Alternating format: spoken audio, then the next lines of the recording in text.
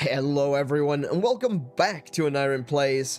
My name is Aneurin, and today we are going to be finishing The Legend of Zelda Breath of the Wild.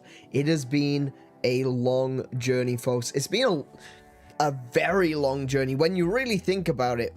When you really think about everything that's gone into us reaching this point in the stream, it reaches back longer than this game has really been out. So Breath of the Wild, the Nintendo Switch 2 edition, released just a couple of months ago, and it all started, the whole idea of me doing this stream started over a year ago. It probably started a few years ago. Now that I think about it, it would have been during Tears of the Kingdom. When I first started this channel back in 2023, my first stream was, well, aside from an introduction stream saying, hey, how you doing? This is who I am. My first real stream was playing Breath of the Wild. But we didn't play it properly. I didn't give it the attention that it deserved. And the reason for that was simply because I just wanted to get through it. I just wanted it to be over. Because I personally didn't really enjoy Breath of the Wild that much back then. And I just wanted to get it over with in time for Tears of the Kingdom. And unfortunately, I say unfortunate, no, it was unfortunate. We only gave it like 8 episodes before we moved on to Tears of the Kingdom. And I realized during that playthrough that there was more to this game than I had given it credit for when I first played it in 2017. And during the Tears of the Kingdom playthrough, I think it was even Tim that mentioned it, asked if we would go back to Breath of the Wild. And I said, if the Switch 2 releases with a HD remake or remaster of Breath of the Wild, we will play it. And here we are. Here we are today. Finally reaching the end of The Legend of Zelda Breath of the Wild, giving it the attention it rightfully deserved.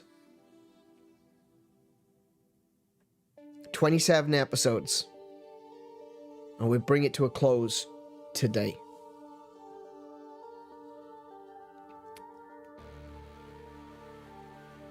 By the way, use Zelda notes. I haven't done the Zelda note stuff. I think we're going to do that as like a separate stream. We'll do that another day. But yeah, welcome to the stream, Tim. Welcome to the stream, Zenda. How are you guys doing today? And to everyone else who is out there lurking, big welcome to every single one of you too. If you want to help out this channel at all, please consider leaving a thumbs up on it. Before we get on into it, please consider leaving a thumbs up. If you're new here, consider subscribing. We're going to be playing lots more Zelda, not just Breath of the Wild. We've got a lot more coming. And let's get on into the stream. First of all, how are you guys doing? What have you been doing? Have you collected all the memories? I have. So currently in Breath of the Wild, we have done everything except one shrine and finishing the game. We've done everything. We've got 119 shrines. Oh, we haven't done the Koroks either, and that's never gonna happen. Okay, that's not happening. All right. We're not doing the Koroks. But we have finished the shrines. We've done all the memories, and next, we've done all the divine beasts. Next is we're going to Hyrule Castle. See these 2 thumbs up? Do the shrines? Yeah, well, we've done all the shrines. We've done all the shrines. There's literally just one left.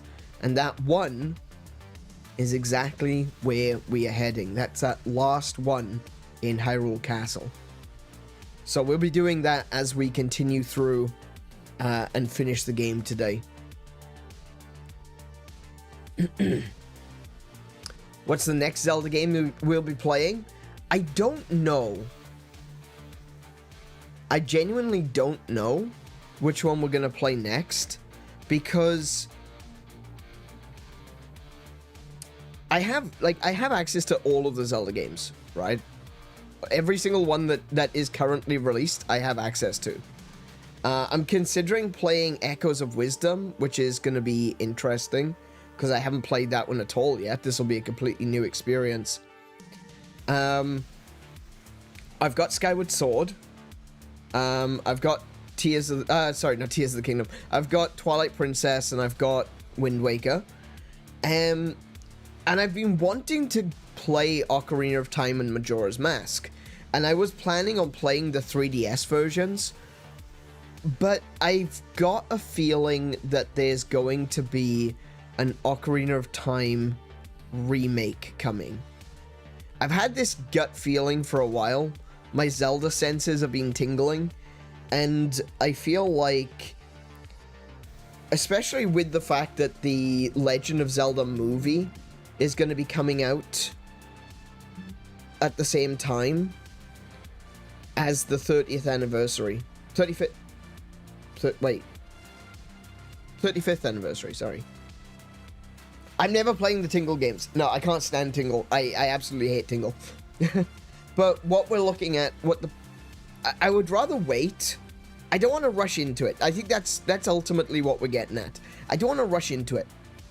Skyward Sword is a really good option because it is the new version on Switch. We played that already.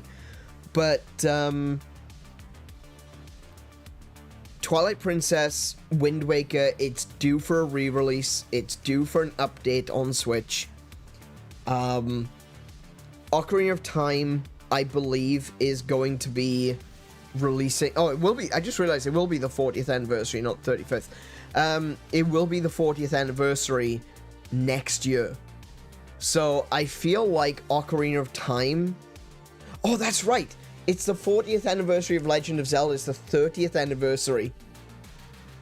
Or 20th anniversary of... Wait, no. 30th anniversary of Ocarina of Time. Yeah. Yeah, that's right. Sorry, my maths is just completely back-asswards at the moment. But, yeah, it's going to be the 40th anniversary of Legend of Zelda. And it's going to be the 30th anniversary of Ocarina of Time. Which is why I think that they're going to be doing a remake. And I think the movie is going to tie into it as well. So, yeah. I don't want to play Ocarina of Time just yet. I'm willing to give it another year to figure out if they're going to actually do a Ocarina of Time re-release. And I think they will. I just have the feeling that they will. It's been something that has been sitting with me for a while. And I think that I'm going to wait. I'm going to wait and see. If it turns out that they don't release it, we'll do the 3DS version. If they do re-release it, we will do a... We'll do a... You know, we'll play the new version. Yeah. A lot of your gut feelings have been right, and when it's not a gut feeling, it's been a guess based on trends. Yeah, exactly. Well, that's the thing. Like, there's a lot of things now people... Have you seen the most recent one? Have you seen the most recent one? Everyone's like, oh my goodness, here's some insider information. There's going to be a Nintendo Direct in September. Yeah. Yeah, there is.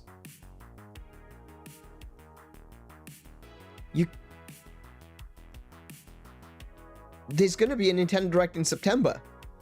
There's been a Nintendo Direct every single September except for last year. They always do a Nintendo Direct in September. It's going to happen. We know this. This isn't insider information. This isn't leaks. This is just statistics.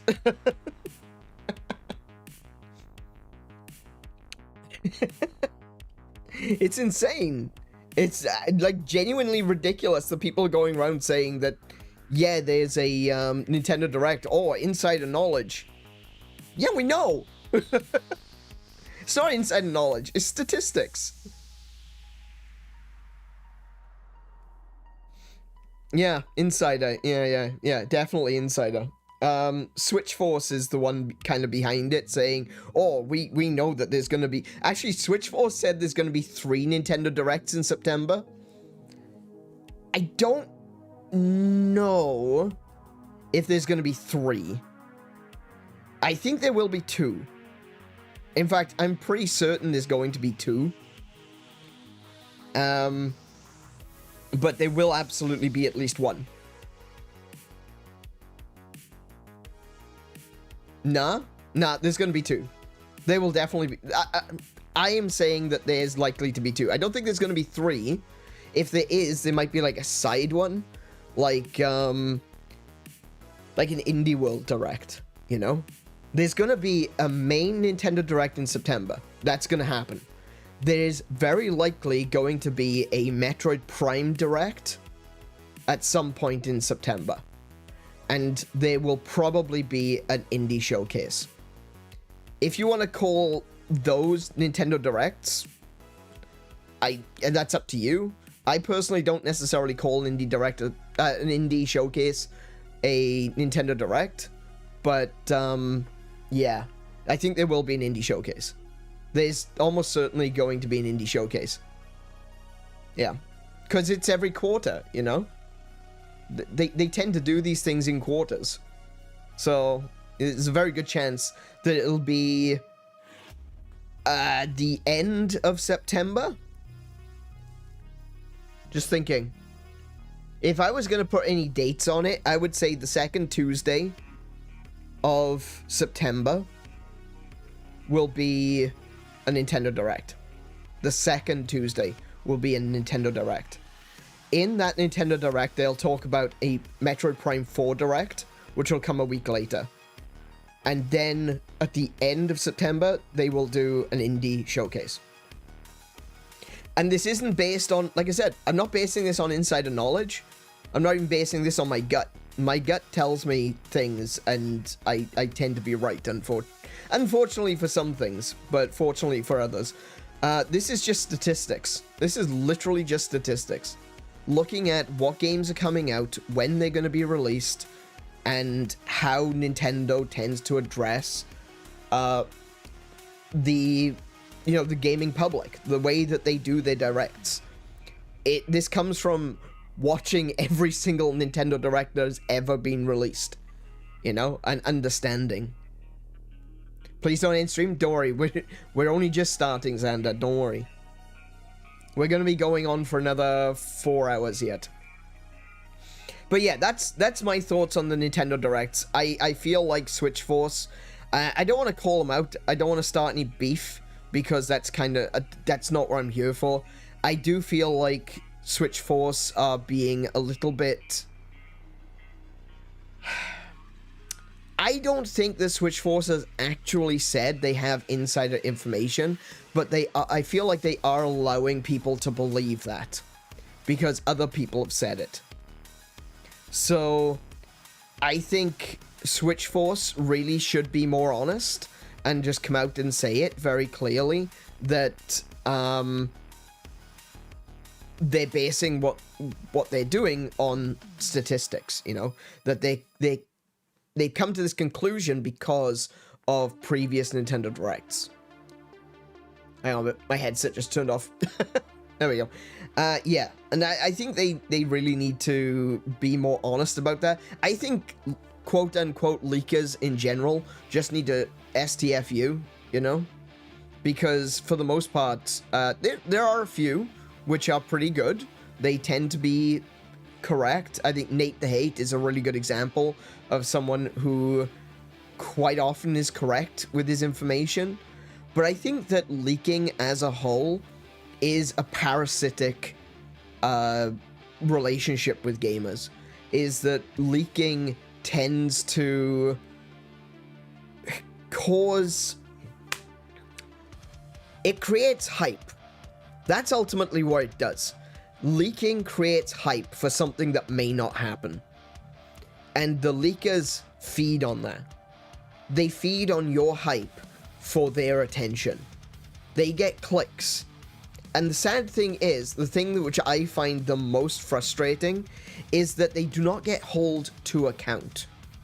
If they make a mistake, you should not believe them ever again. Because if they turn around and they say, oh, I've got insider knowledge, there's going to be a Nintendo Direct next week, and we're going to be talking about Ocarina of Time HD, and we're going to be talking about Metroid Prime 4, and we're going to be talking about Mother 3 finally coming to the West, and none of that happens, you shouldn't trust them. But I feel like a lot of people are very willing to forgive and forget a lot of the things that they get wrong for the occasional thing that they get right. And people will focus on that and be like, oh, but they got Xenoblade correct, that one came out. It's like, yeah. But they also predicted like 40 other things which didn't happen.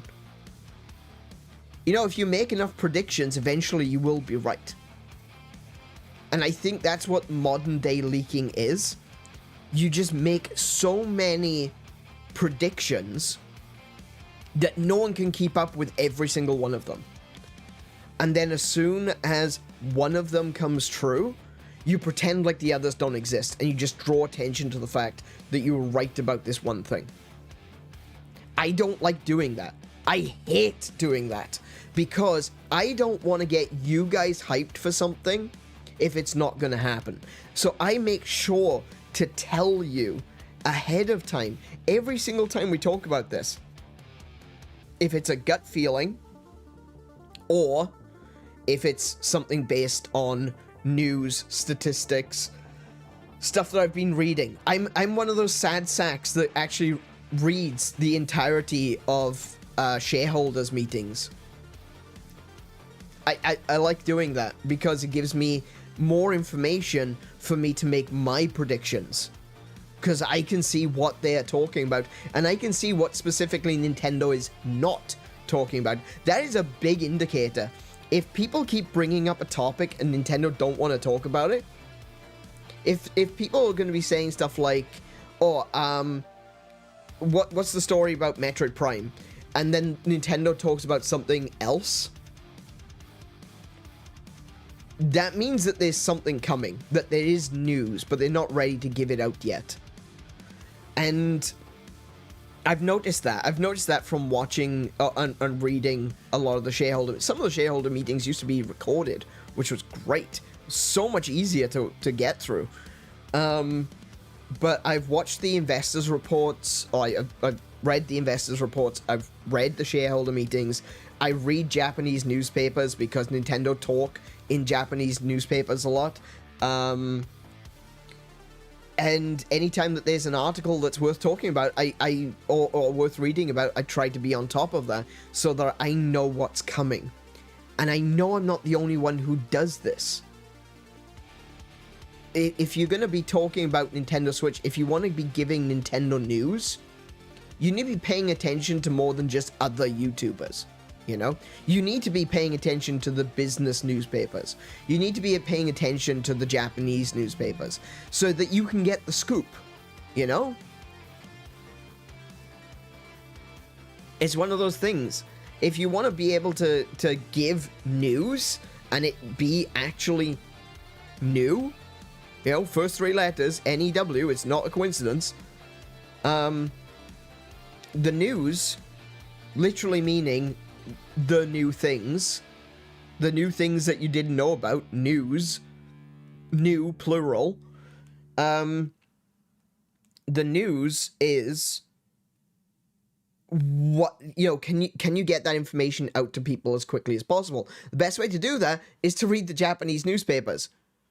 If you read the Japanese newspapers, you get that information before the English interviews and before the that stuff gets translated, perhaps, and then you can give your own take on it first. And that's the whole thing, isn't it, about the news? You want to be the first. You want to be first on the scene.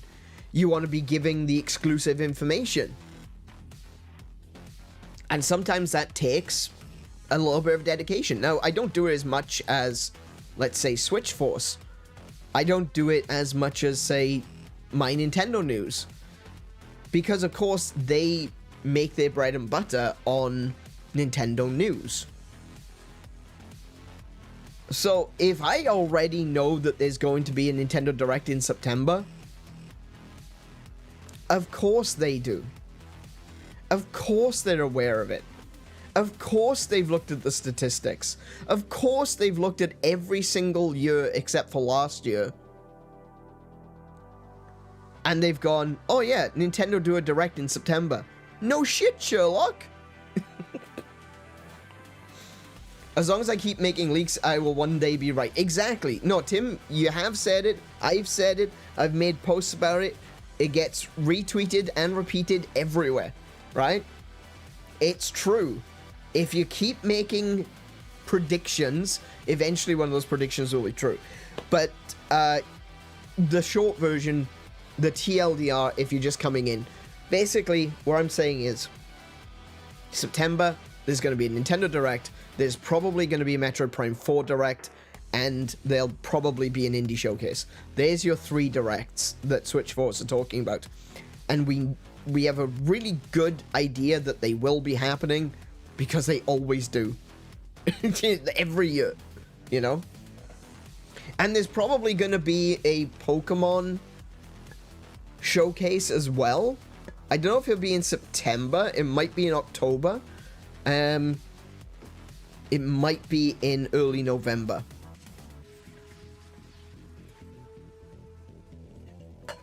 But there's going to be a Pokemon showcase as well. There's also a Capcom showcase coming up for the end of the year. A State of Play for PlayStation, and an Xbox showcase. I think the State of Play will be in November, and the Xbox showcase will probably be later than that.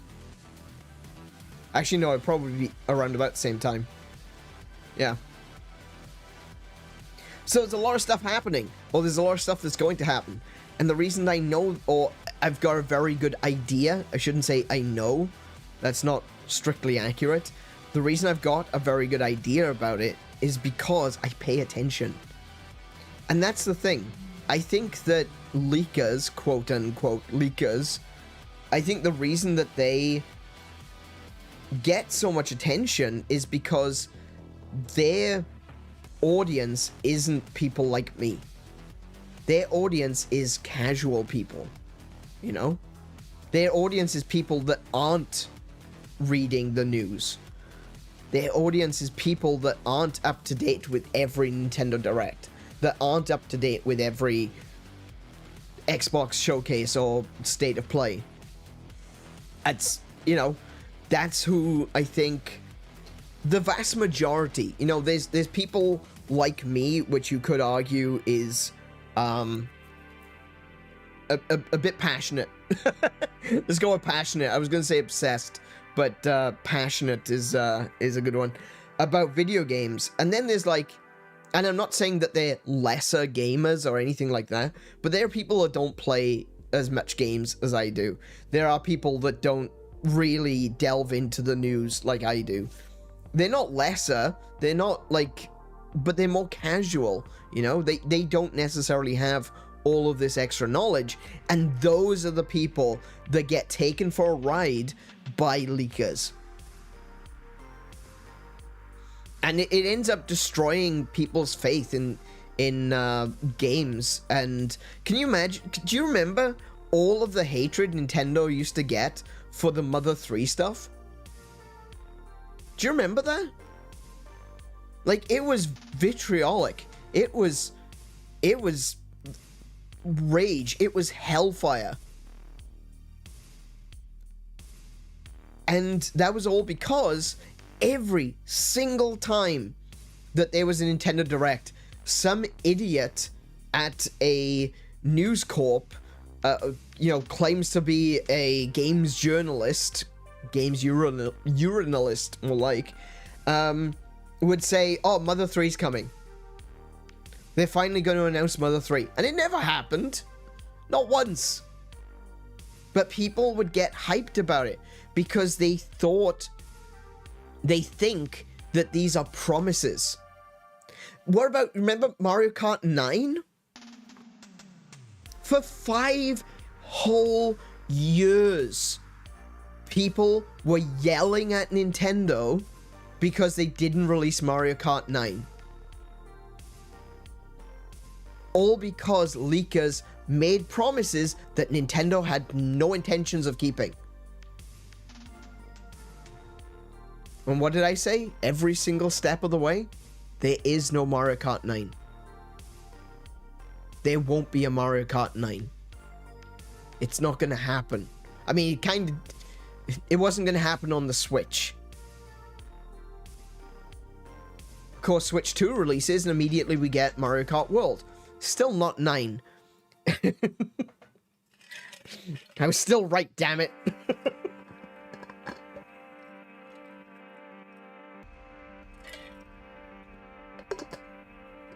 Anyway. Yeah. That's my 6 monthly rant about leakers done again. Come back in the next 6 months for another one. Because it's inevitably going to happen. Do you know what? I'm dreading Sakurai. Because Sakurai is currently working on Kirby Air Riders, which looks great. It's not for me. It's not a game I'm necessarily going to be playing, but it looks really good. And I hope that other people are really going to enjoy it because it looks like it's going to be a fun game. I'm not a big fan of the stop-start boost mechanics. It's just not for me. But the game looks really fun. It looks like it's going to be really intense. There's going to be a lot of competition there. And I'm looking forward to other people enjoying it. You know, I'm one of those people, I care about gaming and gamers. I don't need to personally enjoy a game for me to be happy that that game exists, you know? And I'm really looking forward to people enjoying Kirby Air Riders. I want everyone to enjoy it if they can. Like I said, not for me though, unfortunately. But as soon as Sakurai is done with Kirby Air Riders, I am dreading the Smash announcement. Legitimately, there is fear in my heart because anytime Smash is on the table, the leaks go insane. And they're usually wrong. You know, it's one of those things. It's like, oh yeah, this character is coming to Smash. No, they're not. No. I still remember before the Tears of the Kingdom gameplay showcased, there were leakers all around the internet that said there would be a Tears of the Kingdom Direct. Oh, for years they were saying that, yeah. Oh yeah, absolutely. Anytime there was a Nintendo Direct, people were saying, oh, they're gonna talk about Tears of the Kingdom this time. No. No. They do it all the time. They do it, like, I gotta be honest, I'm kind of guilty of it as well. Even if I've got a gut feeling, there are some things that get... There are things that cloud my judgment. I don't know if you've ever heard of, or if you understand the should I use this term? I think it's a very wrong term, but still. The whole thing about prophecy, you know? The whole thing about prophecy is that people supposedly get messages from God. But the thing is, that message is going through a imperfect filter. You know, it's us. We're people. We're human beings. Right? We're imperfect. From a Christian standpoint, we are sinners. We are clouded by the shadow of sin. You know? And therefore the messages from God is imperfect. I kind of feel a similar way, like the way my gut works, right? These gut feelings I get, I often refer to them as being messages from the game. You know, a message sent to me from the source, from the perfect game, from the true game, telling me what's coming next, you know? I've made that kind of a reference before. But the thing is, I'm imperfect. So when I get these gut feelings and I'm like, oh, you know what? That's going to come out next week, or that's going to release. They're going to talk about this next Nintendo Direct. There are things that cloud my judgment too, okay? And there is obviously a bias. There are games I really enjoy. So I was getting this for over a year. I was saying we're going to get more news about Metroid Prime. And I feel like that's one of my biggest failures, is that every single time I would talk about Metroid Prime 4, or I would talk about Metroid Prime 2 Echoes, because it has frustrated me and actually kind of pissed me off that they released Metroid Prime, but they haven't re-released Echoes or Corruption. I do think that we're going to get information about it. I do think that they will release Metroid Prime Echoes and Metroid Prime Corruption on Switch 2. I'm kind of hoping that they release it as the trilogy, you know? That we get the Metroid Prime original trilogy as Switch 2 games. I feel like Metroid Prime was re-released as a testing the waters. Do people still care about Metroid Prime? And the answer was undoubtedly yes. And Metroid Prime 4 is going to be coming out end of this year, maybe beginning of next year. We're not really sure yet. And I feel like they're going to release the Metroid Prime trilogy as a trilogy set for Switch 2, right? I still feel like that's a thing that's going to happen. But I let that cloud my judgment for ages, because if there's one thing that can cloud... There's two things that can cloud my judgment. It's Legend of Zelda and Metroid, okay? Both of them can seriously cloud my judgment because I want to see more Metroid Prime. I loved Metroid Prime. If you haven't played Metroid Prime, it is entirely worth it to go out and buy a Wii and buy a copy of Metroid Prime Trilogy, okay? It's going to cost you a fortune. Metroid Prime Trilogy can cost up to $500. It is completely worth it. You should. That is not the best way of playing Metroid Prime. It is the correct way of playing Metroid Prime. And I strongly recommend, if you get the opportunity to do so, play Prime Echoes Corruption on Wii with motion controls, because that is the best way to play. It just is, okay? It just is. I felt so immersed. I absolutely loved those games to such a degree that it easily clouds my judgment when I'm talking about what games are coming. And I say, oh, Metroid Prime Echoes should be announced. Because when you think about it, they've already released Metroid Prime, and we know Metroid Prime 4 is coming.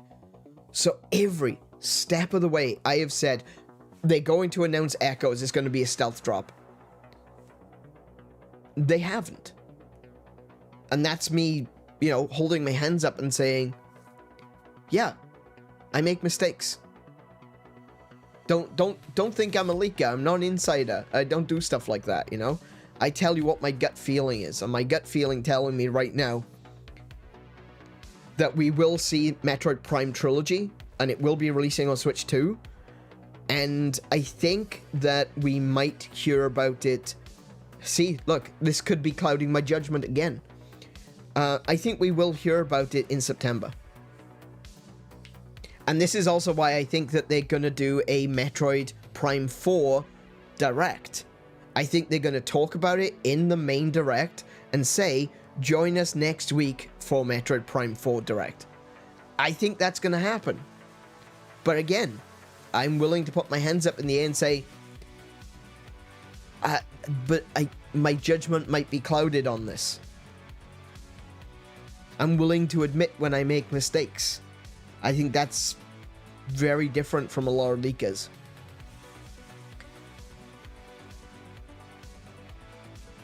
It's like everyone knew there would be a Tears of the Kingdom Direct except for Nintendo. It's the same with the Mario Kart 9, wasn't it? Like, everyone was saying there's going to be a Mario Kart 9 Direct, and Nintendo was like, wait, there is? Holy shit.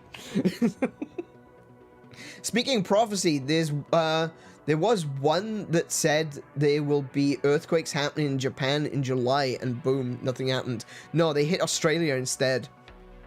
We had an earthquake. We had an earthquake a couple of weeks ago. So it wasn't exactly July, but, you know, it was a little bit off, but yeah, we had an earthquake. Hey, Xander, welcome back.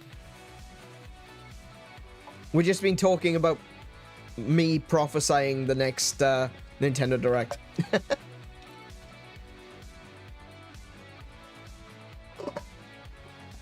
And bet no one predicted that earthquake? I sure as hell didn't. Who would have thought that we'd have an earthquake in Australia? That was wild. Actually, that was my first ever earthquake.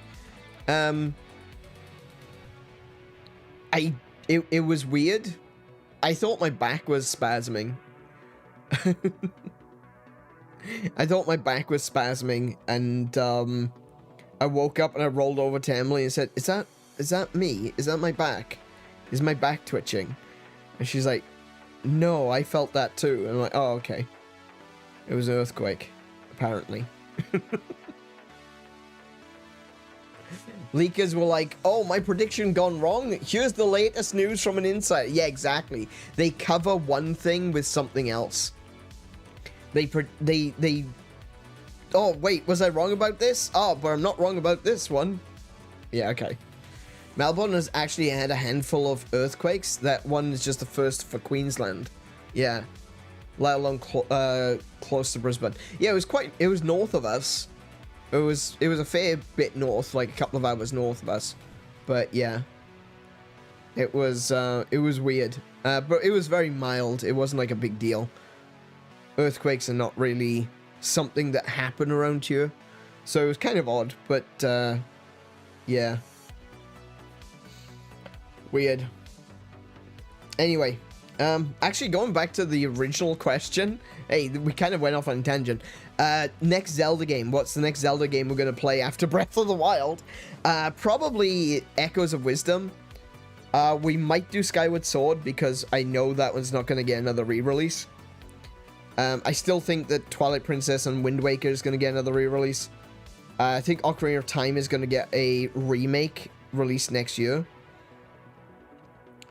So I am going to say probably Minish Cap or Echoes of Wisdom.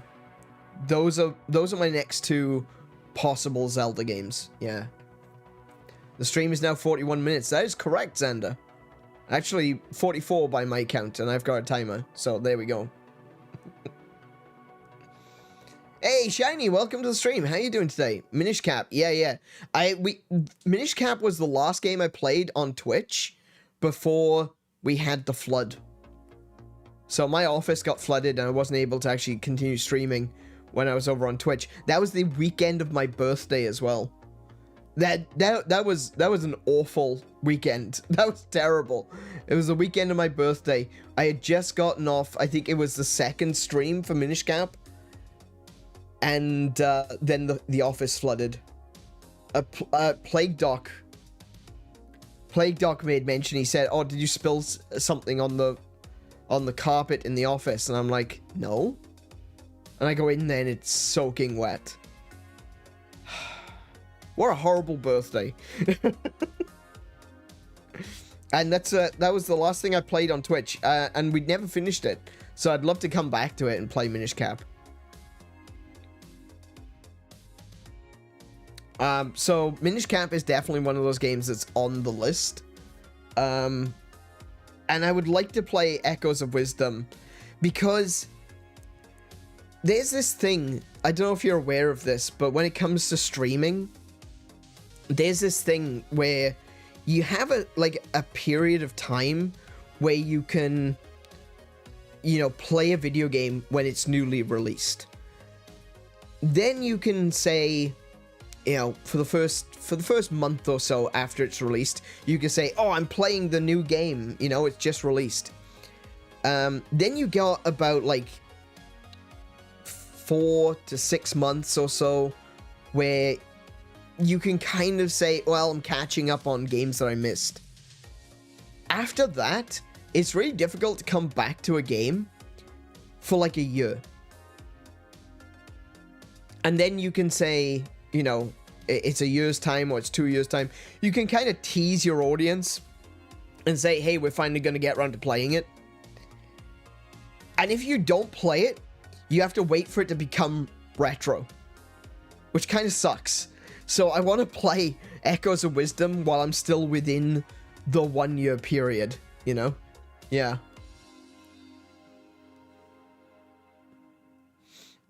It's going to be interesting. So I think I want to play Echoes of Wisdom first, and then we'll do Minish Cap. It's kind of like what I'm doing with Xenoblade Chronicles. I'm teasing you all. I'm gonna tease you all with Xenoblade Chronicles 2 until I actually do play it, you know? I'm coming back. Please don't end stream, Xander. I'm not going anywhere. I'm gonna be here till 10:30. It's currently 7:17. Don't worry.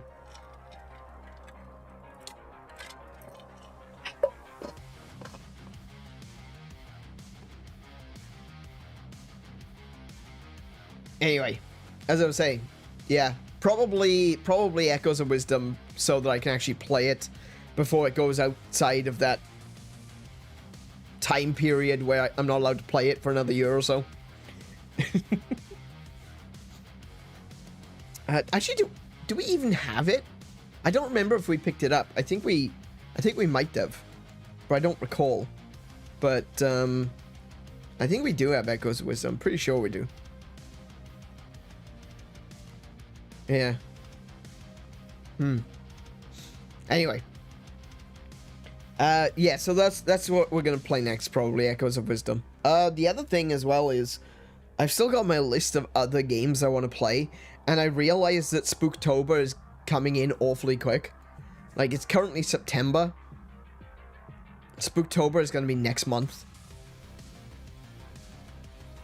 So, I also want to be cautious not to start anything and then have to interrupt it. So, just trying to be cautious about...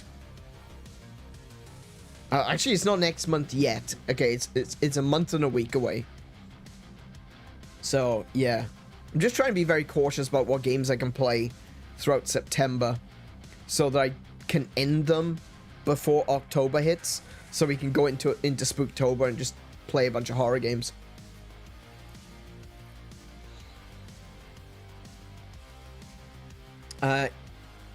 You know that November, when we had the flood, was actually one of the heaviest November rainfalls on this region's record. Yeah, that's true. Yeah, it was. I remember reading about that. It was nuts. And it turns out that it wasn't even the rain that caused the flood. It was just a busted pipe in our wall. Echoes of Wisdom and Minish Cap are very quick games. They are, but I want to make sure that I can play games in between them as well. So what I'll probably do is play Echoes of Wisdom, then play something else. Then Spooktober will happen and we play Minish Cap in November. Actually, do you know what? We should play Minish Cap in November now that I think about it. We should. Because that's when I tried playing it before, when we had the flood. And it'll all come full circle. It'd be like a screw you to the fates, you know? Actually, I shouldn't say that because they will intervene. They absolutely will intervene, and they will ruin it for me again. But yeah, I'm looking forward to it. I'm looking forward to playing a lot of new games and a lot of old games. I feel more comfortable. I feel like I'm at that point where I'm way more comfortable with playing retro stuff on stream. I know that it's not to everyone's cup of tea, but I'm at that place where I feel like we're growing quite comfortably, where I can play the big game that everyone wants me to play, like Breath of the Wild or Donkey Kong, but then I can also play where I want to play on the side. Yeah. I guess the pipe was also minished. Oh dear, no. You're not finding Echoes of Wisdom on the shelf. Maybe you didn't pick it up then. Imagine if history repeats itself. Shiny, don't even put that out there. Okay? Don't even put that out there. Stop. Stop. Cease. Oh my goodness. Yeah. But wow. Here we are. Finale of The Legend of Zelda Breath of the Wild. It's here.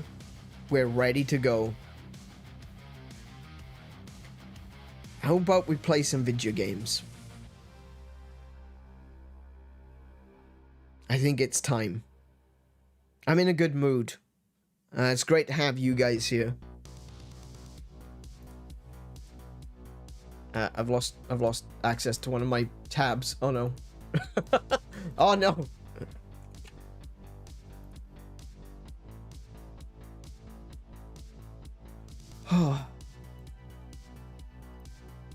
I've still yet to buy Echoes of Wisdom. I borrowed it from a friend to play, but I want to have my own copy at some point. Yeah, absolutely. Do you know what? Another game which I wanted to play, because I mentioned that I wanted to play Ocarina of Time on 3DS, because honestly, I love that version. The 3DS version of Ocarina of Time is fantastic. What I will do, maybe, because there's 3 games I want to play. Echoes of Wisdom, because that's the new one. Minish Cap, because it feels like unfinished business. And A Link Between Worlds. I've got my 3DS screen set up and ready to go. Maybe we should put that one on the list as well.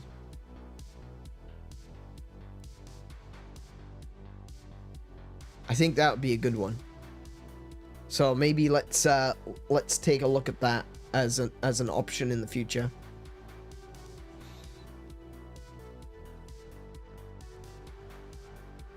Yeah, I think we should. I played it.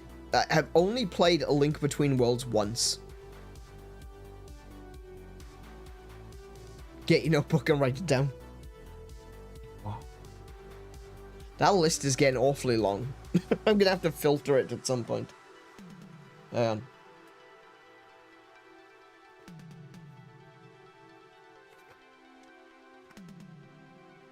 on. Link Between Worlds. Oh, excuse me. And with that one, let's jump on into Legend of Zelda Breath of the Wild for Nintendo Switch 2. For the last time.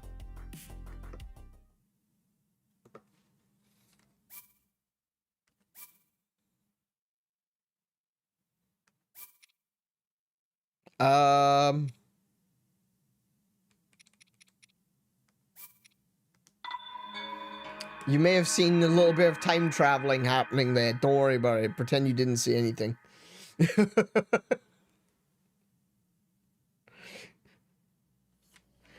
Alrighty. So, I am currently here. I've been here farming Dinral horns to level up some stuff. So, I guess... I mean, there's not much else to do. I guess I should just go to the castle. I'm going to sleep until the next morning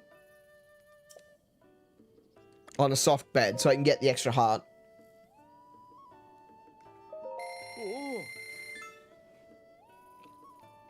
Yeah, this is the best place to farm Dinral. So the way it works is,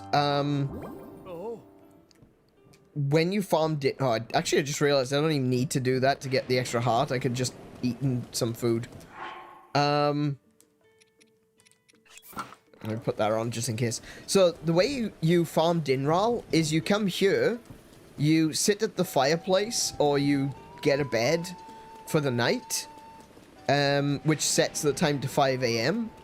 And when you run out to the Tabantha Great Bridge, what's so great about it? Look at it, it's falling apart. by the time you reach 6 a.m., you should be able to see Dinral coming around the corner. This is the easiest place. There he is. So it's currently 5:30 and he just pops around the corner. By 6 a.m., he'll be right under this bridge. This is the best place to get her. Because you can just keep going back to the, back over there and sleeping again. Personally found Dinral somewhere else. Elden region on the Stone Spike Needle Leviathan Bones. Yeah, I've seen, like, that's where he first spawns in. Back here. I still think this is the easiest place to do it, honestly. Because you can just jump off and, you know.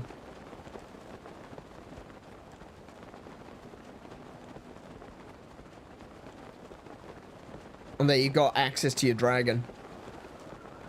Actually, I'm gonna catch fire if I do this. Why did I plan on doing this? Hang on a minute. Hang on. I did stupid. I did a stupid. Stupid. Okay. Oh, I forgot you can't land on them in this one. I still did a stupid. I love these dragons though, man. These dragons are so cool. Do I not have a bow equipped? I don't. Let's get another horn. Oh, I missed. I missed twice.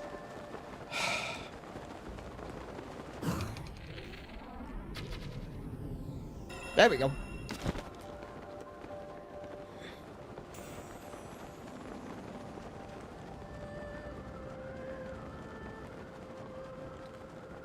Bro thought he's playing Tears of the Kingdom. I know. Tears of the Kingdom is actually kind of annoying because it's so similar. And there's only a few things that are like really different between them. You know, when you talk about like the minutia, you know, like being able to land on a dragon, for example, is something that you can't do in this game. But you can in Tears of the Kingdom. So, you know, let me go back up to the shrine and then we can head off to Hyrule Castle.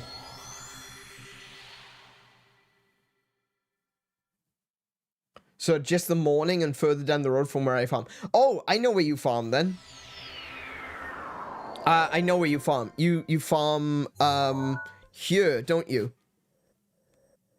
Because he passes this area at about 5 a.m. and 5 p.m. You said where you farm? From Hebra Tower. Yeah. So he passes this place at 5 a.m. and 5 p.m. Riding on the dragons is why Tears of the Kingdom is objectively better. I actually think, also the ability to, you know, the depths and the sky is another reason why Tears of the Kingdom is objectively better. The sky is just amazing. I love that.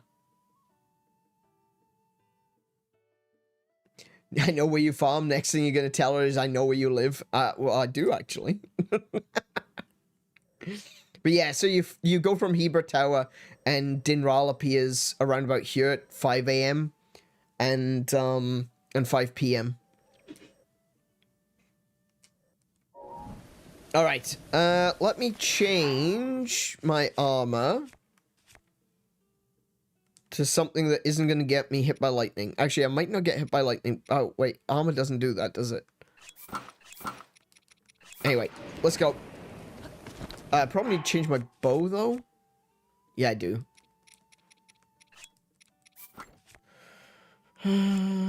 Keep that equipped. I don't think I have a shield. I don't have a shield. Okay. I could do with a bokoblin shield. Oh, I'll grab that shroom. And... bloody hell! I wasn't even wearing anything made of metal!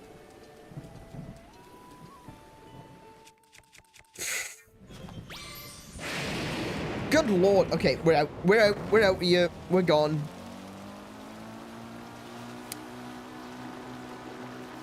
We're gonna make like a tree and get the F out of here.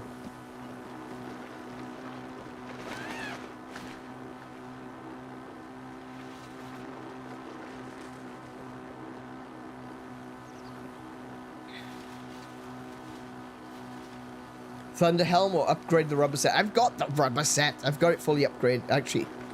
Oh no, I don't have it fully upgraded. I started upgrading it at the end of the last stream, if you remember.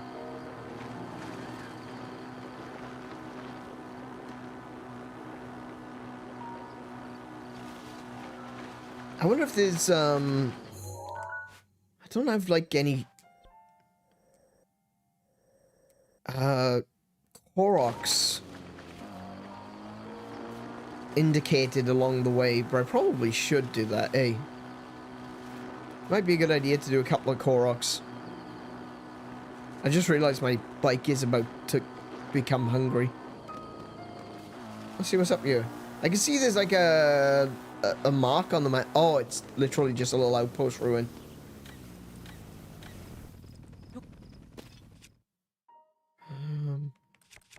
Man, I don't have a lot of weapons left. I broke most of my weak ones. Well, I probably should put a shield on too.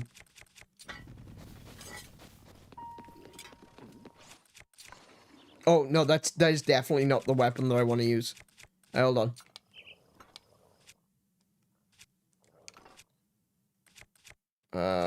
We'll go with that one.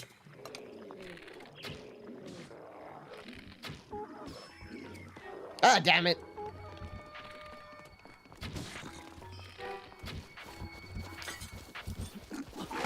I want to try to get, you know, get into the rhythm.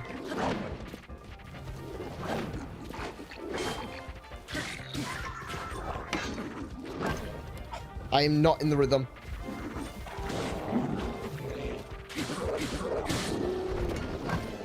I'm so not in the rhythm.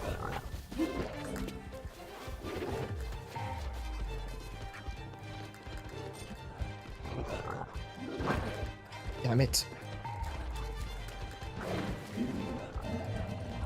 There we go. I got it.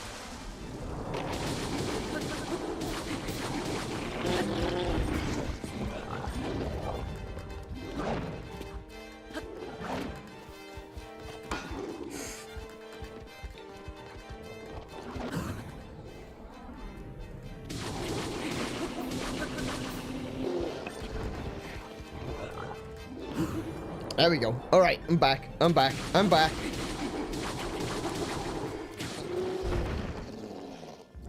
I'm back. Can I grab that? Yeah, I'll grab that.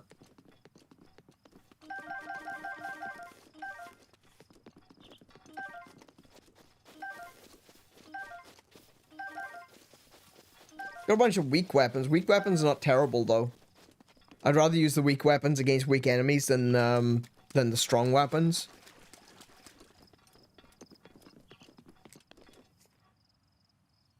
I should do more than a couple of Koroks.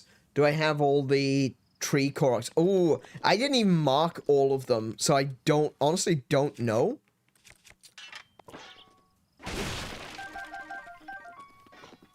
Just apples. That was disappointing. That was a little bit disappointing. Hoping for some arrows. I killed this guy. Did he have arrows on him? He had a knight's bow. If he had arrows, they're with the chuds now. Oh well. I can't use that here. Okay, let's try that there. Alright. I want to change that weapon to that one. Actually, no, I don't. I'll switch to this one. I'll switch back when I actually need to.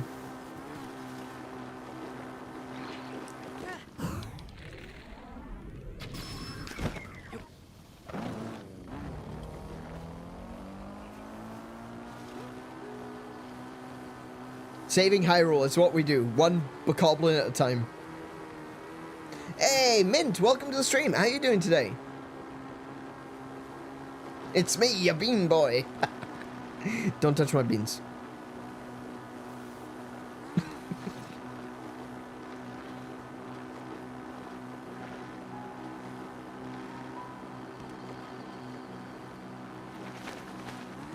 Oh, my bike's about to run out. I need to feed my bike. Hold on. Hang on, need to feed my bike.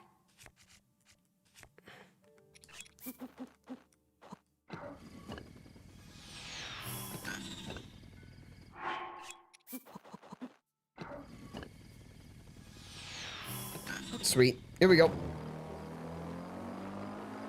Give your bike dubious food? Ooh, that's actually a really good idea. Because then you can just, like, throw all the junk in, make a meal, and then feed it to the bike. That's actually a really good idea. I didn't even thought of that. It's rough out here for a fella, though it has been quiet and peaceful. Oh, okay. That's good. Well, that's good. I'm glad you're having a bit of a chill time, even if it may be a bit rough out there. Oh, look, we got a guardian. Oh, that's right. I got a blood moon, like...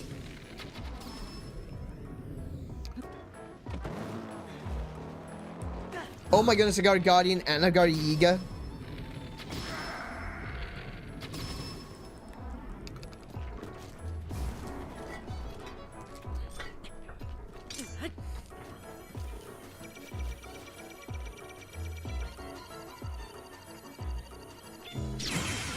Nice.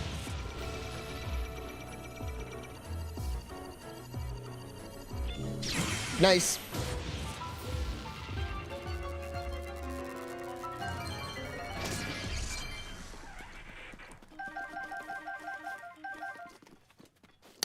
Oh, I might want to do some ancient arrows as well, now that I think about it.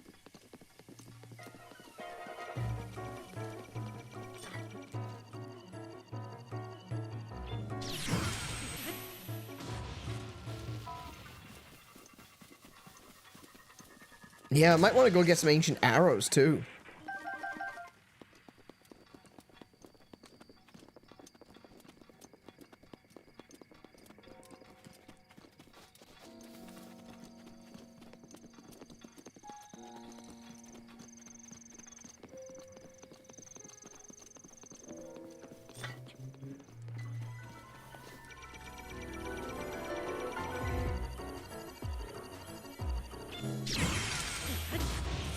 These guys are easy now.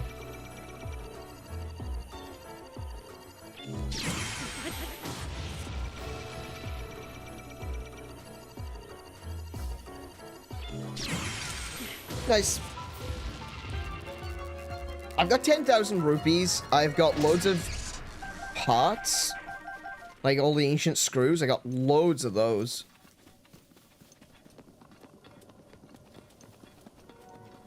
Do you know what?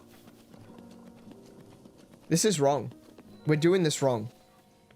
We're doing this completely wrong. This isn't how we should be finishing this game. Let's do this properly. Let's do this properly. Let's finish the game the way that we should. I'm gonna first of all go to Akala. And we're going to get some arrows.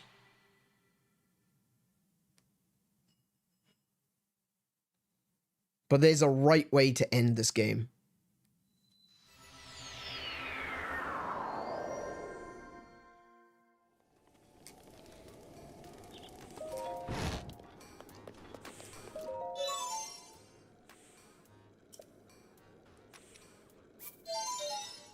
We'll take those.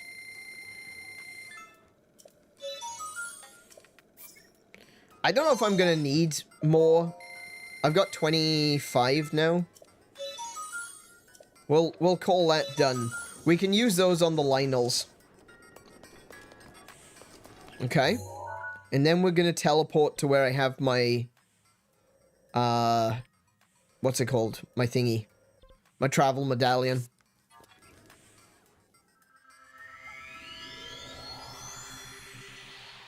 Hey, Pow, welcome to the stream. How are you doing today? Today is the finale. We are going to be finishing Breath of the Wild today. But we're gonna do it the right way. We're not just gonna go into the castle and be like, look, I'm at the castle. We're gonna do this properly.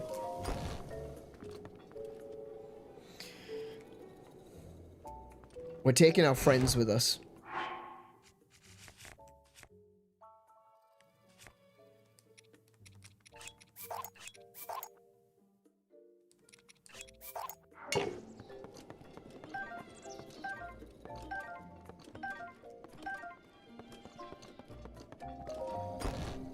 And of course, we're gonna take Big George. This is the right way to do it. This is how we finish the game. Hang on a minute. I've also got my champion's tunic leveled up.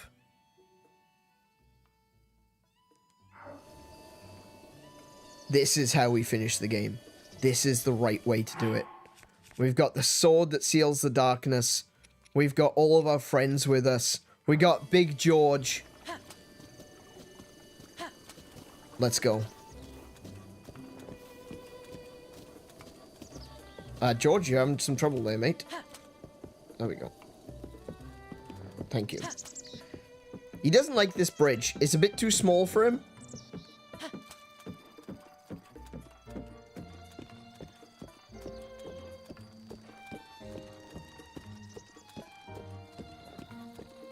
Yeah. I said that I would do it right. I am doing it right. George, get off. But I'm not charging in naked. That's not the right way to do it. The right way to do it is with our friends alongside us. That's how we finish Tears of the Kingdom. That's how we're finishing Breath of the Wild.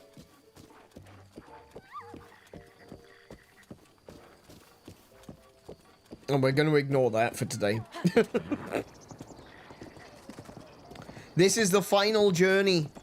This is the last time that we get to ride George. Let's make it a good one. Look at this world. Look at this land that we have journeyed through. It's just stunning. Oh, that's a dead bird. George is probably going to kill as many birds as he can along the way. He was doing that the last time I was playing too. He was just aiming for the birds. And the bokoblins.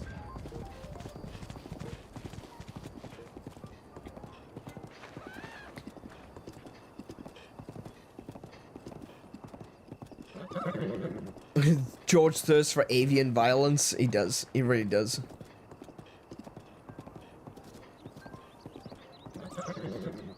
I hope you're gonna... I hope you're not going to use ancient arrows for the Lynels. I am totally using ancient arrows for the Lynels. In those tiny little rooms? No, thank you. Oh, see? He killed a little bird there. Damn it, George.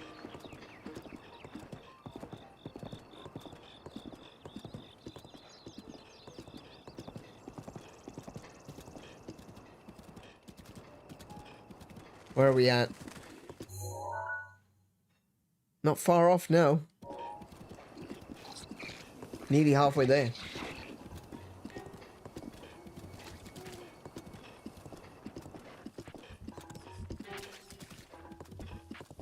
The funny way would be to embarrass Calamity again and assert... Oh, I read that, didn't I? Yeah. I'm more about the story. I'm more about the, doing right by the characters. And, yeah.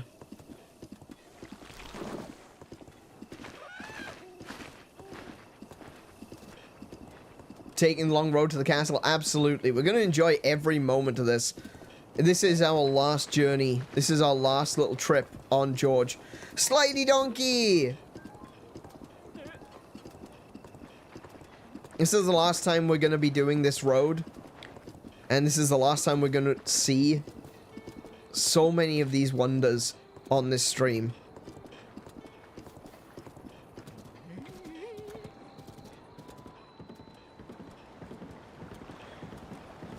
It's okay to slow down once in a while, you know? I think that's one of the, like, fast travel, I completely understand why fast travel's a thing. When you've got such large worlds, it's convenient to be able to move between different locations very, very quickly. And I completely understand why it exists. But I feel like fast travel has also kind of robbed us of this ability to just slow down and enjoy something. I try, especially in games like this and in Skyrim, I try to avoid fast travel if I can, if I'm not like in a rush to do something, because I want to take it all in. I want to see this world. I want to feel like I'm a part of this world. That's the whole dimension tripper philosophy, you know? We're not just here playing a game, we want to be a part of this world. That's the wrong way. We'll cut through the trees. We want to see what we're going to save, you know? What is this world that we are fighting for? And here it is. This is it. And it's beautiful. And so much talent and so much effort went into its creation. And there's so much of it that we miss by fast traveling. Like, I've talked about this numerous times throughout the stream series, is that there's so much that I missed the first time that I played. Stuff that I didn't even know about until Tears of the Kingdom. And there's even some things that I've learned for the first time playing through Breath of the Wild right now. I think there's too much emphasis these days on, oh, you gotta do it quickly. You gotta do it efficiently. You've gotta do it perfectly. You've gotta be, you know, trying to get the fastest speed run. You've gotta try to, win as quickly as possible. It doesn't matter whether it's, the way you are quote-unquote supposed to win, so long as you do it quickly, you know? I'm not about that life. I'm all about experiencing it. Experiencing this world that's been created for us and enjoying every moment of it. I want to feel like I won this, not because I glitched the system, not because I've got my sword doing 1,000 damage a second, but because I fought and because I earned it and I saw the world and I thought to myself, this is a world worth saving.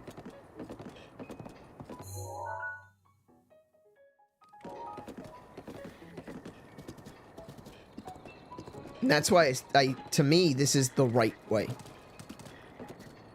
Because it's appreciation for everything that has been put in front of us. It's an appreciation for the work that's gone into it. It's an appreciation for things that we can't experience in real life. And why else will we play video games if not to experience things that we can't in real life? Video games are an escapist fantasy. They are a way for us to leave the real world behind for a moment. I don't want to rush that. I want to take it all in. Drink every last drop.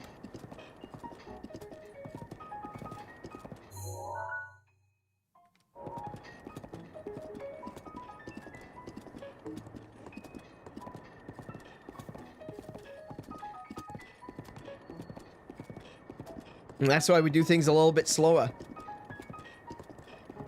Every moment kills random birds. Yeah, I know. Are you gonna say hi to Beetle? I was going to, but you're right. I completely forgot about him.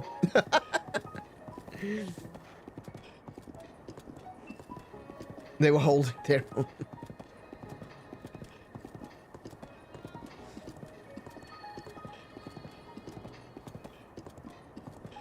From a story perspective as well, like,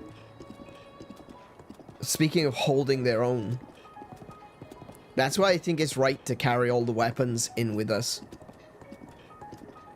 Because they've been holding their own for so long. For 100 years they've been trapped. For 100 years, Zelda has been fighting. And for 100 years, we've been asleep.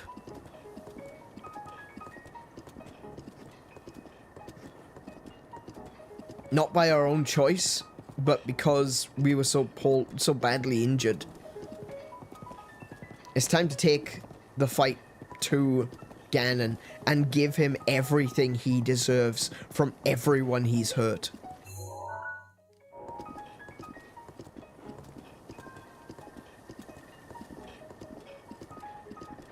Oh, that Guardian's looking straight at us. I mean, playing for the broken stuff, I play for the broken stuff. I like taking a game and breaking it down, studying it. I mean, there's definitely room for that as well. Not suggesting that there isn't. Oh my goodness. Stop.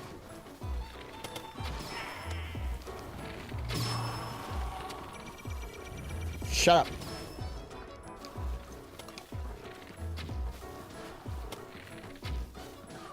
Could you take a headshot, please? There we go.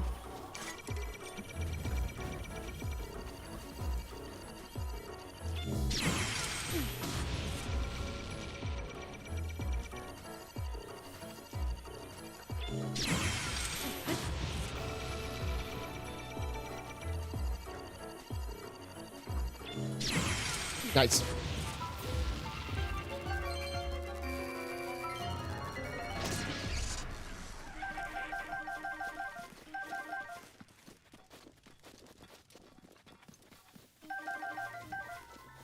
Here comes the other one.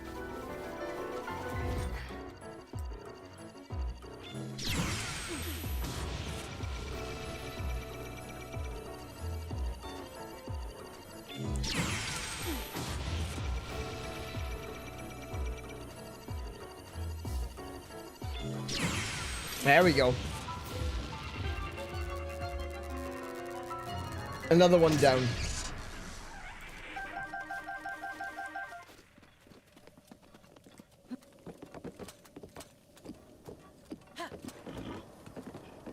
Lacking the ability to be properly immersed, I like using mechanics to test my noggin. And yeah, again, like I said, there's definitely room for that as well. Oh no, see, this is what happens when I don't pay attention.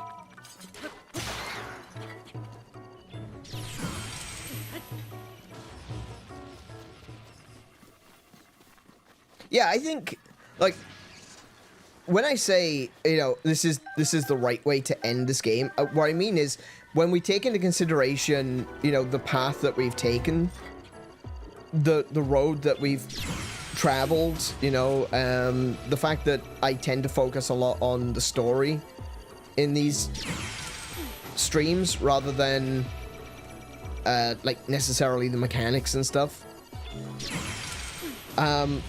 Are you not taking any damage or something? What is happening here? That's better.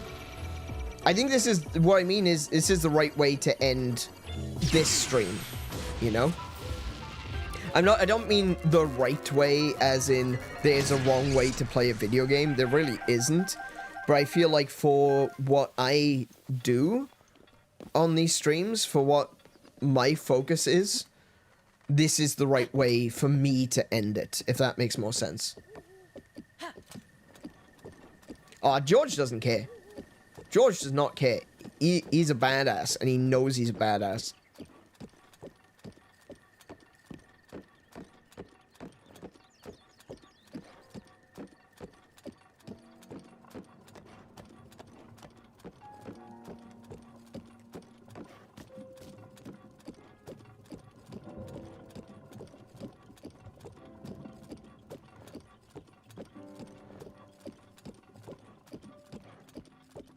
George Harrison. No. He's one of the Beatles.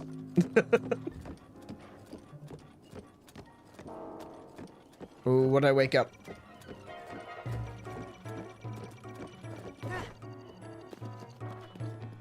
No, you can't see me. I'll get him now.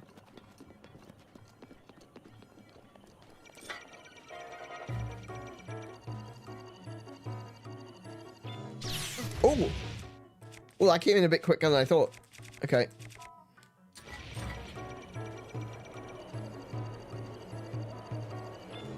Oh my goodness! What is... Oh my goodness, I lost my rhythm. Damn it. What is happening to me?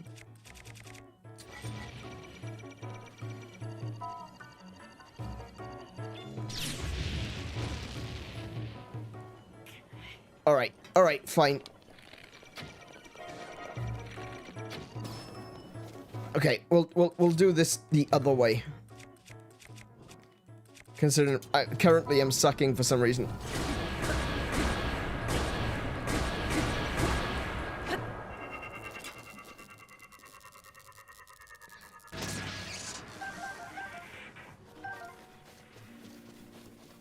I probably should use up my Master Sword, because I have been using it. So if I use up my Master Sword and it goes, it needs to recharge, I think that's probably for the best. And honestly, I think... Yeah, because then it'll give it enough time to recharge as I'm going through the castle.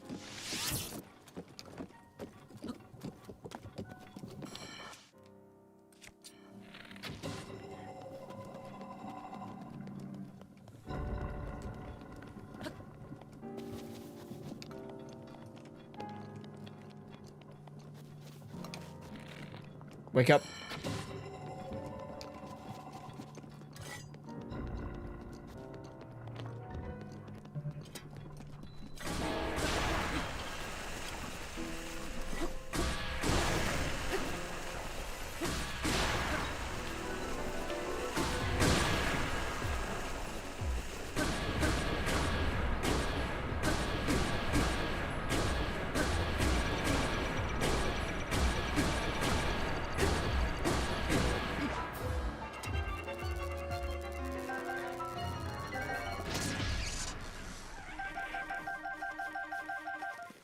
Easy.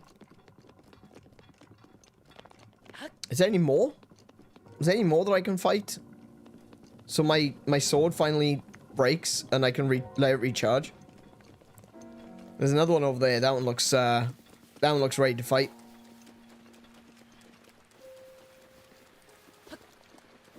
The durability is high? Oh, okay. I didn't think it affected the durability, but alright.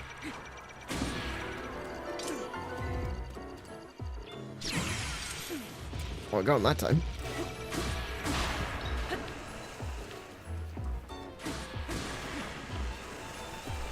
Come here. Look at this guy, turning up to work drunk. He's completely legless.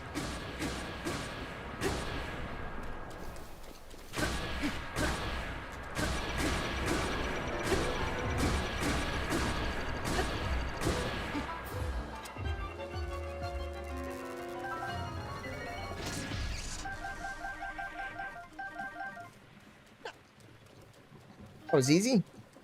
Alright, so it might take a little bit longer to actually break the Master Sword.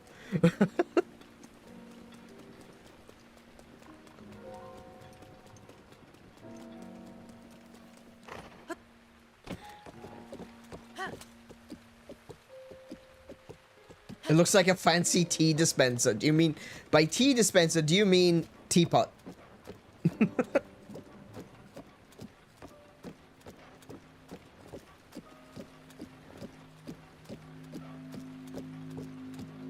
Oh, here we go.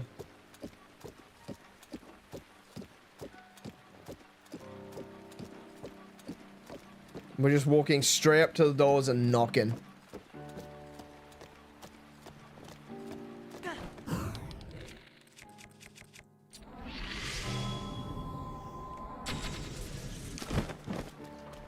Oh, he survived. Oh no.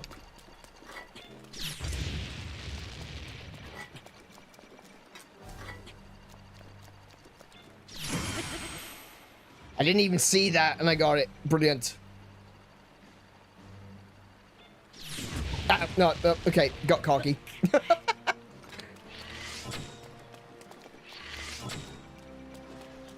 Got him. Alright, George. You stay here, mate. The rest is for me. Okay? We good, bro? Let me give you some apples before I go on in. Oh, that one's for me. You can have these ones.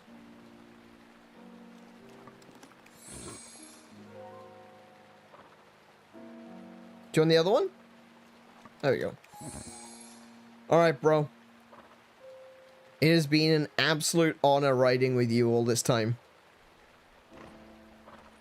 I'm gonna go do my thing.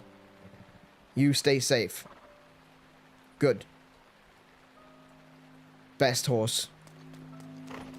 Best horse. Come here, you. Oi! Pig breath!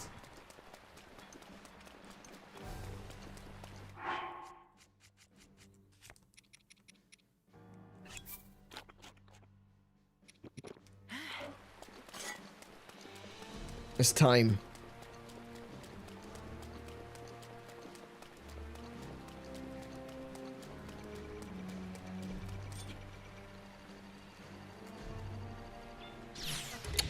Oh my goodness, what is the matter with me today? Good lord.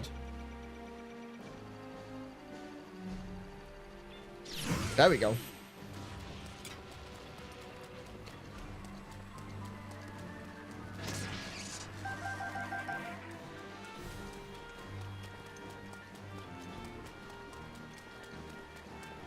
Alright, so the first place we want to go to... Actually, we need to plan this out. First place we want to go to is around the back. We want to go into the ancient... into the royal dockyard. So we need to get ourselves... around the back. So I think what we'll do is we'll go up to the end of this road. Or not, as the case may be.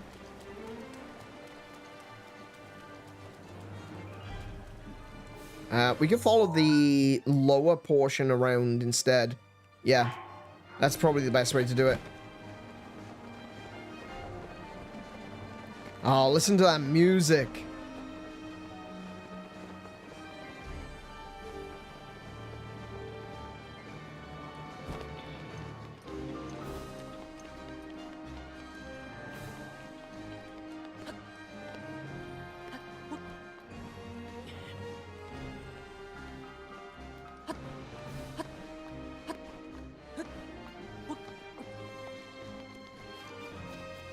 Actually, let me adjust that slightly. Let's get the music going up. There we go.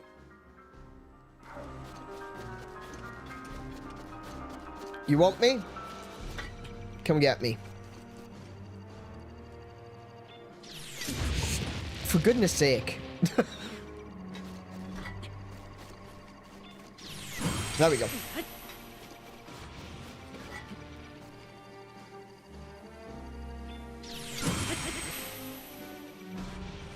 One more. There we go.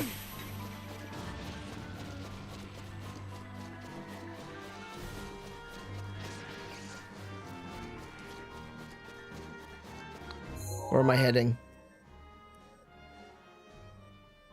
Yeah, so if I go... Hang on. If I go... follow this road up and then jump down, I should be able to get into the dockyard from the low position. Yeah.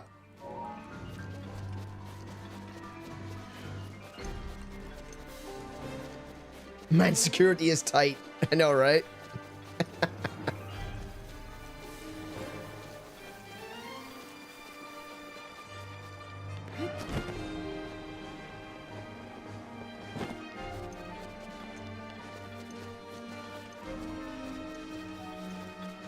Maybe I should have gotten some more shields. Yeah, just thinking about that. We're going to be doing a lot of parrying, and I know parrying doesn't actually reduce the shield's capability, but if I miss, it does.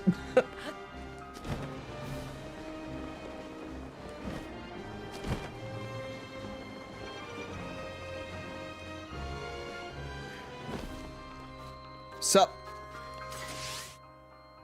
Yeah, why not?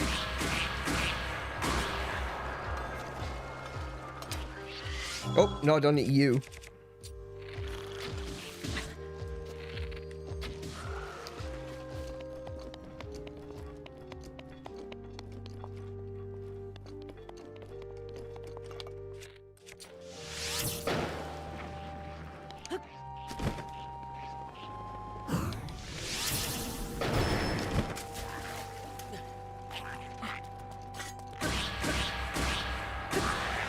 We'll take that bow too. Burn! Burn, baby, burn!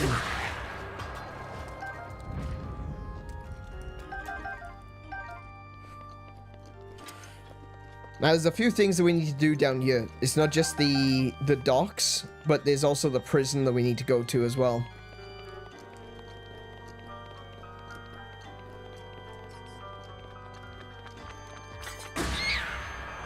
That was a bit overkill. Admittedly, that was overkill. That was completely unnecessary amounts of overkill.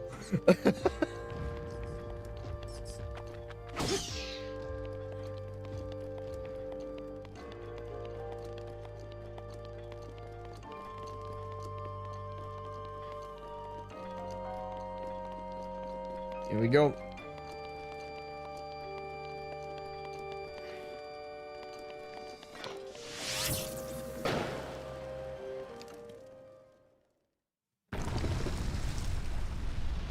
The final shrine. Here we go.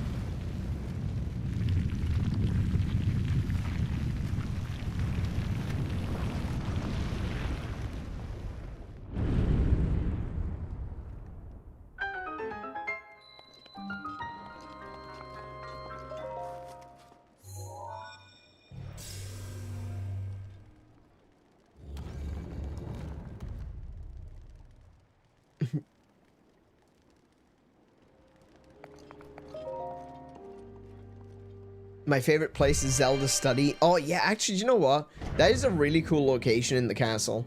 There's so much about the castle, which is, you know, just pretty bloody awesome in general. But, yeah. This one pops up because you walked in? No, you could, because you got, like, the torch. Oh. I forgot that this was a combat trial.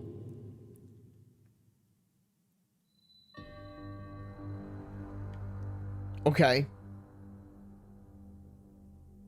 Not a big deal. Actually, not a big deal. At this point...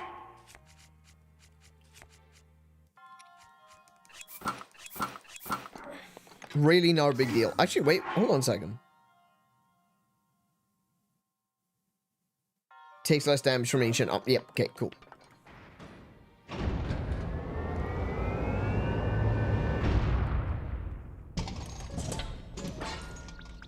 And that's going to give me a couple of extra weapons I can use, at least.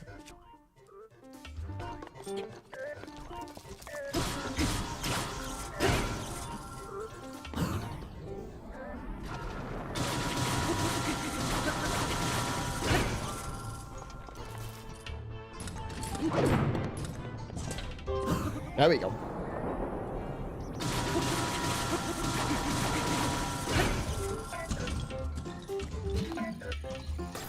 Oh, wait, no, he's doing the spinny thing.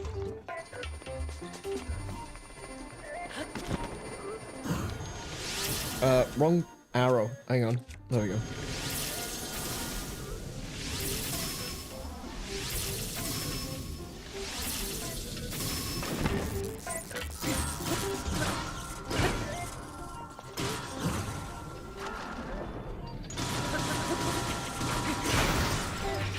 Easy. Major test of strength, he calls it. Major test. Okay. Alright, if you say so. It's a major test of strength. Okay. Sure thing. I believe you. Let's have a look. We're gonna drop, actually, no, we're not. The Guardian Spear can stay there. I broke 3 shields getting you. I really did. I should have brought more with me.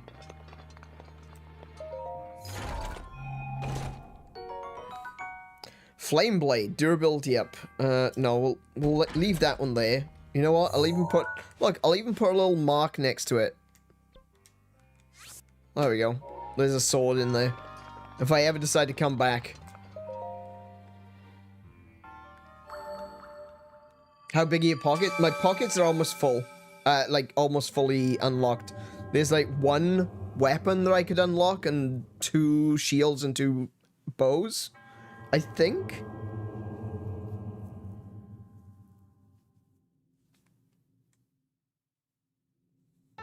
There we go. That is it. That is the final spirit orb. You have at last conquered all of our trials. Having fulfilled our purpose, we monks bestow upon you this, the warrant of the true hero. You must now depart for the Forgotten Temple.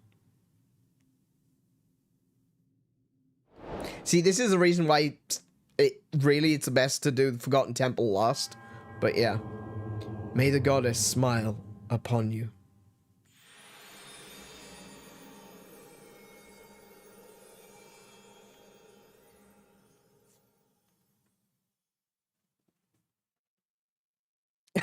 Don't you dare stand up. I know.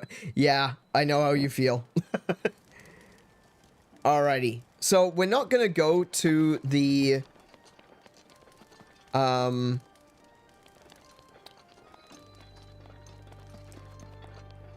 not gonna go to the Forgotten Temple. We'll do that at the end. I'm gonna save it right here. Good place to save, I think. I'm still reeling from that. Now then.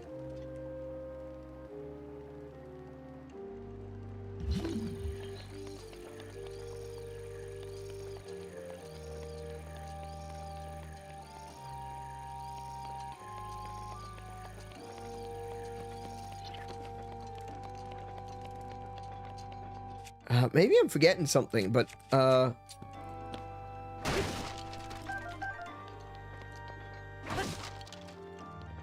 isn't the Hylian shield supposed to be here?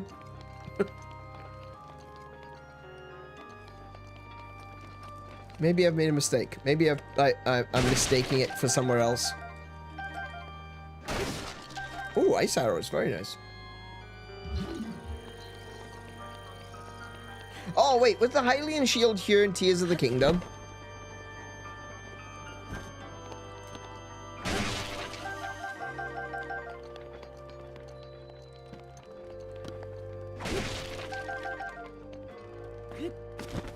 I did notice there's a chest in the water, though. Oh, there's a couple of them.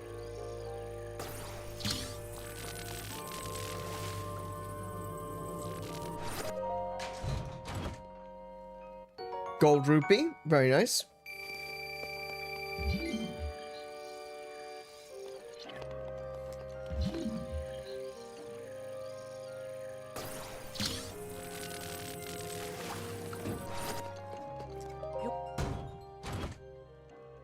Oh, star fragment. That's useful.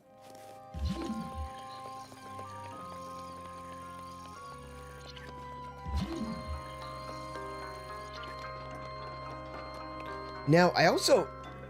if I remember correctly, you can get in behind there. Not sure how, though.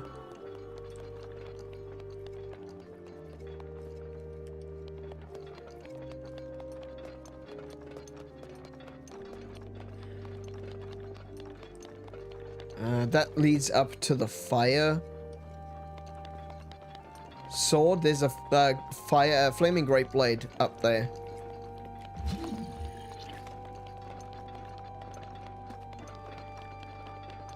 Yeah, Zelda. The music that they use inside the castle is amazing. It's basically a combination of. I'm gonna relight this because maybe I've forgotten something. I feel like I've missed something. The music in here is like a combination of so many different motifs from different songs. Like, you've got the classic Hyrule Castle song. You've got Zelda's Lullaby, you've got Ganon's music. It's so good. It's just a medley of the best music from the Zelda series.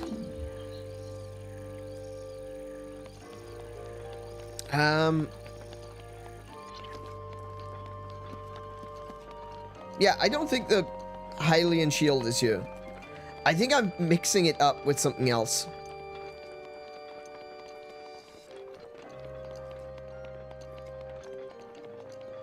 I think I'm gonna find it somewhere else inside the castle, not actually in the docks. Oh, I heard that.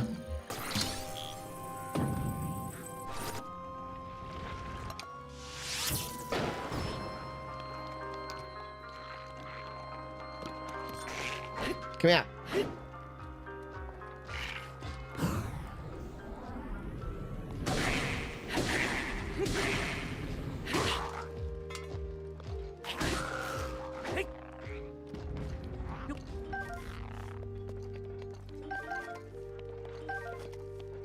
Link, stop climbing on things, for goodness sake. You're in the castle now. Have a bit of respect. Do I need that boomerang? I might want that boomerang. I don't mind. I'm full. I'm full. Never mind.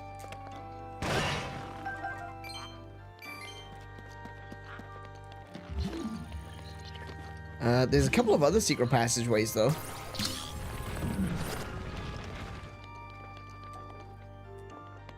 Hey, Hellfire, welcome to the stream. How you doing today? Ooh, look! A Stone Smasher. We don't really need the Stone Smasher, though. A Silver Rupee. Very nice. Oh, actually, this one's badly damaged, so we'll break that. We'll take the Stone Smasher with us. Could you not, please?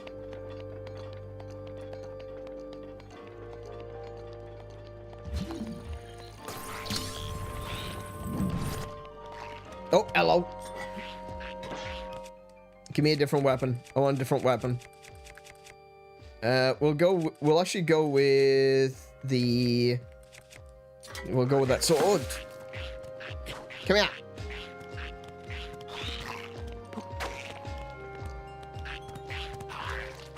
Oh!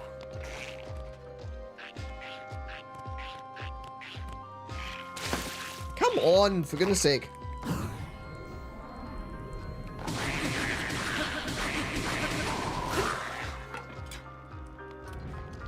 My goodness, they waste so much time. Do you remember Liz Alphos from Ocarina of Time?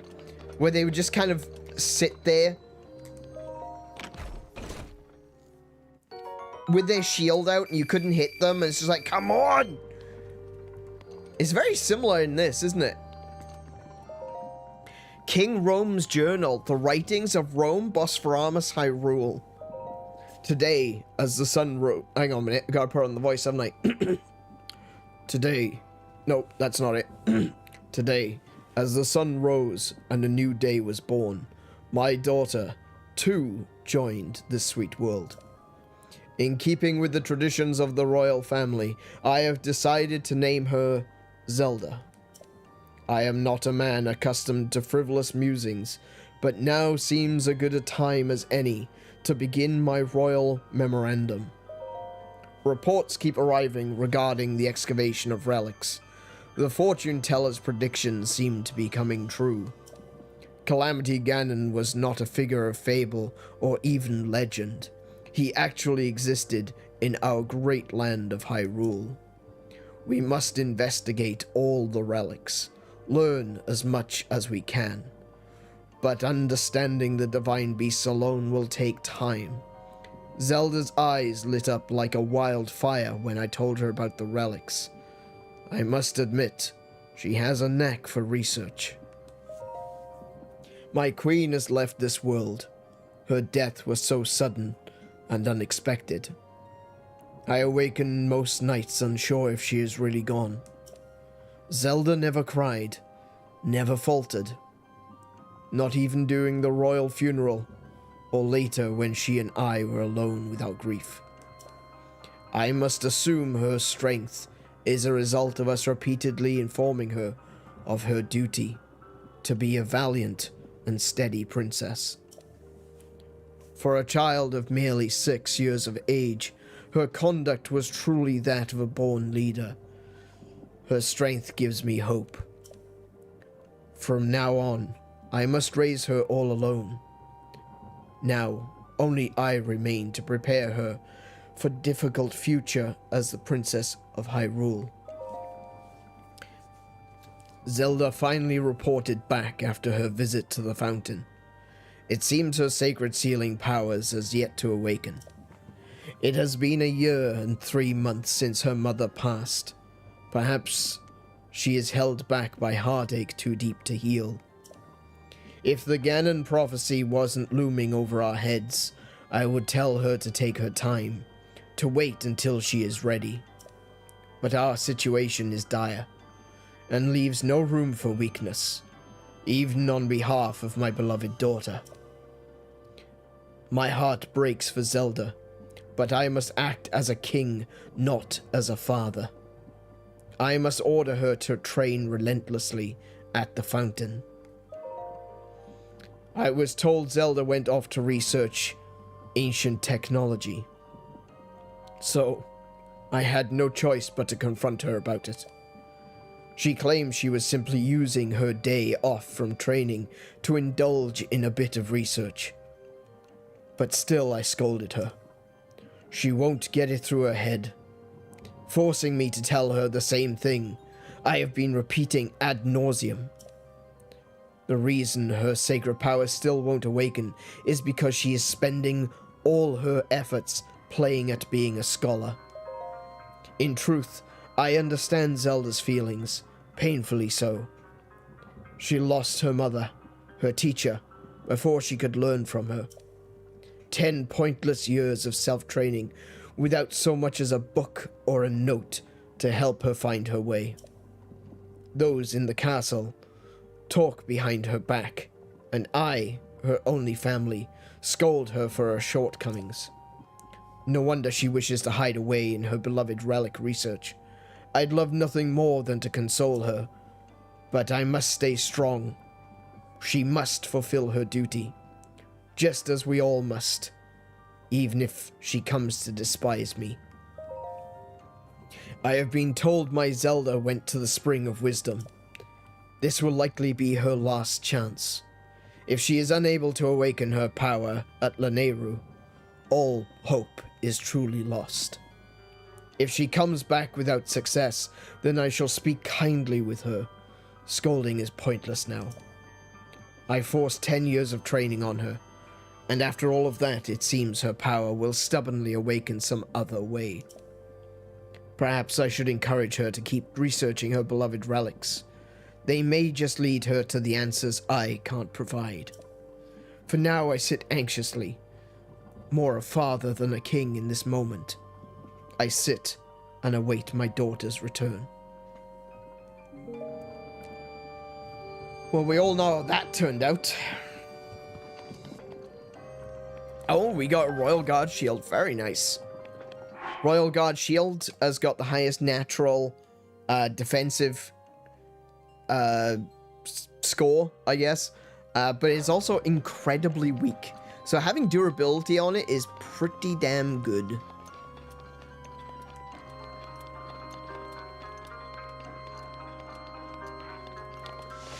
Hi.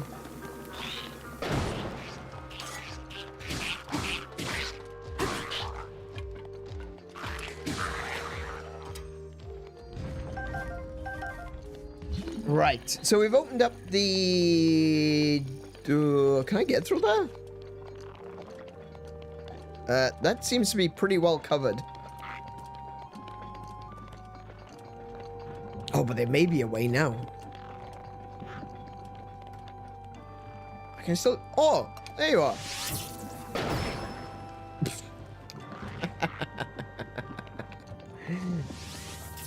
Oh, he's got lightning arrows. Oh, that's bad news bears for me. Oh, but he sucks, so...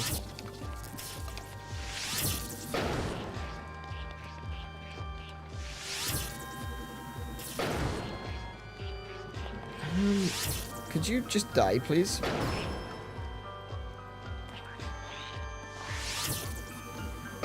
Thank you. Now then.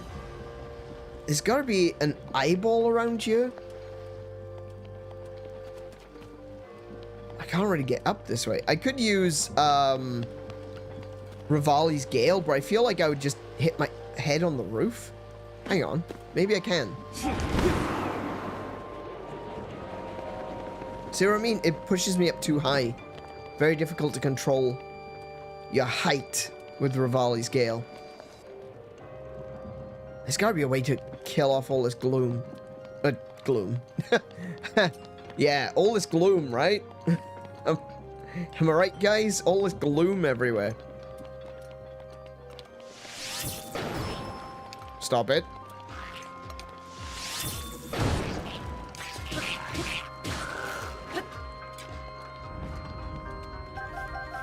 Yeah, I feel like there's gotta be a way to get past all of that there. What's this? Castle Library Book. The Royal Family's Secret Recipe number 2. Monster Cake. Stew monster extract, tabantha wheat, cane sugar, and goat butter for a spell. It's a dangerous dish that makes your head fuzzy and may even motivate you to plan evil schemes.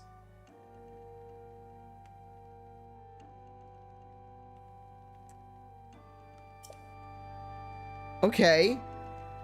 What do I need? Monster extract, bantha wheat, cane sugar, and goat butter. Okay. Is there actually a cooking pot around you?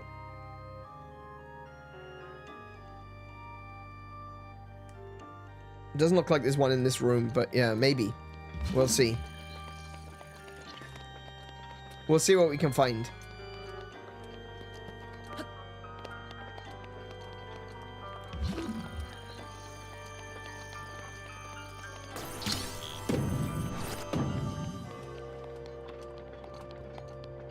The recipes for a side quest? Yeah, it is. I need to find all of the Hyrule Royal Family meals as a side quest.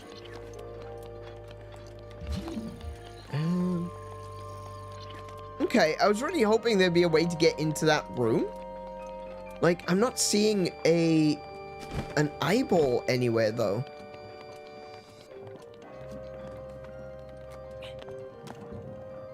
I'm just trying to see where all this malice leads, but there doesn't appear to be. Hold on.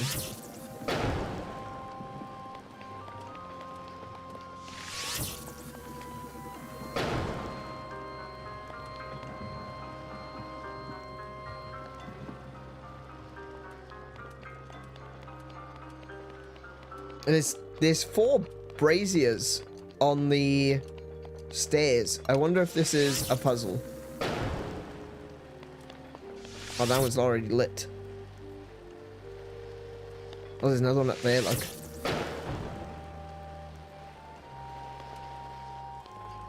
What could this be a puzzle for? I do not know.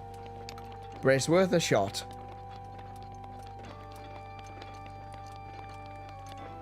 Except one of the braziers is missing because this area is collapsed. Maybe there's a brazier on the floor, or... No, okay. Maybe I can't get through here.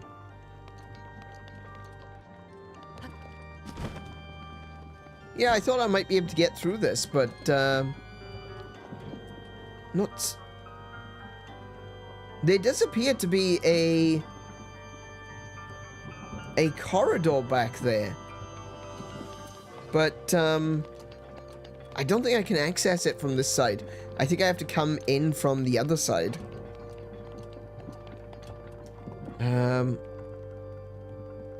So, next question is, where should I go from here? Yeah, see, look, there's a room back there, and then a corridor. Maybe I should leave and come back in and see what we can find out that way. Can you imagine back in the day, castle staff are just going about their day doing their tasks and regularly open and close secret rooms and chests? It's kind of a weird thing to think about, isn't it? It's like, there's so many of these special bookshelves where when you move the bookshelves out of the way, using magnesis, that you can then... Oh, hello, I can't get out here either. Well, maybe I can. Oh, no. Oh, no. See, this is the problem. This is the problem with Rivali's Gale. There we go. I'm through. There we go. Did I go out the right door? Hang on. Hold on. Did I go out the right way? I mean, I guess technically I've gone out the right way, yeah. Oops, I claimed the statues in the puzzle order again. Now I have to pull it all back. Yeah, it's kind of weird, isn't it? It's like, oh, I need to light all of these braziers. We're having a function. Oh, crap. I need to light the braziers. We're having a function. And then you light the braziers and then the secret door opens. You're like, oh, damn it. Right, so I'm aiming for that door down on the next layer. Is there a door down here? Oh, it's around the side. Okay.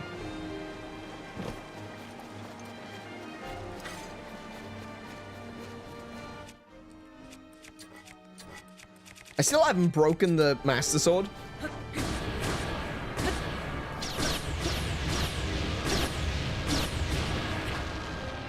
Actually, I should put my armor back on. There we go.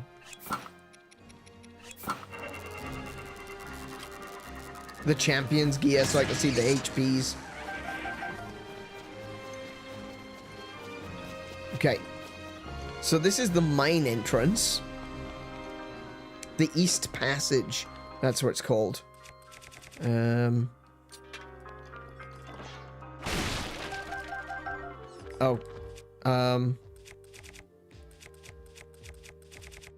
I kind of wish I'd picked up that, the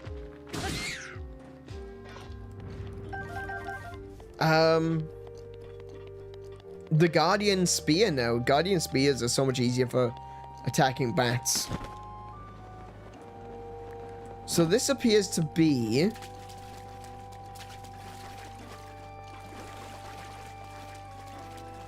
There's ice down here. Weird to find ice all the way down here.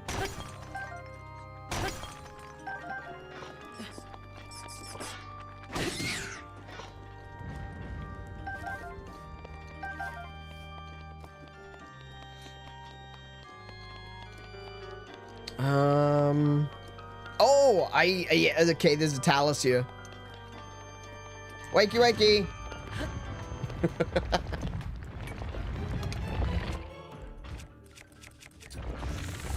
Oh, I know where's, oh my goodness, there's some pebbits here too.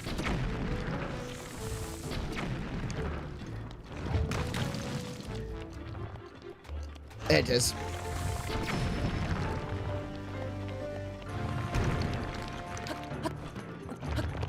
Oh, get Link, climb, boy.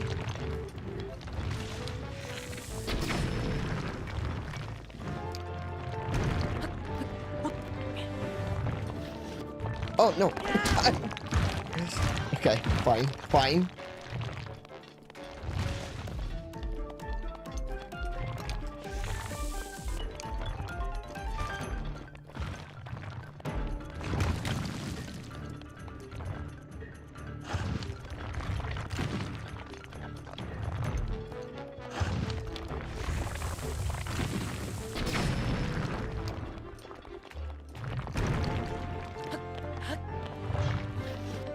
Oh my goodness! That's in such an annoying place! Alright. Oh no, I'm climbing on him. Okay. Damn it.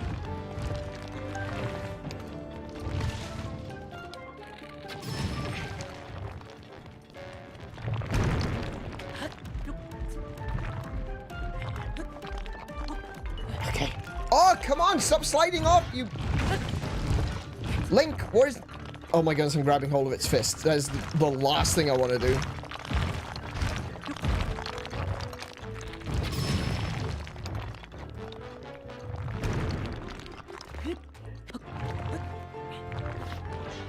Oh, for goodness sake.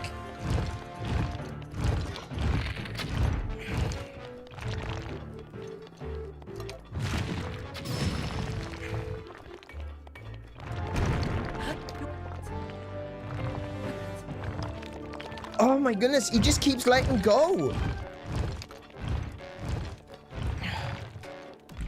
Ouch. This is such an annoying Talus. Like that.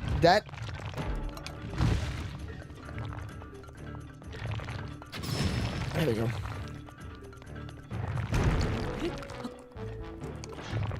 There we go. I got it. I got it.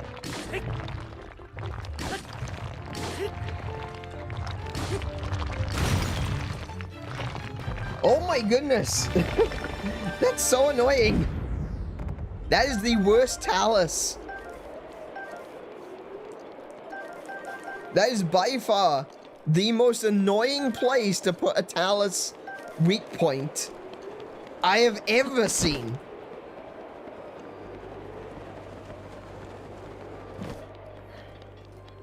Alright, so now we're back in this location. Let's have a look, because there was... See, there's like an alcove across... There is an alcove across the way. Ah, there we go. Shard of Ferocious Fang. Okay.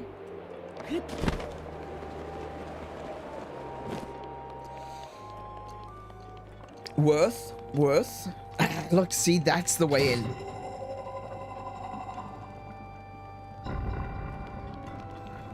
And we're back.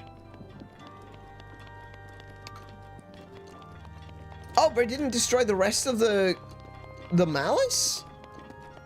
Oh, I thought all of this malice would have been connected and there'd be a way through. Oh well. Kind of went round in a circle for absolutely no reason, but there we go. Shit happens, I guess. I think I want to go up. There's a couple of locations up there that we haven't been to yet. So we want to go up there. Up there. Up where? Up there. That's not the best way to go about it. Neither is this, but whatever.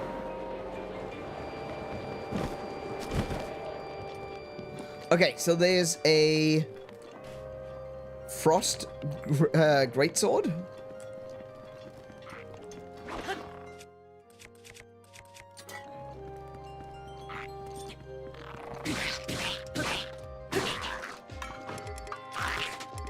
Oh, I can't pick it up. I'm full. Got some bomb arrows from him, though. Thank goodness he didn't shoot me with those. Holy crap. That would have been dangerous. I can drop this 26 and pick up the Liz elbow. Nice. Okay.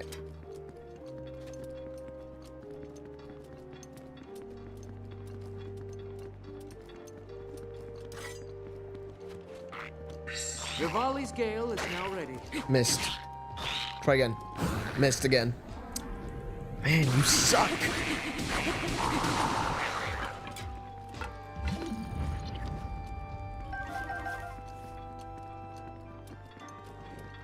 Oh, hello. Hello, sir.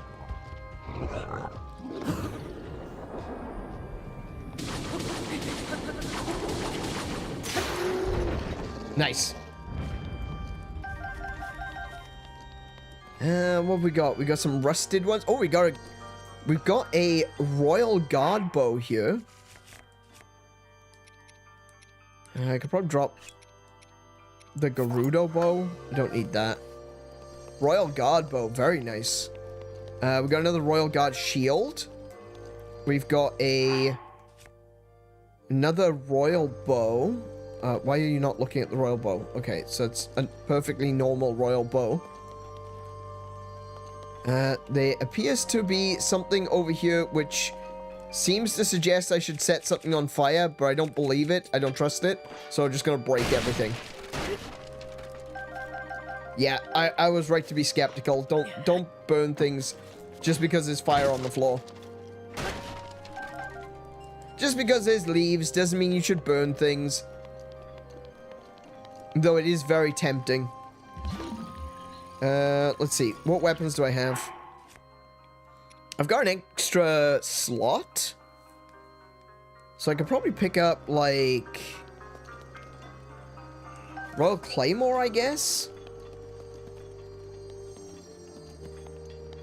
Is that better? Oh, that one's got attack up. That's 67. Very nice. Oh, we'll take that one. We'll actually use that one. Unless this one's better. Hang on a minute. What's this one? That was worse. Okay, cool. We'll stick with the one we got. I need to vanish for about 30 minutes. I shall return.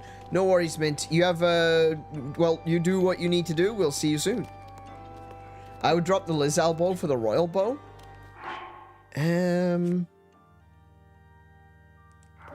I think the Lizal bow and the Royal bow are the same.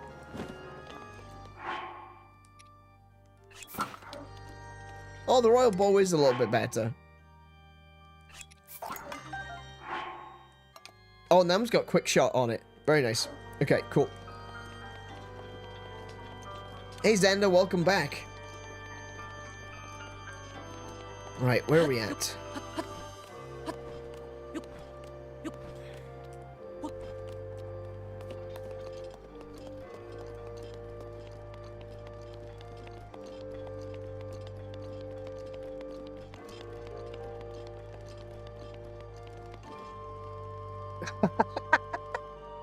Oh, look at that. Classic bombable wall. Amazing.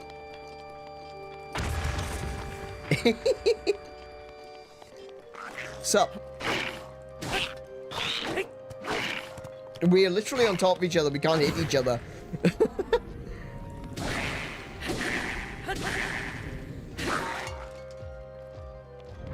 What's in this little room? Aside from Lizelle. That's a really cool crest. I like that. I like that design. This is very cool. Anything in here? There's a tri-boomerang. Let me have a look. What's the boomerangs that I have? Hang on.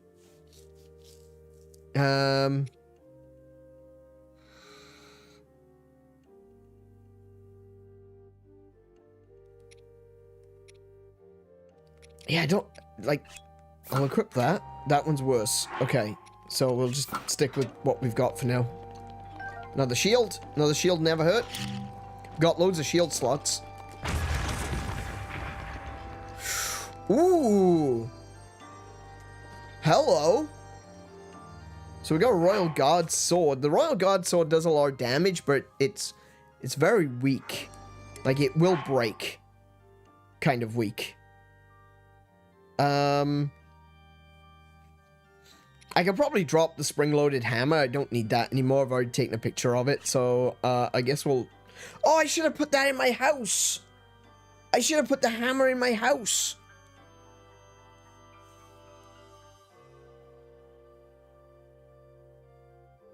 I should have left it on the wall when I was there.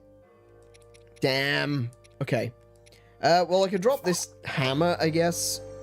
Pick up the Royal Guard sword. It's only 48 and it's got bloody long throw.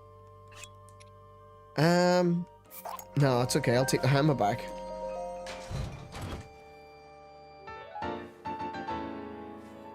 The dignified uniform of Hyrule's Royal Guard. It's made of lightweight materials and is both stylish and practical. It's a rather rare find. So we got 2 of these now. Look at that. That was really cool. Or a great design for that costume. Let me get the hood off. That is really cool. I love that design.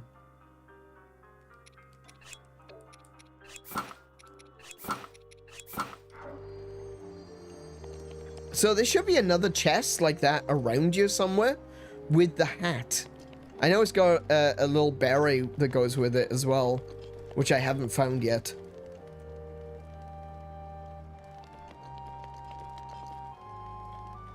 You can teleport back here if you want to go back to your house. Nah, that's fine.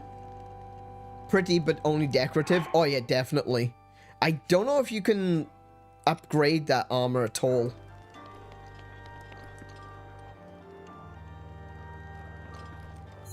Let's see now. So I just went through that way. Wait, did I miss a room? Oh, I did!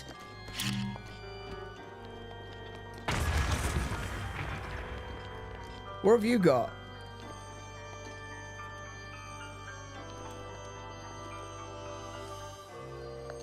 Rusty Claymore. Oh! Bloody Koroks, I swear.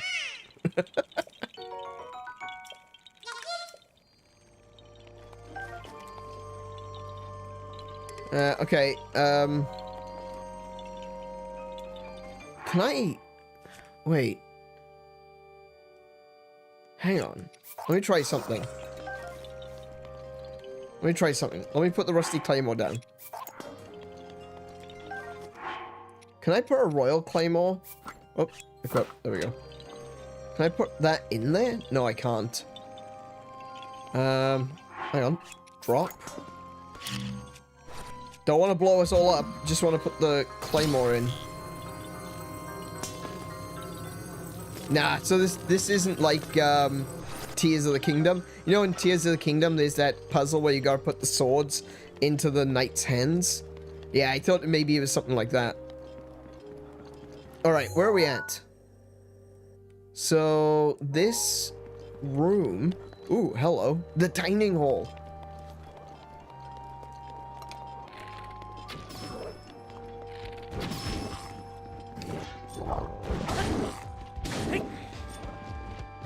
Oh, you've got one of those too. Bloody hell. Oi! I wasn't looking at you. Oh, that came in quicker than I was expecting. There we go. Got them both. Got them both. That's it.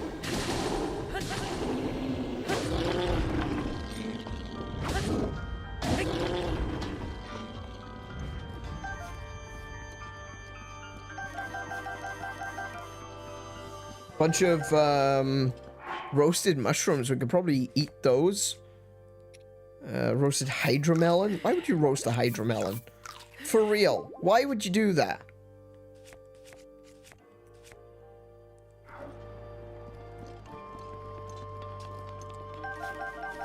I can't imagine grilling a watermelon would be in any way beneficial to the experience.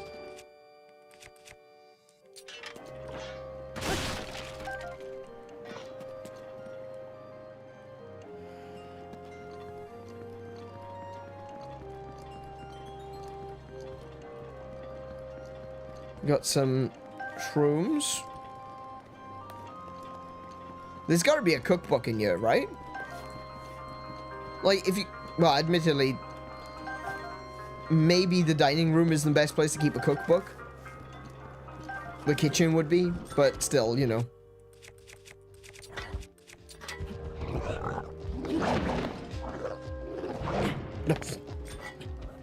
Totally delayed there.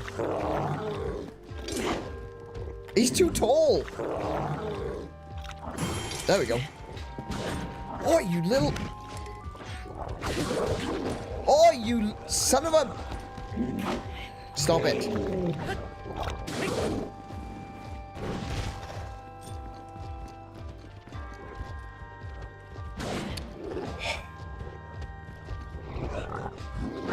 Oh my goodness. I swear I am pressing X. He's just not jumping.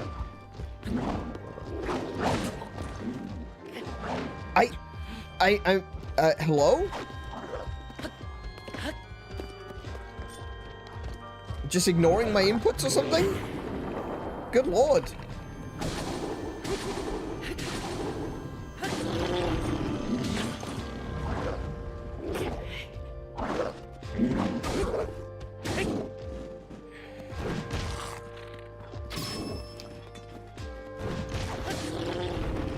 All right.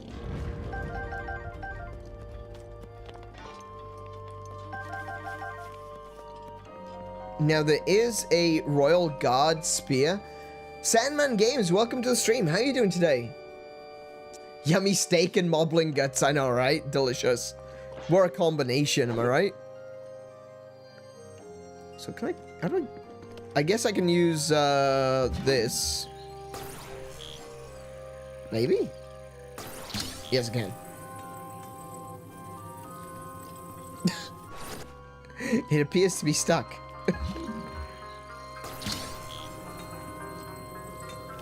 Come here. There we go. Alright, Royal Guard Spear. Again, the Royal Guard stuff isn't bad. It does a fair bit of damage. The only problem is that it's very, very weak. The durability is very low. And it absolutely will break. And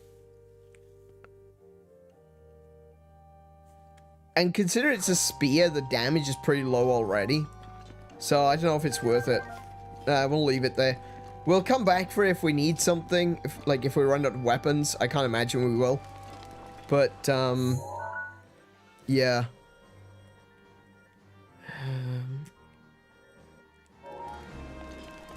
Have I missed anything? Hang on, where am I?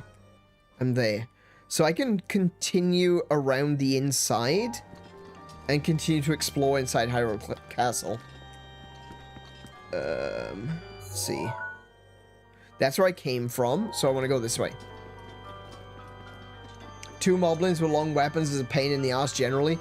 They really are, because they just kind of... they attack on top of each other. So sometimes before you even got the chance to regain control of the character, you can be attacked by the second one. Oh, hi.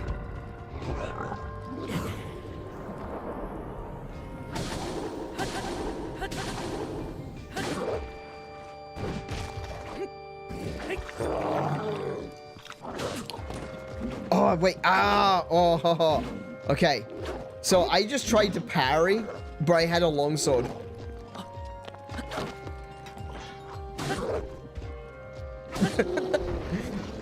I tried to parry with a 2-handed weapon. It's like, yeah, it's not gonna work though, is it?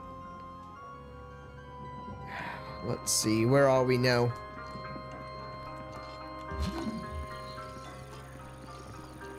That's all collapsed inward. Nothing I can do there. The stairs remind me of Ocarina of Time.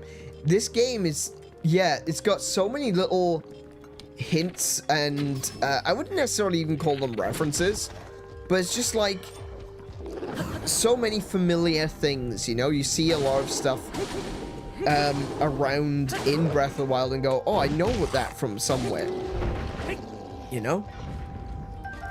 I think with the Ganondorf music and the fact that, you know, these stairs do look a lot like the ones from Ocarina of Time, it definitely gives you that feeling of when you know, went up the tower for the first time. Okay, so I got a royal bow here.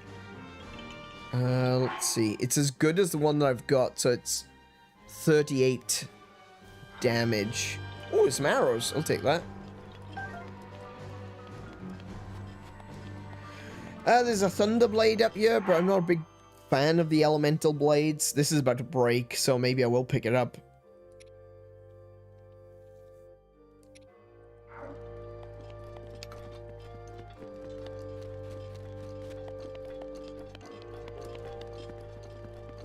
Like, even though this part is completely different, this particular room reminds me of the statue of the hero from Wind Waker. Do you know where you've got to do the Triforce puzzle in front of it to open up the statue? It's got the stairs either side, you've got the plinth, you've got something on top. It's not the same, but there's enough there that makes you remember. Now, hold on a second. I've seen this before. I feel like I've been here, you know? It's a really good sense of familiarity that works with the context of this game. Because Link would have seen all these things before, but it would have been, you know, he's lost his memories. So he kind of recognizes it, but also doesn't at the same time. And it works with us as the player because we've played Breath of the Wild, we've played Twilight Princess, we've played Wind Waker. So when we look around and we see things, it's almost similar. It's almost the same. It feels familiar, but we don't quite recognize it. It's something that this game does throughout the entirety of its play, where it just kind of references, little references to things here and there from other games to put you in the same mindset of Link. You can almost remember it. You know? It's almost as you remember, but not quite. It's beautiful. It's brilliant. It's inspired. I love it. And to think I hated this game. All Zelda games are classics. They truly are. They truly are. Please swap your weapons. No. Stop backseating, please. You're inspired. No, you're inspired, Paul. Welcome to the stream. How are you doing today?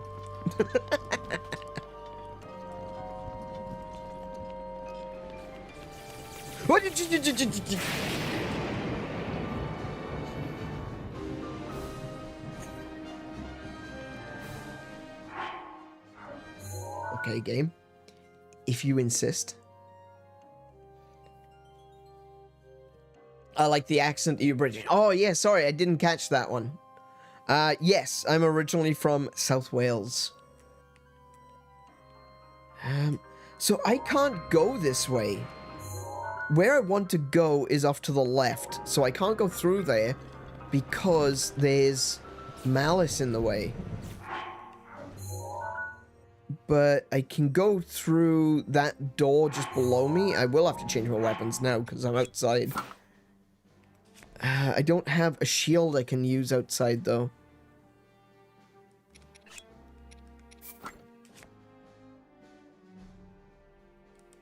I'll remove the bow, too. There we go.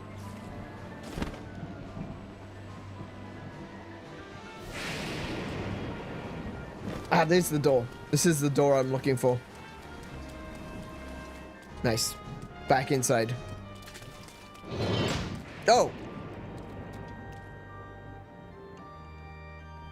Okay.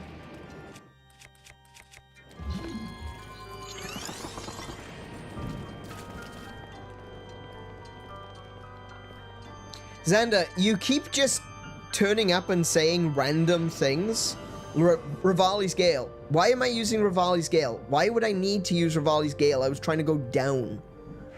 You tell me to change my weapons. I'll use whichever weapons I want to use, man. You tell me to use the Royal Guard weapons, and I've already explained why I don't like using the Royal Guard weapons, because they're really weak. They break all the time. Please stop backseating. I welcome people's input, but don't tell me what to do. Don't ruin this for me. We're finally here at the end of a long journey. Don't try to ruin it for me.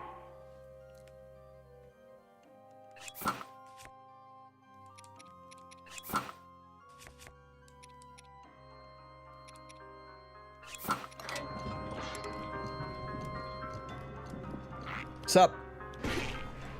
Oh, he dropped his shield straight away. Idiot. Missed.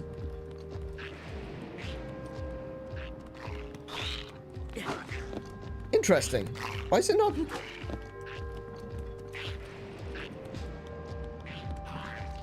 Oh, you get. Come on. There we go. I got it. I got it. I got it. My claymore exploded.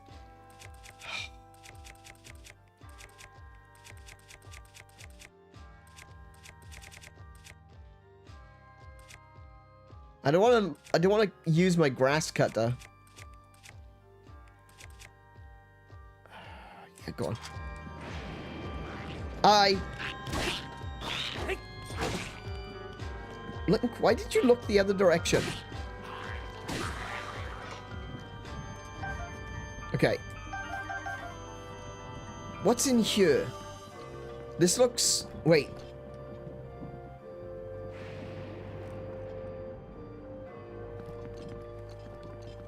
I wish I would have seen you at the beginning of this. Yeah.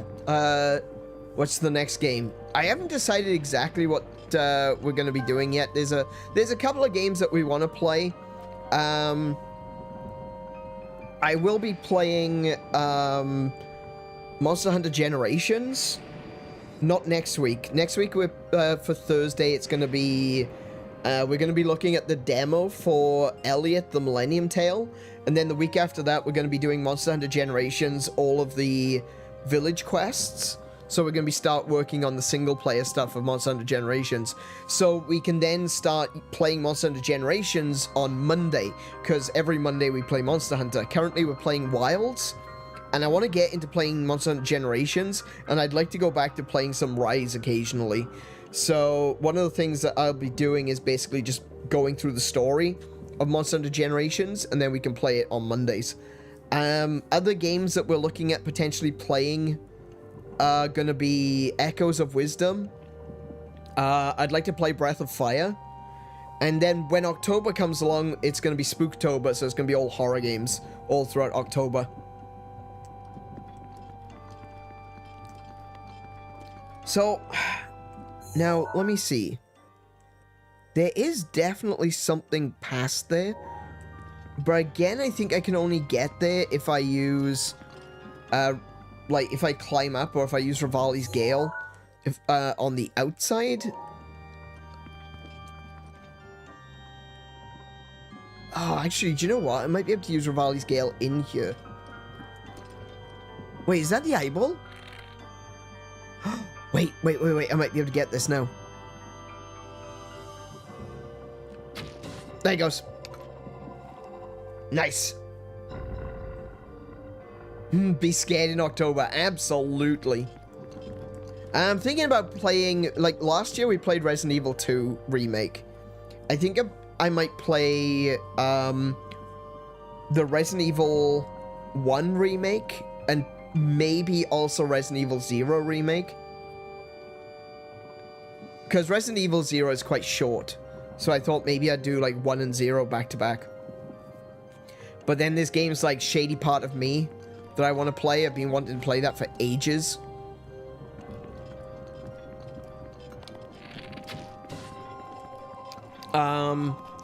The last, what's it called? The Last Investigation of... Oh. That's not where I want to be. That's not where I want to be. What's it called? The Last Investigation of... I can't remember what the character's name is. But yeah, we'll be doing that. Yeah. Yeah, I was not expecting that either. Just go up to the top of the stairs. Oh, a turret. Oh, shit. Okay.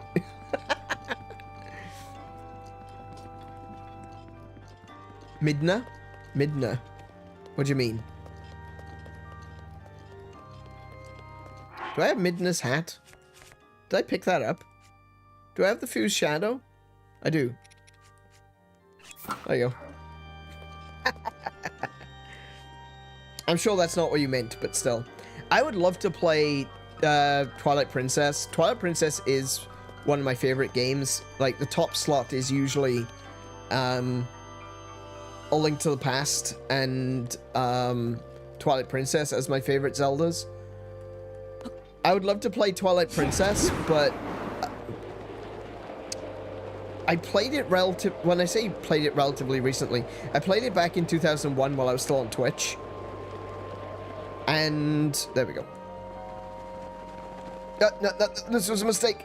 No, it wasn't. I was right. There's a chest there. There we go.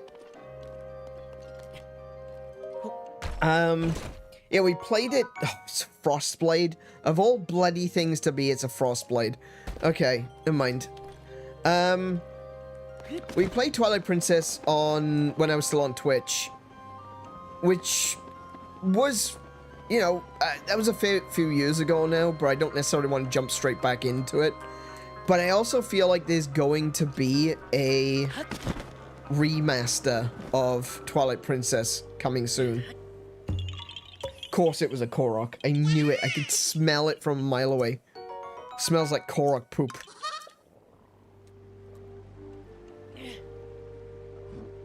That confused him. There's something going on over there. I think I want to go over there first. Yeah. Yeah, I'd like to play Twilight Princess, but I'm just going to wait a little bit. Hello. Oh, that creates an updraft.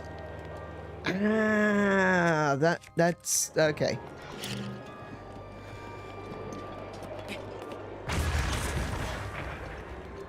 You got blown up, mate.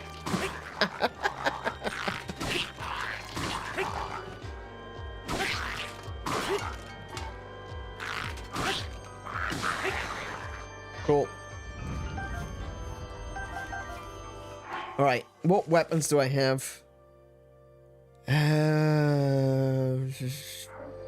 Oh wait, hold on a second. That's Lizal Boomerang. What's the sword got? Critical hit plus. Very nice. Okay, that's worth it. But the... I accidentally whistled.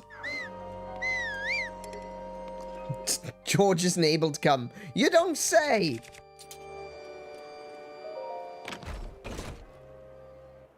Dinral's Fang. Very nice. Night Shield. We'll take that. In fact, we might equip the Night Shield. Yes, we will.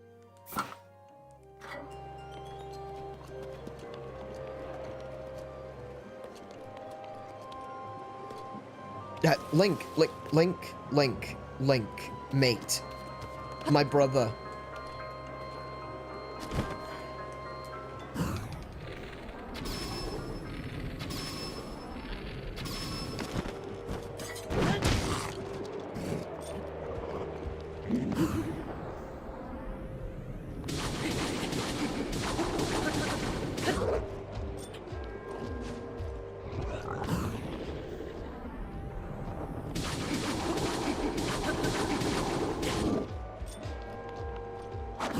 Nope.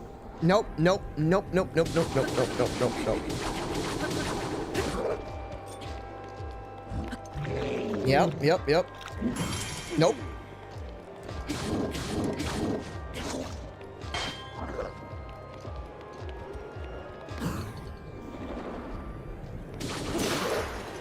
Oh, wow. Okay. Well, just to finish this guy off, I'm just gonna smack him with a master sword. There we go. Sorted.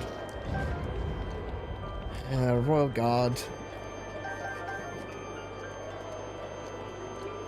Do I have a... I should have a hammer. There it is.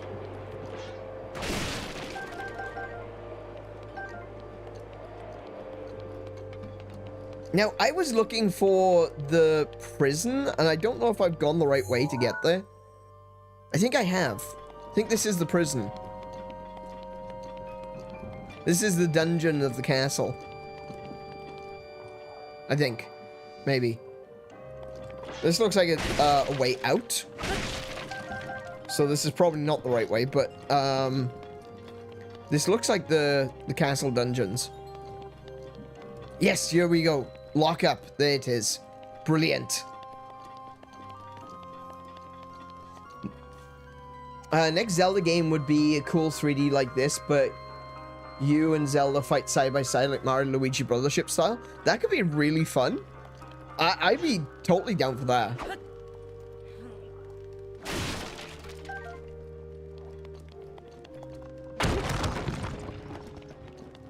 Knock knock.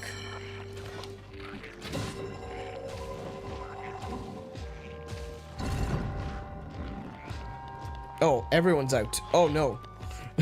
Wait. I was not planning on this. Hang on. Hold on. We're gonna start with the Royal Guard Spear, because this is gonna just break.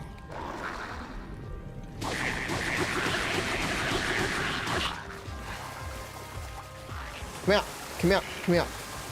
Nope. Stupid!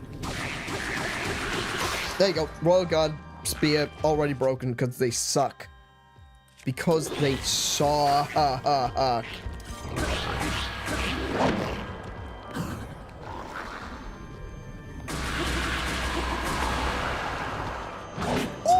See what I mean? I didn't even have control of the character then.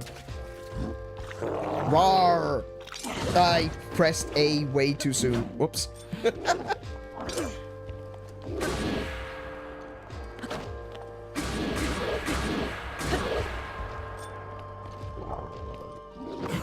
we go.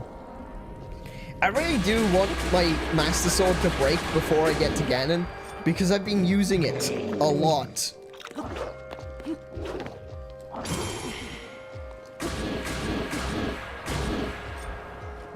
Oh! He stuck his arm in the fire!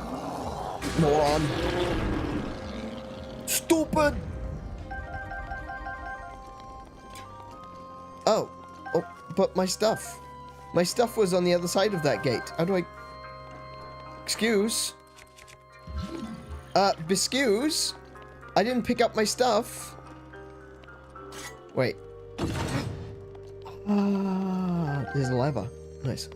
Shouldn't have used the Master Sword for that. I shouldn't have done that. We got a bow. What's the bow I'm currently using? 38. So it's gonna be the same as that. Okay. Hang on, let me take this hat off.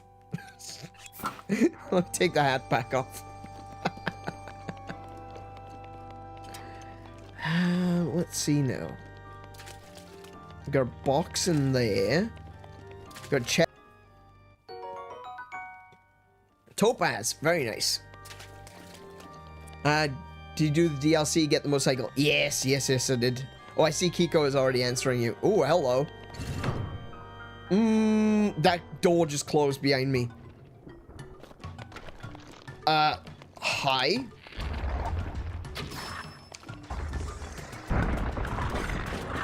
Do you wanna... Oh, I'm way too far away.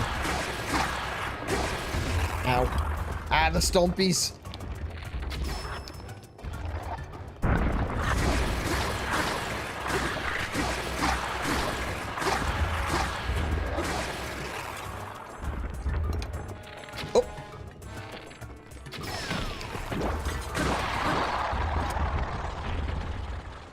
Well, that was easy. Oh, a chest. Okay. I didn't see that before. I don't want the bloody spear. Goodness sake. It's got long throw. Of course it's got bleeding long throw.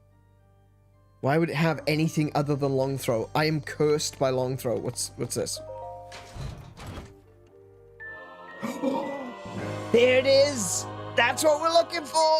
The Hylian shield! Fantastic! We finally got it. I knew it was in here somewhere.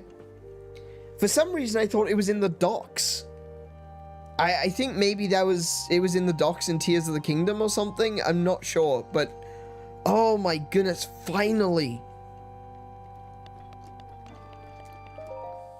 Test of the Royal Guard. Strike down the giant foe to become recognized as a Knight of the Kingdom. Considering they had to fight Hinoxes to be recognized as a knight. Look at that. There we go. Oh my goodness, Link is almost complete. Look at this.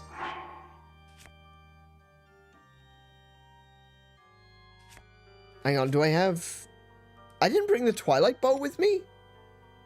Really? Well, that sucks. Hang on a minute. Like this looks cool and all. It's almost right, but it's kind of not. There we go. That's better. That's Link. That's the real Link right there. That's the real one.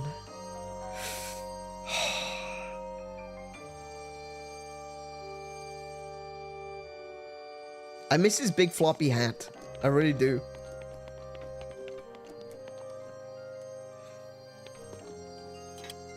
Unfortunately, this armor is kind of trash right now, but, you know, yeah. Would have been nice. Turns out you need star fragments to level up that armor. I have not been collecting star fragments for this entire playthrough, so yeah, that wasn't gonna happen, was it?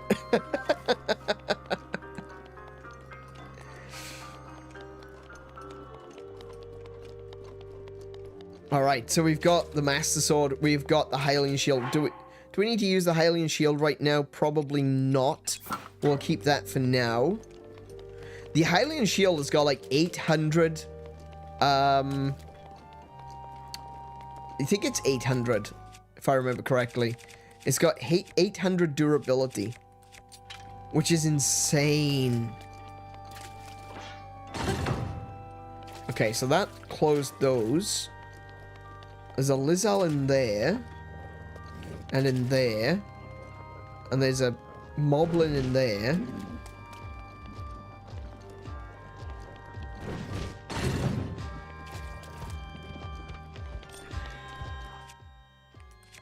Just gotta...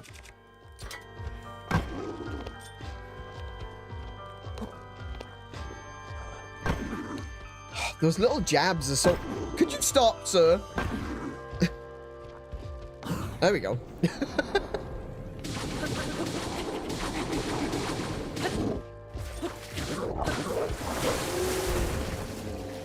Okay.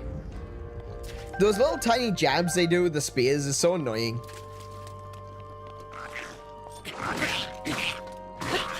Oh, hello. He's a red one. Oh, he's gone. Hello. Yeah, what have you got? Take that tail.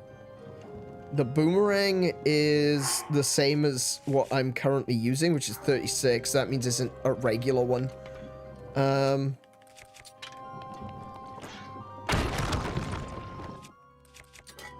Sup? Oh, he's a lightning one.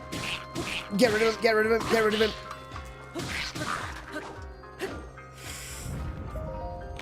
What's in your chest? Silver rupee. Okay. Fair enough.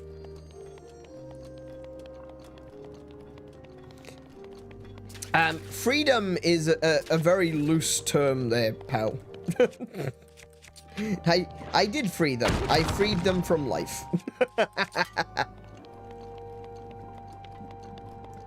Oh, I see. I see. I can go straight through those bars. Straight through those bars. Get that guy. Nice. Anything else? I mean, I've already got the Hylian Shield. There's not much else they could offer me that I would care too much about, to be honest. Maybe I came in from the wrong side or something. I don't know. Oh, there's Guardian right there.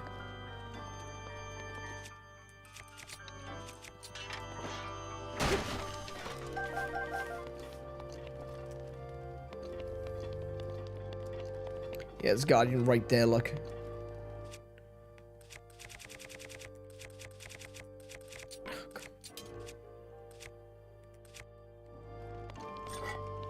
I mean, I could probably use the Hylian Shield now, shouldn't I?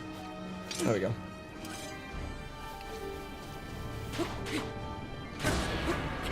Could you stop swinging your sword in front of it and hit the bloody thing?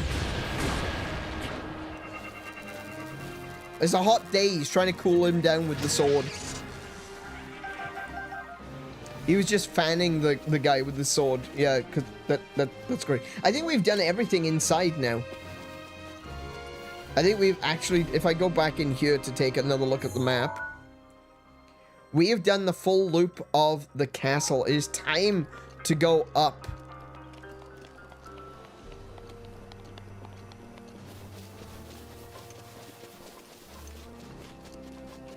We fight our way to the top.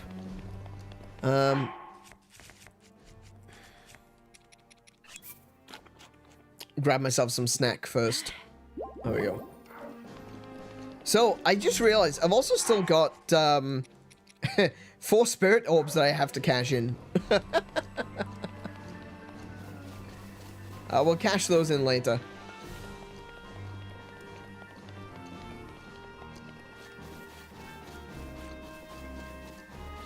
Well, I pretty much wiped the floor with all of their defenses, so It should be a pretty easy ride up here. The rest of the way. Oh, do you know what? I do want to... maybe I should go back inside now that I think about it. Remember I went up that spiral staircase and there was a turret on top? I kind of want to go that way. I think that's the way I want to go.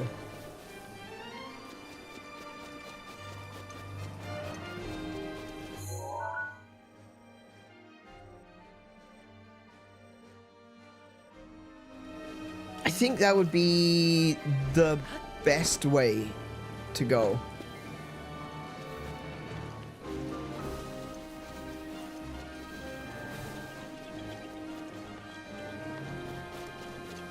Why can I hear Korok? Is there a Korok up here? Oh, for goodness sake. Really? Kind of in the middle of something, guys. Oops.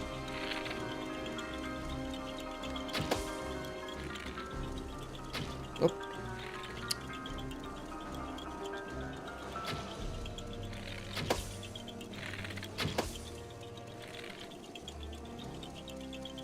Where's the other two?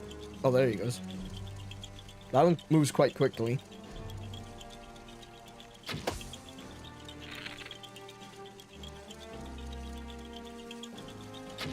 There you go.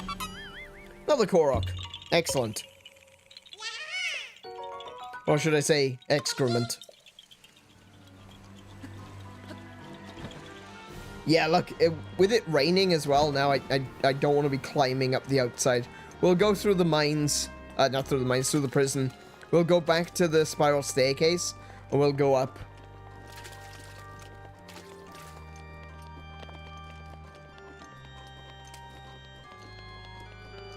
Can I summon the... hang on a minute, can I summon the motorbike in here? No! That... Alright, fine. Fine. Fine. Wait, what do I... What? What? What? What? Oh.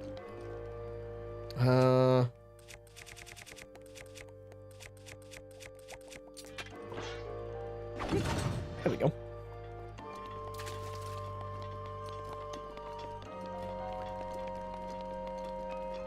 It'd be nice if you could just, you know, tear ass through the castle on a motorbike. That'd be so cool. Nintendo, why you fail me?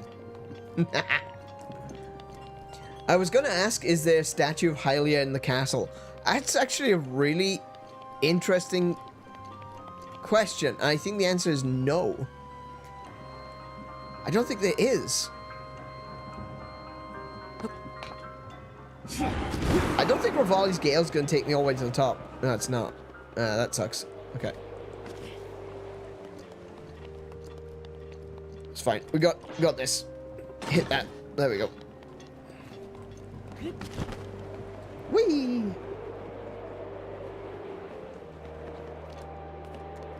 Alright, which way are we going? Spiral staircase is to the left.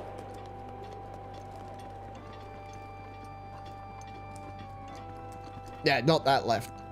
This left. Yes. And then to the right. I can read maps. There we go. Found it.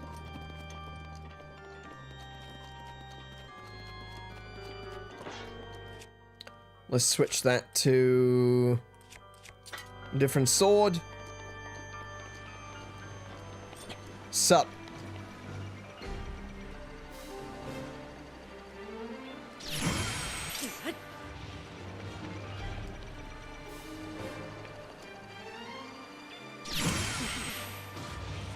And another one. Come on, throw it at me. Oh, damn. You really did throw it at me. There we go.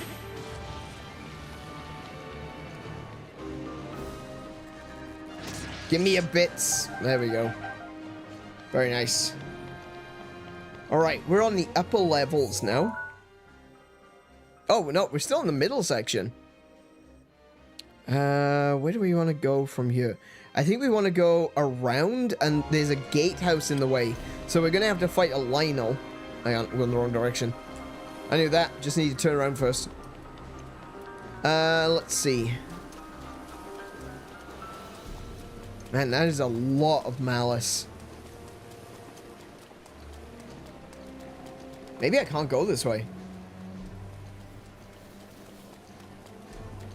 I can't see an eyeball anywhere. I can see a turret. That's way too much malice. I'm not going to be able to get through there. Alright, we go a different way. There's a gatehouse here. We'll probably do this gatehouse. Let me just equip myself before we go in. I'm going to go with Master Sword. I'm going to use a crappy shield because I don't want to break the Hylian shield this early.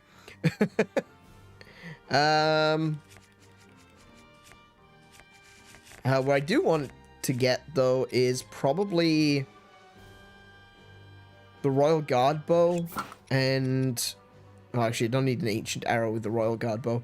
I'll use the Lizal Bow and an Ancient Arrow. Just because I want to get rid of the damn thing. Oh, it's only blue? Oh, dear.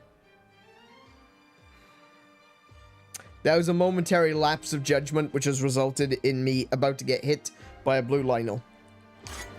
Oh my goodness! What timing was that? That was amazing. That was less amazing.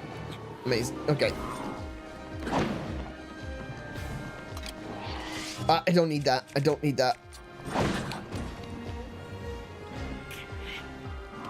I'm gonna get rid of that first. Could you stop?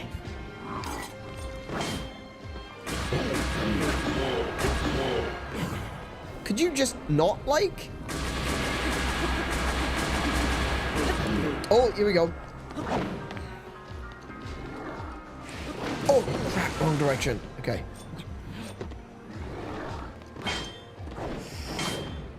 What shield am I currently using? Okay, it's a crappy shield, it's fine. There it goes. Brilliant. Okay. Master Sword is out of NG.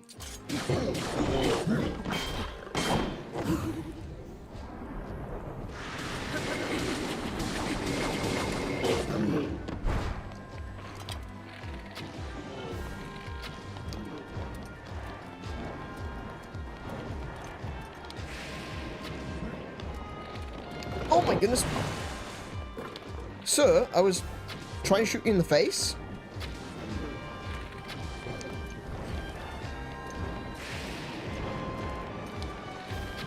There he goes.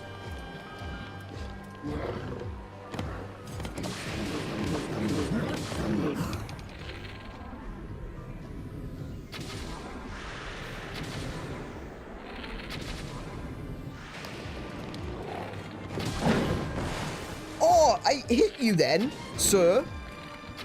That is your real name.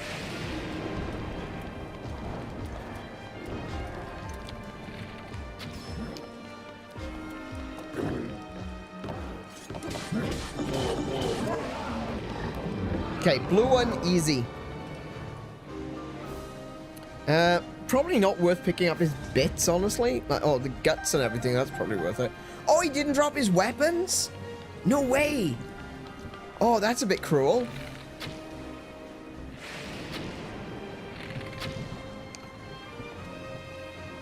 Okay. Maybe there's something up there.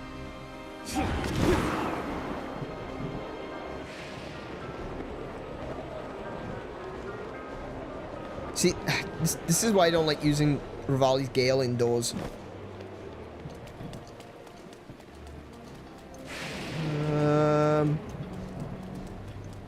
Yeah, there's nothing much up here. There's no, like, chest or anything. That's a tad disappointing. Uh-oh. Uh-oh, uh-oh, uh-oh, uh-oh, uh-oh, uh-oh. All of my bows except for the Great Eagle bow will shock me. Wow. Same goes for my shields. All the shields are shockable. Okay, remove shield. Come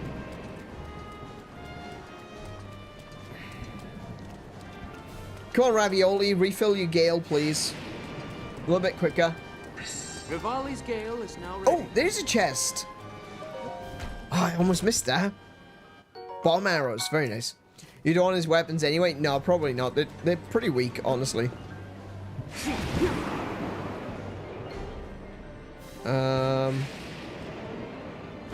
Feel like this is very dangerous to do in the middle of a storm. Well, it's raining anyway, so I can't. Oh, rain stopped. But I feel like maybe there's a Korok up. What did I say? I feel like there's a Could you stop sliding? It's supposed to be sunny.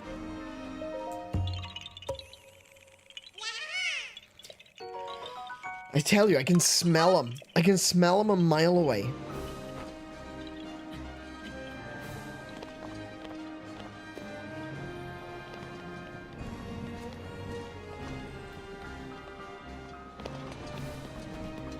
Okay, where's the way in is up there. So we need to go that way. Oh, it's raining again.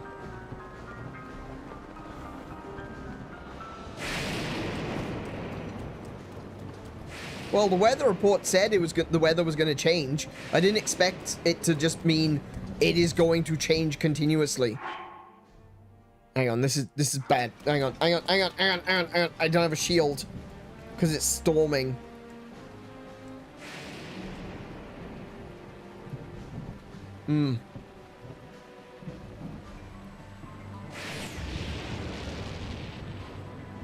Why did you shoot? You can't see me. I'm like John Cena in this bitch.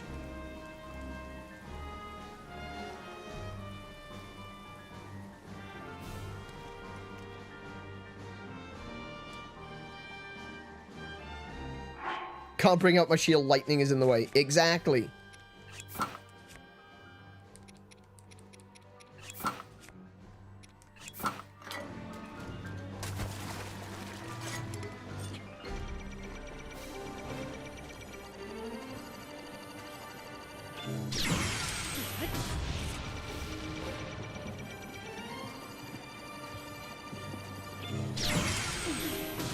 Who?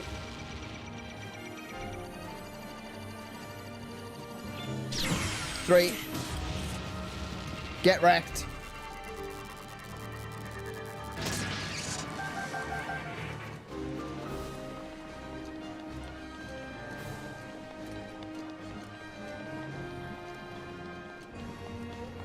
Oh, hi. Oh, this bow's gonna break, huh? Not bow, boomerang.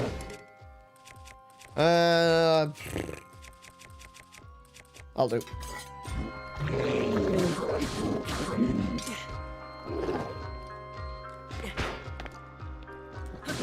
Well, I wasn't even close to where you were aiming, so...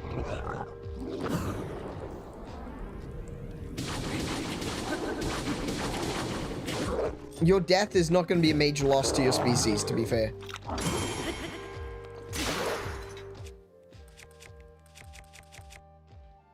I'll tell you what, though, I am going through the weapons pretty quick.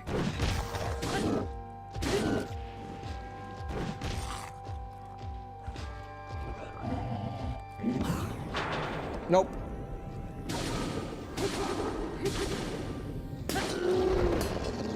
I'll take that Edge of Duality with me, though. That's worth. There's another Royal Guard bow up there. I could probably drop... I'll drop this one because I've used that one. Get the Royal Guard bow. Excuse? Excuse? Thank you.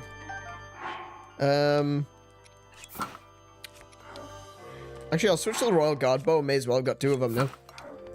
Anything else in here?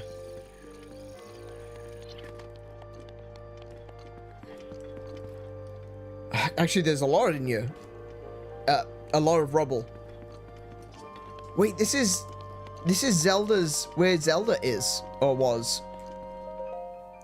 Zelda's diary. There we go. First page. After meeting with the champions, I left to research an ancient technology, but nothing of note came of my research. The return of Ganon looms, a dark force taunting us from afar. I must learn all I can about the relics so that we can stop him. If the fortune teller's prophecy is to be believed, there isn't much time left. But turning over these thoughts in my head puts me ill at ease. I suppose I should turn in for the night. P.S. Tomorrow my father is assigning him as my appointed knight. I set out for Goron City today to make some adjustments to Divine Beast Vah Rudania. I still recall feeling his eyes on me as I walked ahead. The feeling stayed with me so long, I grew anxious and weary. It is the same feeling I've felt before in his company, and still not a word passes his lips. That's what you call a silent protagonist, love. I never know what he's thinking. It makes my imagination run wild, guessing at what he is thinking, but will not say. What does the boy chosen by the sword that seals the darkness think of me? Will I ever truly know? Nope. Silent protagonist. Then I suppose it's simple. A daughter of Hyrule's royal family, yet unable to use sealing magic. He must despise me. I said something awful to him today. My research was going nowhere. I was feeling depressed, and I had told him repeatedly not to accompany me. But he did anyways, as he always does, and so I yelled at him without restraint. He seemed confused by my anger. I feel terribly guilty, and that guilt only makes me more agitated than I was before. I'm unsure how to put today's events into words. Words so often evade me lately, and now more than ever. He saved me without a thought for his own life. He protected me from the ruthless blades of the Yiga clan. Though I've been cold to him all this time, taking my selfish and childish anger out on him at every turn. Still, he was there for me. I won't ever forget that. Tomorrow, I shall apologize for all that has transpired between us. And then, I will try talking to him. To Link.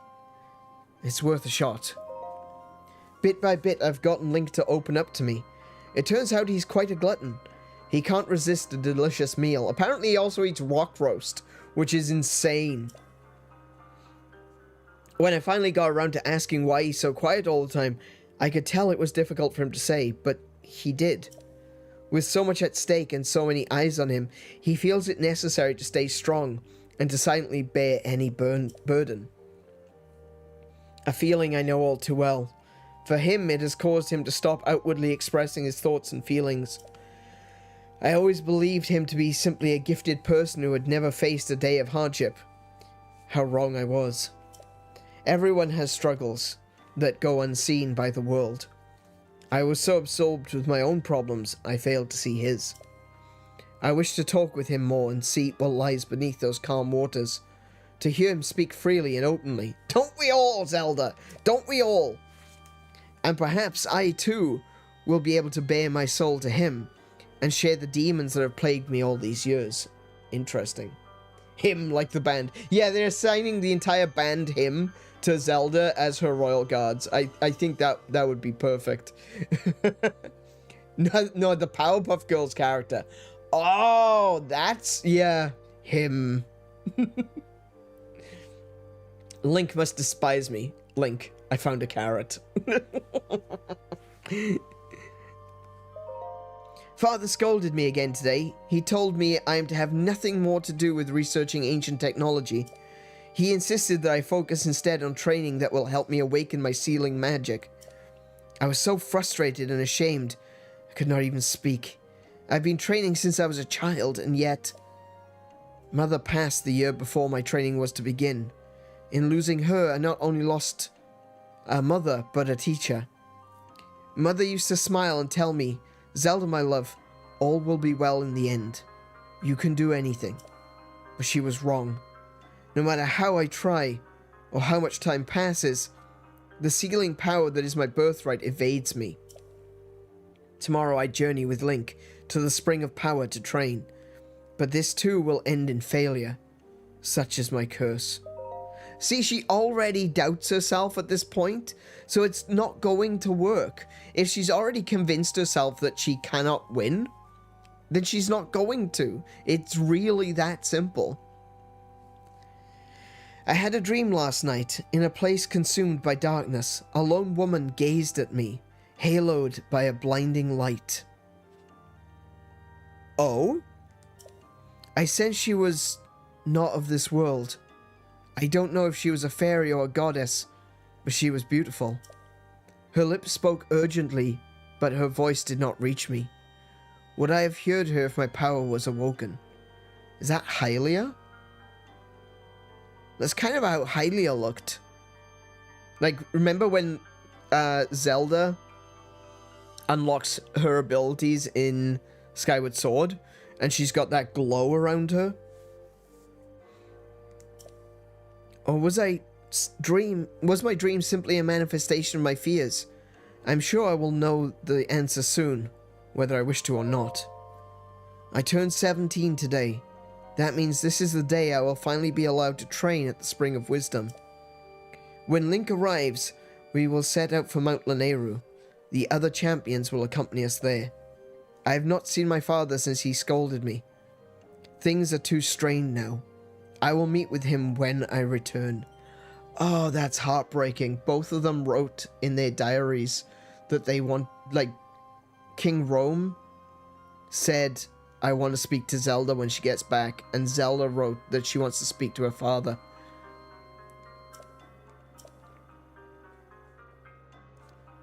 Actually, I had a horrible feeling ever since that weird dream. No one would believe a failure of a princess, but right now, for no particular reason, I am filled with a strange and terrible certainty that something awful is about to happen. She was kind of tapping into her abilities. She understood the portents. She felt the presence of Ganon returning. She saw a vision of Hylia. She was so close. I think that's what's most tragic about all of this. She was so close. Oh, hi.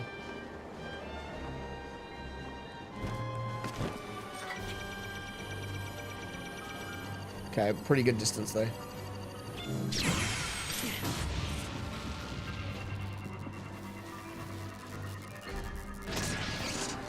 Oh, I'm not going to be able to pick that stuff up because it's in the Ganon poop. Can I reach that one? Yes. Ha ha ha. Ha. I got all your bits. Play Dark, welcome to the stream. How are you doing today? Wow, an in-game journal that actually feels like a journal with multiple entries. A book that isn't a single page. Zelda Breath of the Wild has got a few of them.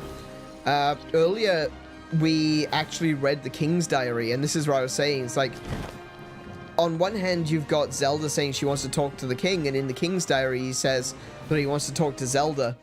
And then on that day, Calamity Ganon came back, and they never saw each other again.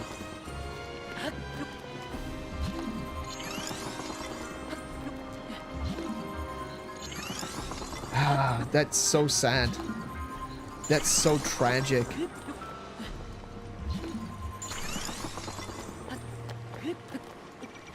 Oi! What? Okay. Oh, damn it, that didn't work.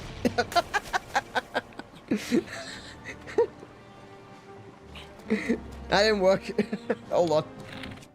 Hang on. Oi! Don't! Oh! Okay.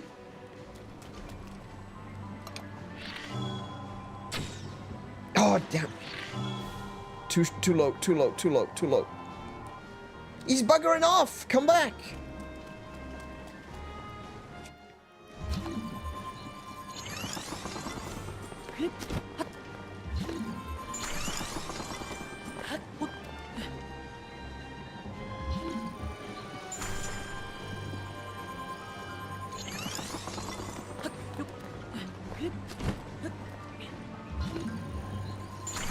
Oh, no. See, this is why I was breaking the ones behind me. Okay, we'll break those and we start again, okay? Actually, do you know what? No, screw this. I just realized something. Something else I can use.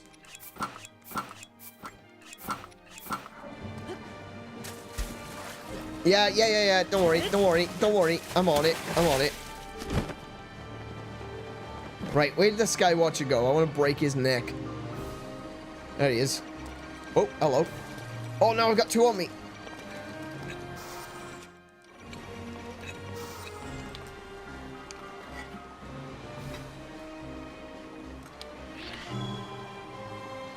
Look at me.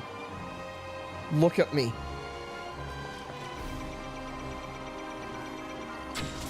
Oh no!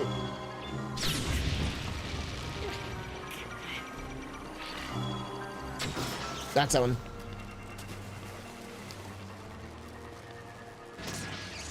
Okay. Oh my goodness, there was a turret right there. Okay. Yeah, I need something. There we go. Oh, that's a two-handed weapon. I'll do it.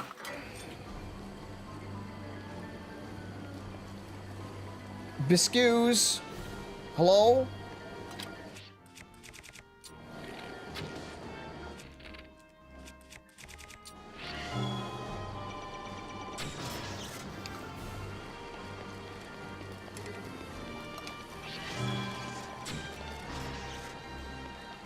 All right. We're saving you. We're saving before we go in.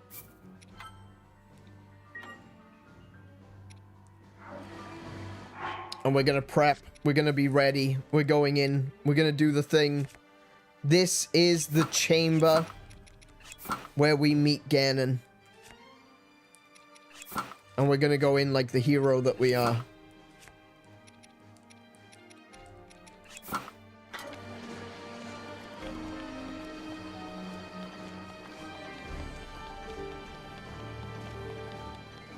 Look at this plate. Look at this. Look at, aside from the horrible cancerous mound that's on the ceiling, look how beautiful this is. Even in ruins, this place is stunning.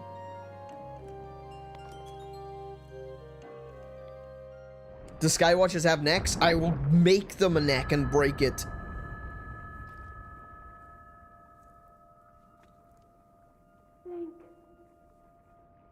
Link.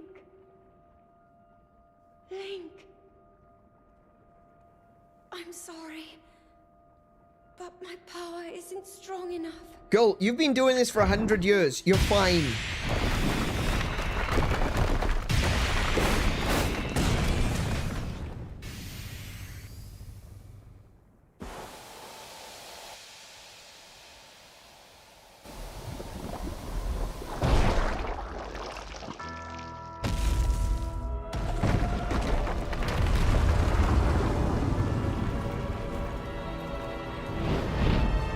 He's like a bloody monster from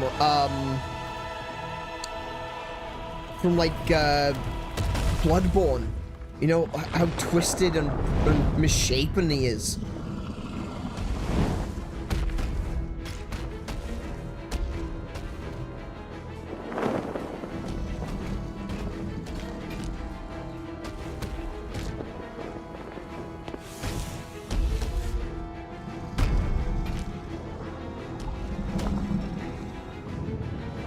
You've got a lot of blood on your hands, Ganon. 4 in particular would like to say hello.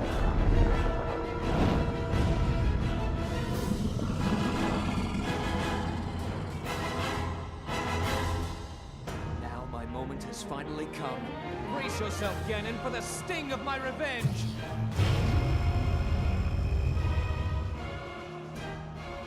This will be our final opportunity. Oh, Mifa. We will not fail. You never did. You never did. Let's go, little guy. Let's go, Daruk. Open up wide, Ganon.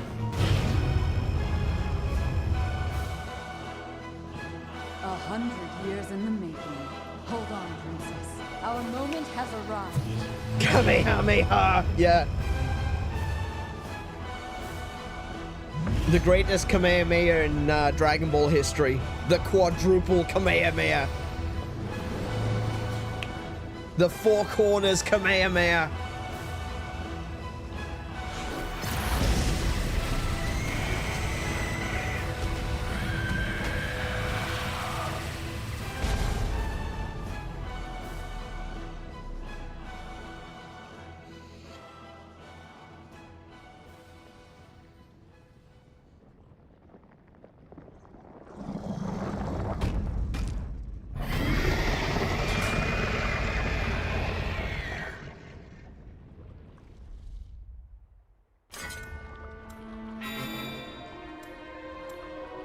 First things first.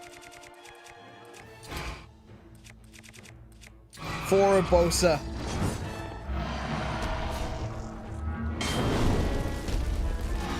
Oh crap. That's a lot of fire.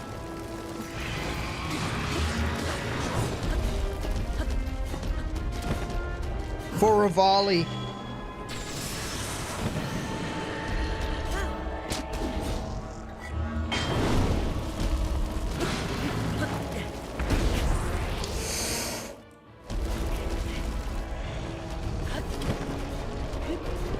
I can't go higher. Oh! Man, I haven't fought this guy in so long. Take that.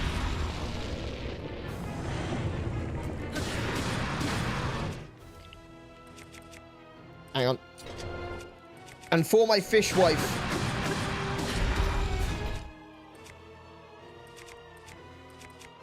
And for Daruk. Ow. Almost for Daruk.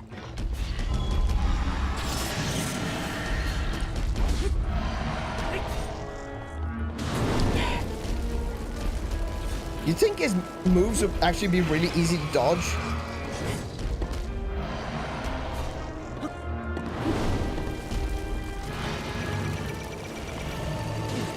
Oh, what I get hit? What did I even get hit by?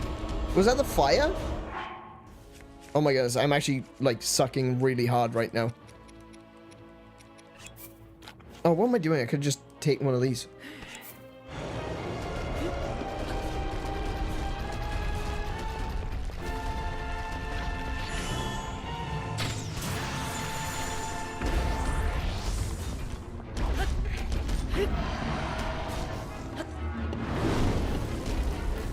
Oh, I see. I was getting on.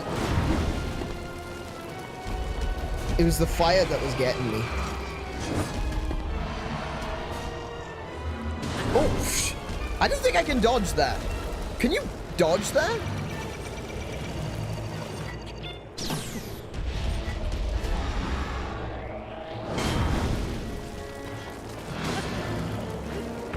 Oh shit.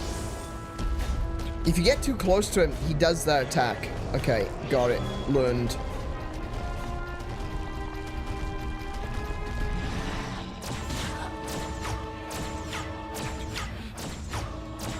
Hey, stop now. Quit, son.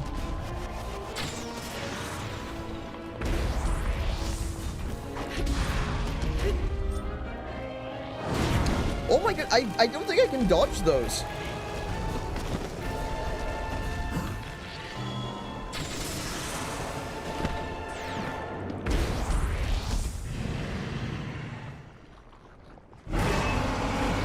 Yeah, I want to get away from that. I definitely want to get away from that.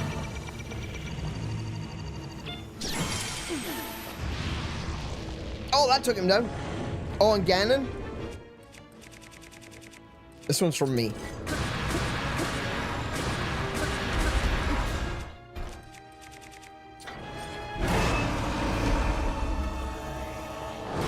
Oh, you can!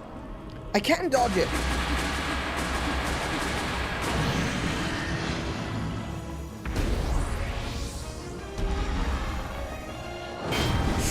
Oof.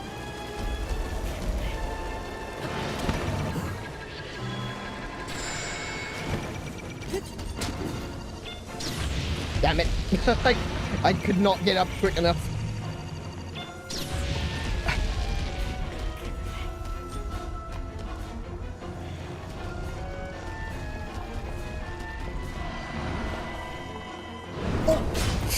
No. Bad. Yeah, every time you pull a bow on him, he pulls out his little blaster and he starts shooting.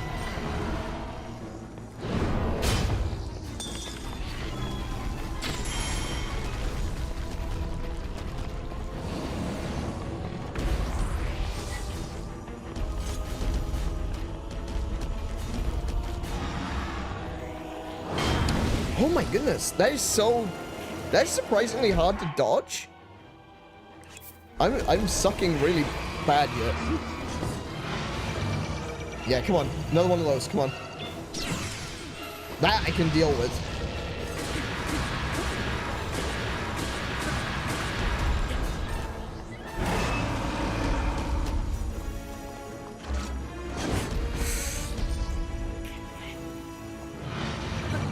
Oh, okay. Sure. We'll do that. We'll do that. If that's what you want to do, we'll do that.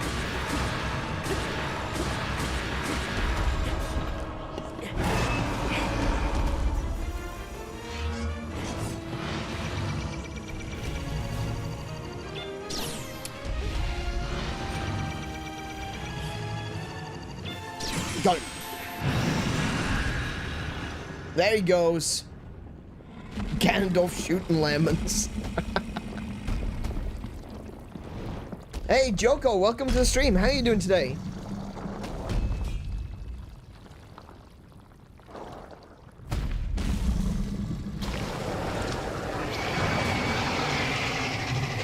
Actually, the Master Sword was originally created to fight Demise, not Ganon. The Master Sword was originally known as the Goddess Blade, and by being empowered by the three goddesses, became the Master Sword in order to defeat Demise, who would then go on to be reincarnated as the first Ganondorf.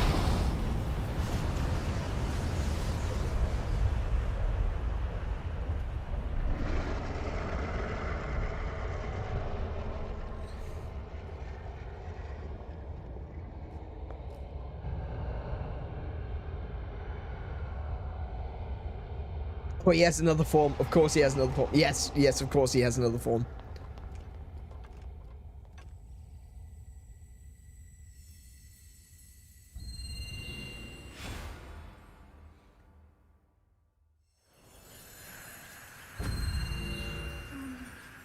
It's Big George!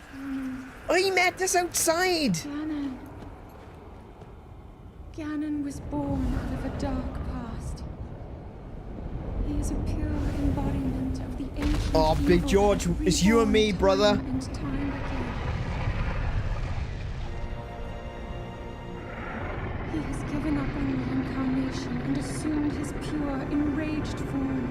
If set free upon our world, the destruction will be unlike anything ever seen before.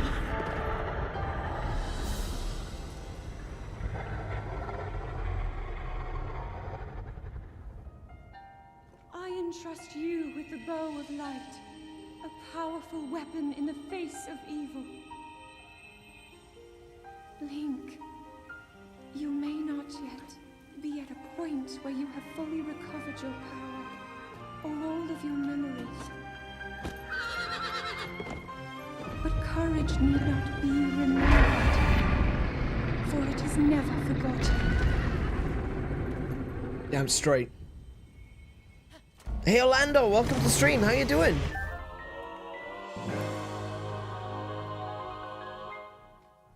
I love that line. Courage need not be remembered, for it is never forgotten. Let's go, George. You and me, brother.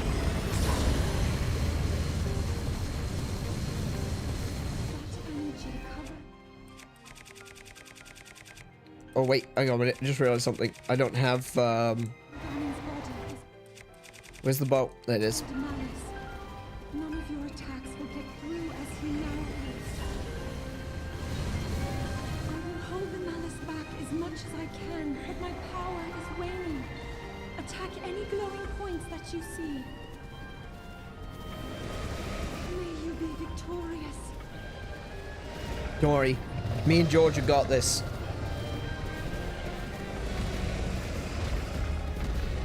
Aim for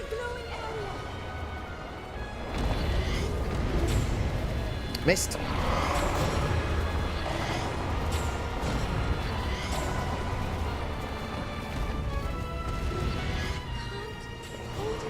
I got him. I got him. I got him. I got him. Ganon's power is weakening.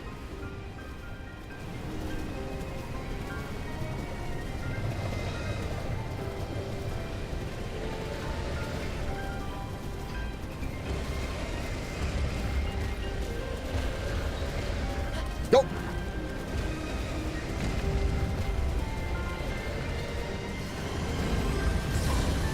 Oh, he's just destroying everything. Like, there's no thought to him anymore. I'm holding back the malice. Okay, she's got it.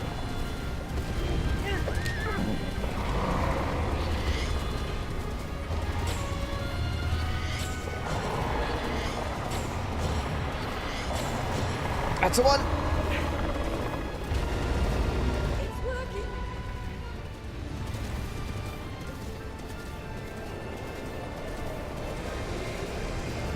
Oh, here he goes again.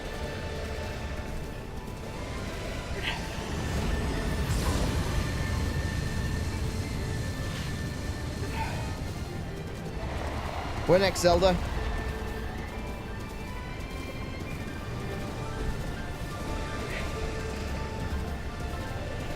the glowing area. That's the one. It's so close. Oh, sorry, George. Go, go, go, go, go.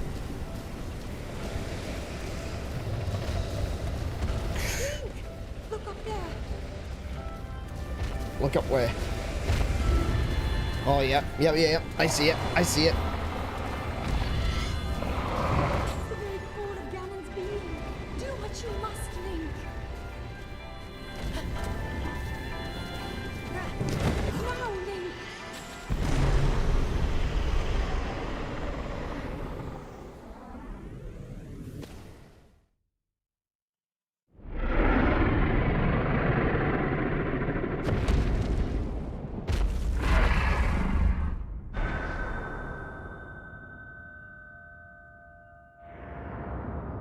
There she is.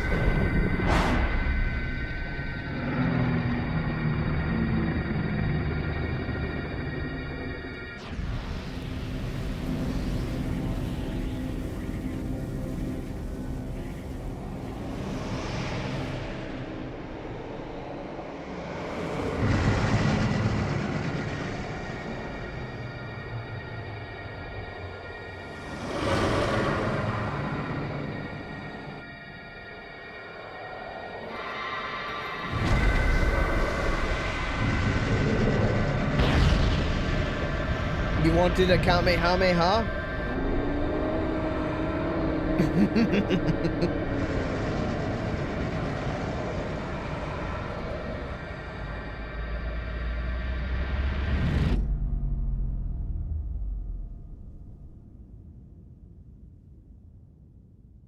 Hey Michael, welcome to the stream. How are you doing? Oh.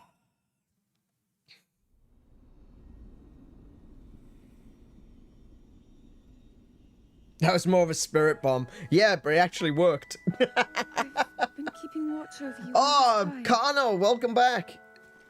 I've witnessed your struggles to return to us, as well as your trials in battle. I always thought, no, I always believed that you would find a way to defeat Ganon. I never lost faith in you over these many years. Thank you, Link. The hero of Hyrule. May I ask, do you really remember me? It's hard to forget. It is hard to forget.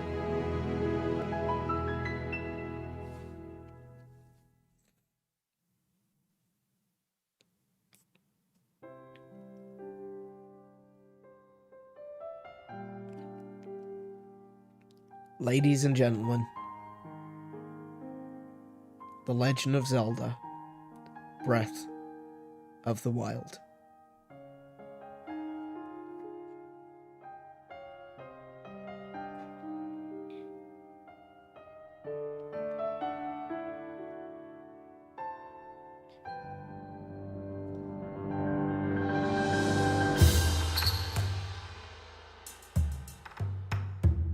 Oh.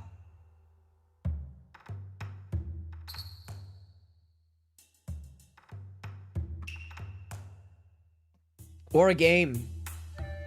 What a game.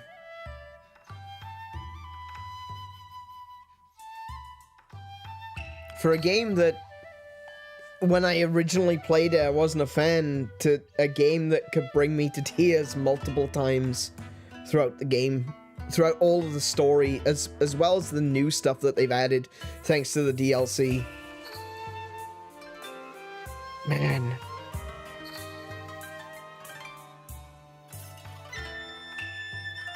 What a game.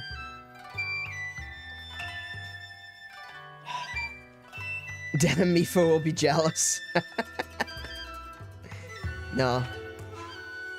Nah, I'll never forget her either. Oh, man. Genuinely an amazing game. I don't know what to say. Like, I mean, for everyone who's been here with me throughout this entire journey, thank you so much for being here.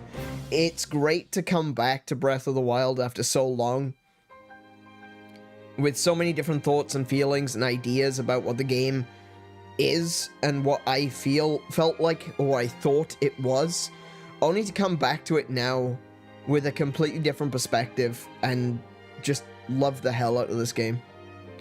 There's so much about it which is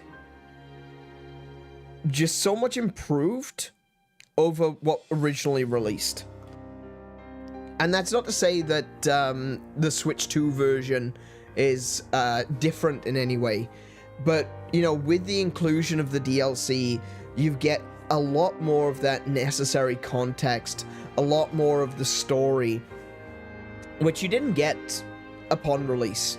And I feel like the original game, the original release, is a little bit lesser for it, you know? I feel like the DLC really, it was stuff that needed to be there. It was necessary story. And it really contextualizes a lot of the struggles that Link goes through, and the struggles that all of the characters went through before their inevitable demise at the hands of Ganon. And it really brings the whole story together. We've talked about this when I started doing, or when we even came to the end of the Champion's Ballad, how much better the game is because of it. And I think that's what DLC should be used for, you know? Not necessarily, you know, just adding random crap because they need to make some money, but adding necessary context, changing the way we look at the game as a whole. Something that feels like it completes the story, something that feels like it completes the gameplay. The Champion's Ballad added so much with so little. Like, it wasn't a huge update. There were a couple of extra, well, I say a couple. There were a few extra shrines to do. Okay, that's not really huge. That's not really particularly difficult for them to add. But the story, the cutscenes, the dialogue, everything that we learned about the champions from the Champion's Ballad added so much to the game. It gave it so much more value. It made it more emotional. It made you more invested in the characters.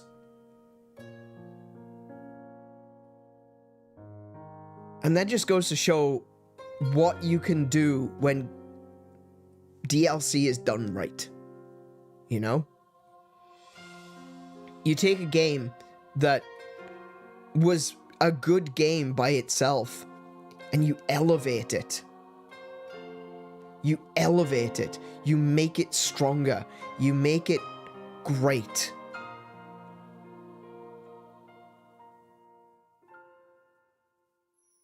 And I can completely understand why so many people think that this game is better than Tears of the Kingdom. I feel like while Tears of the Kingdom had a lot more to do, Breath of the Wild has a lot more in terms of narrative. There's a decent narrative in Tears of the Kingdom, but I feel like this game is a lot more personal. Tears of the Kingdom, you're going out, you're looking for the memories of someone else. You're seeing the memories of someone else. You're discovering the world that belonged to someone else thousands of years ago. In this game, it's all about self-discovery. It's all about finding out who you are. And I've said this so many times when it comes to video games, that video games are a means by which we are able to encounter ourselves, that we are able to look inward, we can be introspective, we can look at the decisions we make in game in a safe environment and think to ourselves, would we do that in real life? Would we have the courage to stand up in real life? Would we have the strength to fight back in real life? Would we have the wisdom to understand when we should fight and when we should let things slide? Every time I play a Zelda game, the line comes to me, you know, it's a classic one. Give me the strength to fight the battles that I must fight. What is it? Hang on. The courage to accept those things that I cannot change, and the wisdom to know the difference.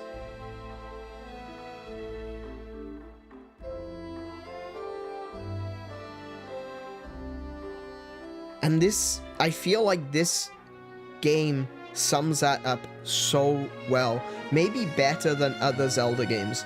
There are Zelda games that I prefer. I still say that A Link to the Past and Twilight Princess are my favorite Zelda games, and they are my favorite for other reasons. But I feel like Breath of the Wild encompasses that idea better than maybe any other Zelda game. I would not have the courage to ride a gigantic horse in real life. I do like my big horses, I really do.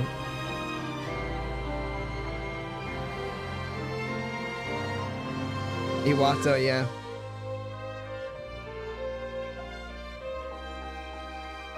We miss you, Iwata.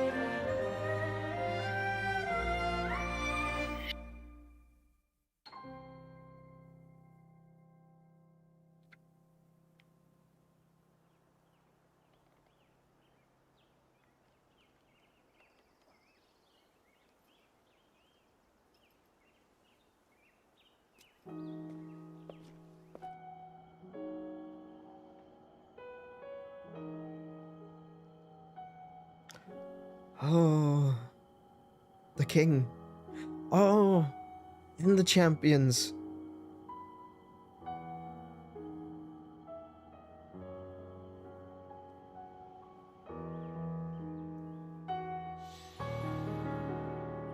They're free.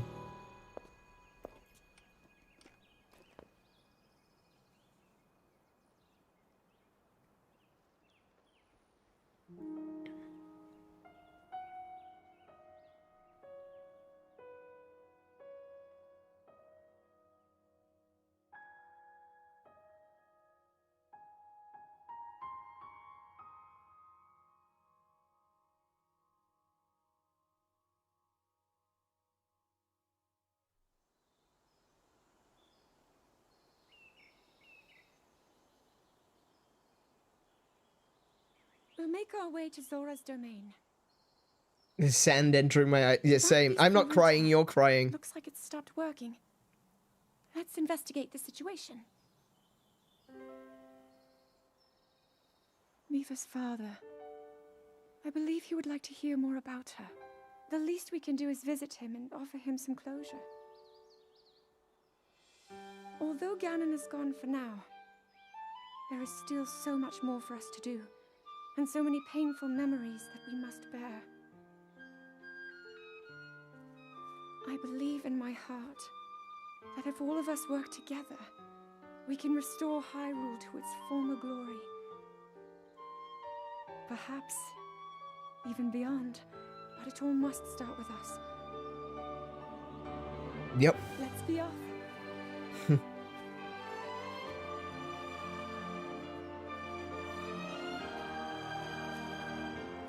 That's not Big George.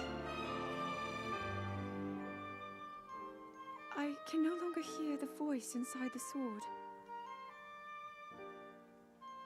I suppose it would make sense if my power had dwindled over the past 100 years. Don't worry, she's still there.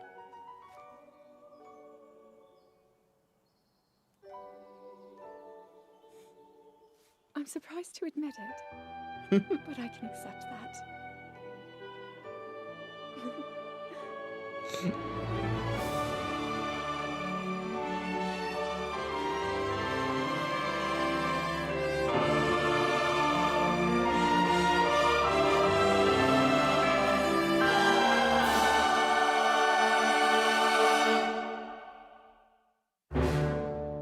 George went back to his home planet when the quest was over. His people needed him. And there we have it, everyone. The end of The Legend of Zelda Breath of the Wild. Let me just take us over to the chatting screen.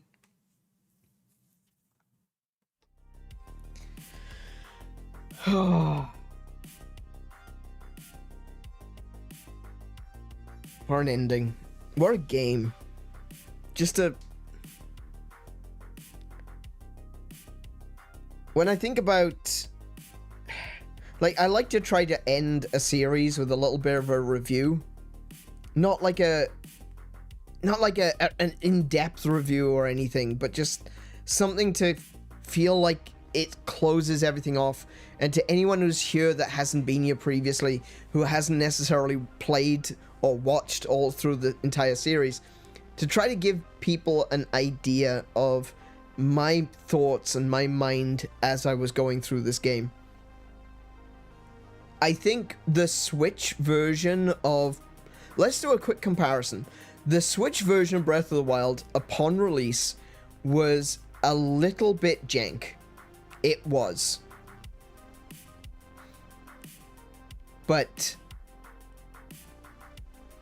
I think on the Switch 2, all of those technical issues are gone. I felt next to no slowdown through this game.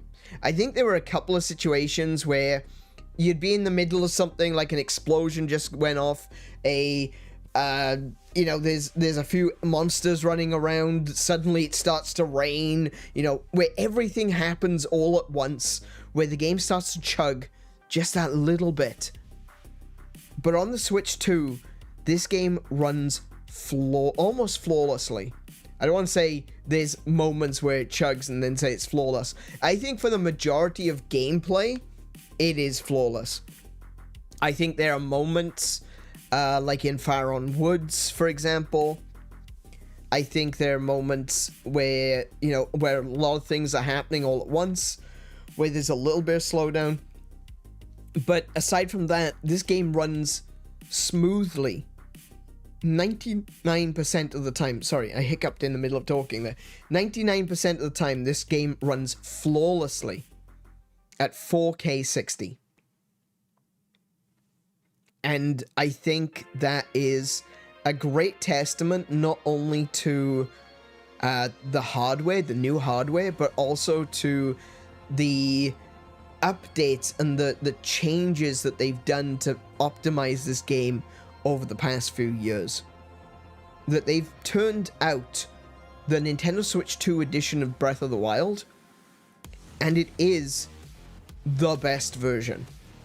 Unquestionably, this is the best version.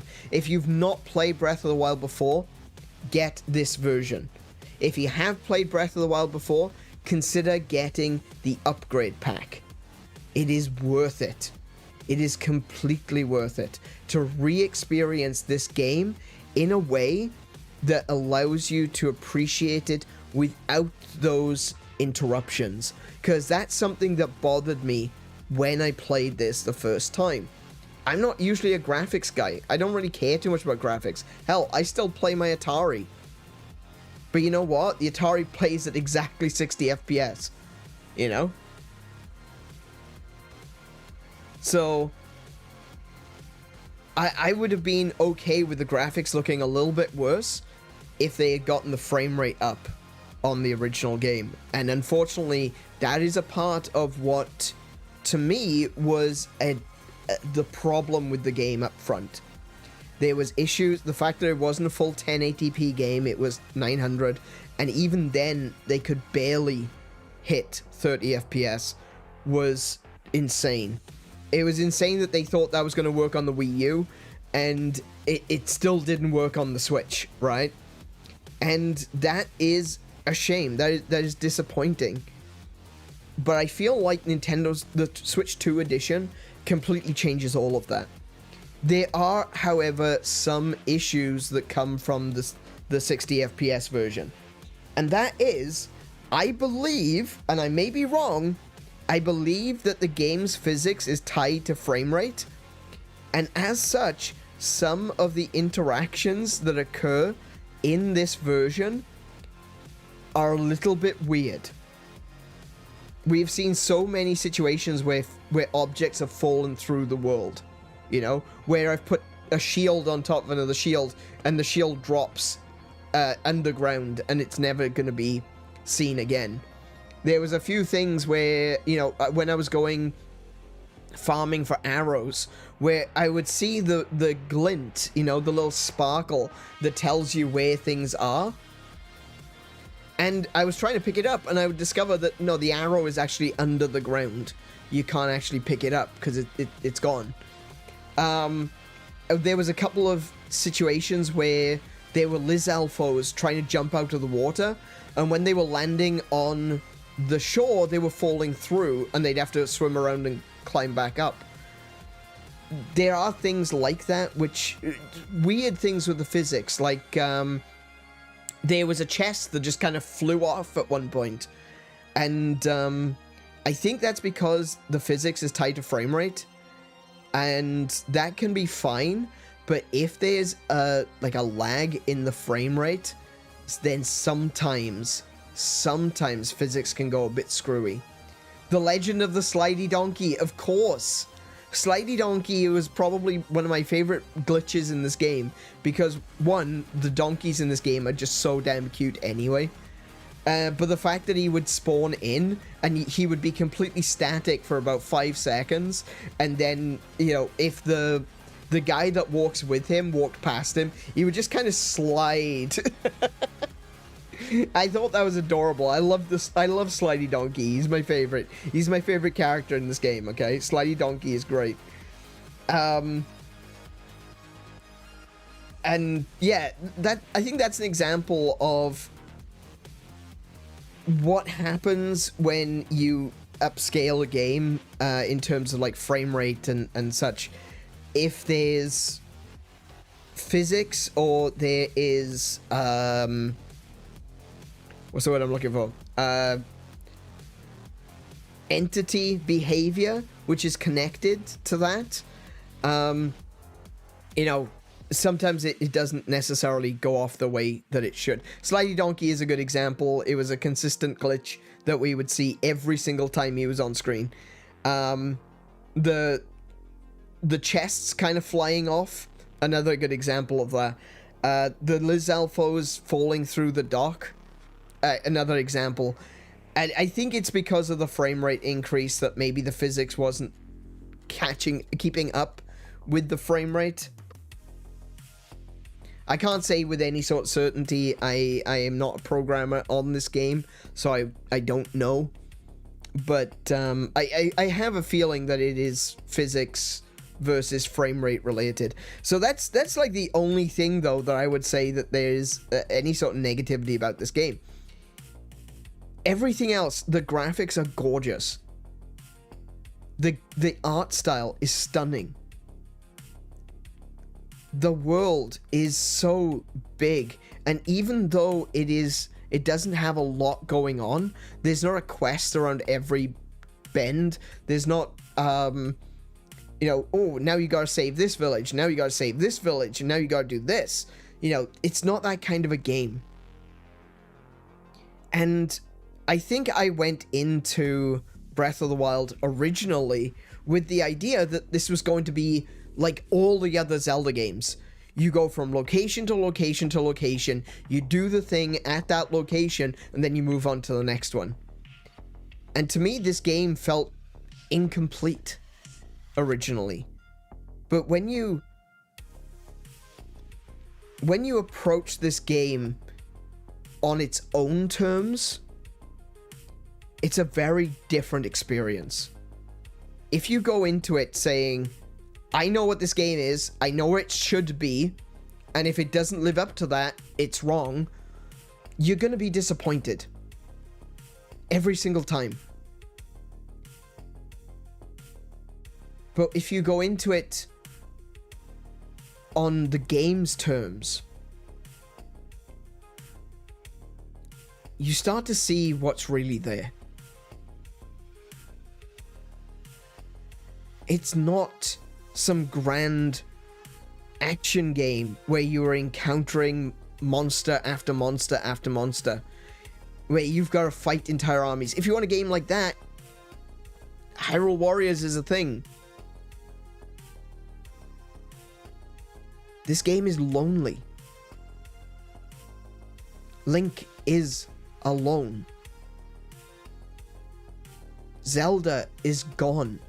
His friends are dead and trapped inside giant machines. Hyrule, for the most part, is dead. There's nothing but ruins as far as the eye can see. And you can look at that and you can say, man, this game is empty. But it's not. It's lonely. And there were times throughout the gameplay of this, throughout these streams, where I realized how alone I felt. There were moments where I was riding around and I would just be like, where am I? What am I doing? It really helps you to get into the headspace of Link. I would say even more so, and we talked about this one a few times, is the fact that I've played Tears of the Kingdom, or that I played Tears of the Kingdom out of these two games. We played Tears of the Kingdom a few years ago. And coming back to Breath of the Wild, it was like I remembered everything, but not really. Everything was slightly different. Everything was not quite in its place. That uncanny feeling of, I feel like I've been here before, but I don't recognize it. Or you do recognize it, but you know you haven't. Again, it helps you to fall into that headspace that Link is in. This idea of looking around going, this is not what it looked like 100 years ago. This is not the Hyrule I remember. I don't recall it. And that atmosphere is compounded by the music, or the lack thereof. That was another thing that I criticized. The music is terrible. There's no music in this game. Yeah. And doesn't that make you feel alone?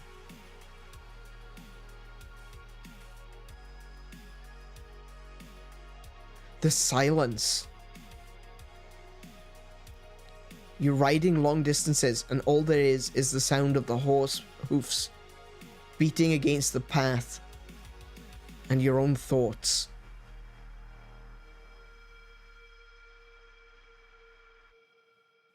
I like what Plague Doc said there. It's not empty as much as it is about emptiness. Yeah, exactly that. That's exactly right. And then you're assaulted by a piano. Yeah, that is true. Anytime a guardian's nearby, you get attacked by a piano. That's how that works. The thing is, the guardians actually have a piano on the inside, and that's why it's constantly playing. Joke's on you, I'm perpetually alone all the time. Even in a crowd. Even in a crowd, I can be the loneliest guy in the room. Yeah. And that's what this game is about. It's about a boy. Let's not forget, he may be 100 years old, but he's 17. He's a boy. Little more than a child. In a world that is already dead. It's like Fallout Hyrule.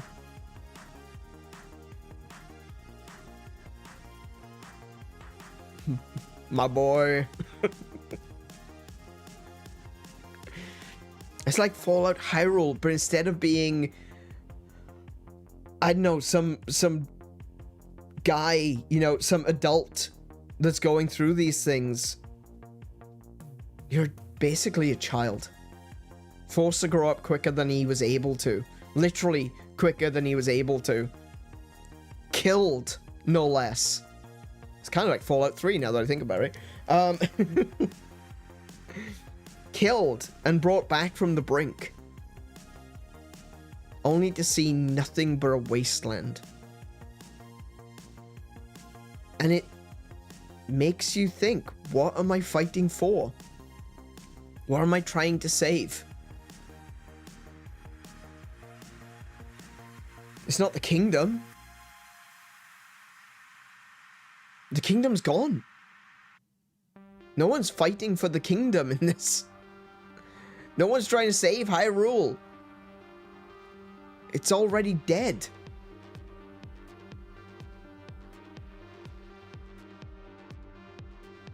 What you discover, though, throughout the gameplay is the people that you knew. And even though they are also gone, they are still worth fighting for. That's one of the reasons that I said we had to do this the right way. And I got every single weapon. And I made sure that I hit Ganon with every single character's weapon. I made sure to shoot Ganon in the face with Rivali's bow. I made sure to club Ganon across the head with Daruk's sword, hammer, thing.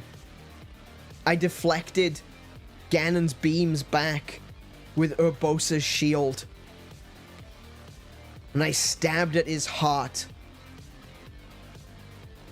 with Mipha's lance. Because that's where I was fighting for. That's where I was fighting for. For them. For Zelda. For everyone that we met along the way. For Big George. That's what we were fighting for. And in all the emptiness of this game, all the loneliness of this game, comes up to that one pivotal moment right at the very end where you all fight as one. It goes from being lonely to unity.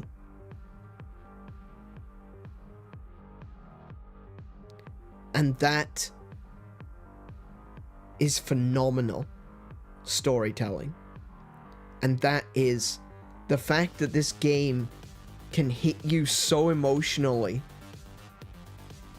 Especially with the DLC. And I'm going to say this again. If you're playing this game, if you're going to come back to this game, play it with the DLC. Please. It is a far more complete experience. But it makes you feel.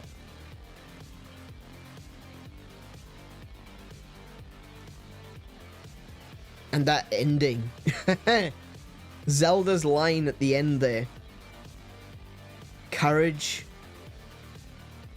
need not be remembered, because it is never forgotten. Oh, what a line.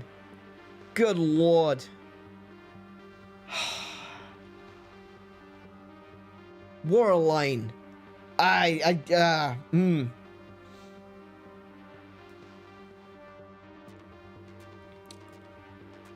Outstanding.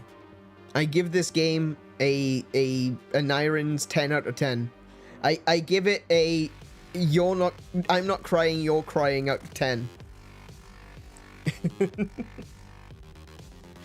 If there was one thing I would have done differently for this game, it would, if I were the director, is after the DLC is finished, the credits should roll while Cass sings his completed ballad. That would be really cool, yeah. Get a voice actor in to do the song. That would be great. Absolutely, I agree. That would definitely be something that if there was anything that I would change, let me think. Hang on a second, let me think about what would I change about this game. First off, weapon durability. Let's address the Varuta in the room, shall we? On one hand, I completely understand weapon durability. This is supposed to be like a Fallout. Like I said, this is the battle is already lost. This is a world that is not being maintained. Weapons are weak. Weapons have been sitting around for 100 years doing nothing. Some of them are completely rusted through. Others are okay, I guess. Others have been cobbled together by monsters that don't really know how to make weapons. And so I kind of understand the weapon durability thing, but I will say that I think that the champion weapons should not have durability at all. They should be perfect weapons, because they would be weapons that would be looked after over the course of the past 100 years. They would be maintained. They would be by the expert craftsmen of each of the villages. They should not break at all, ever.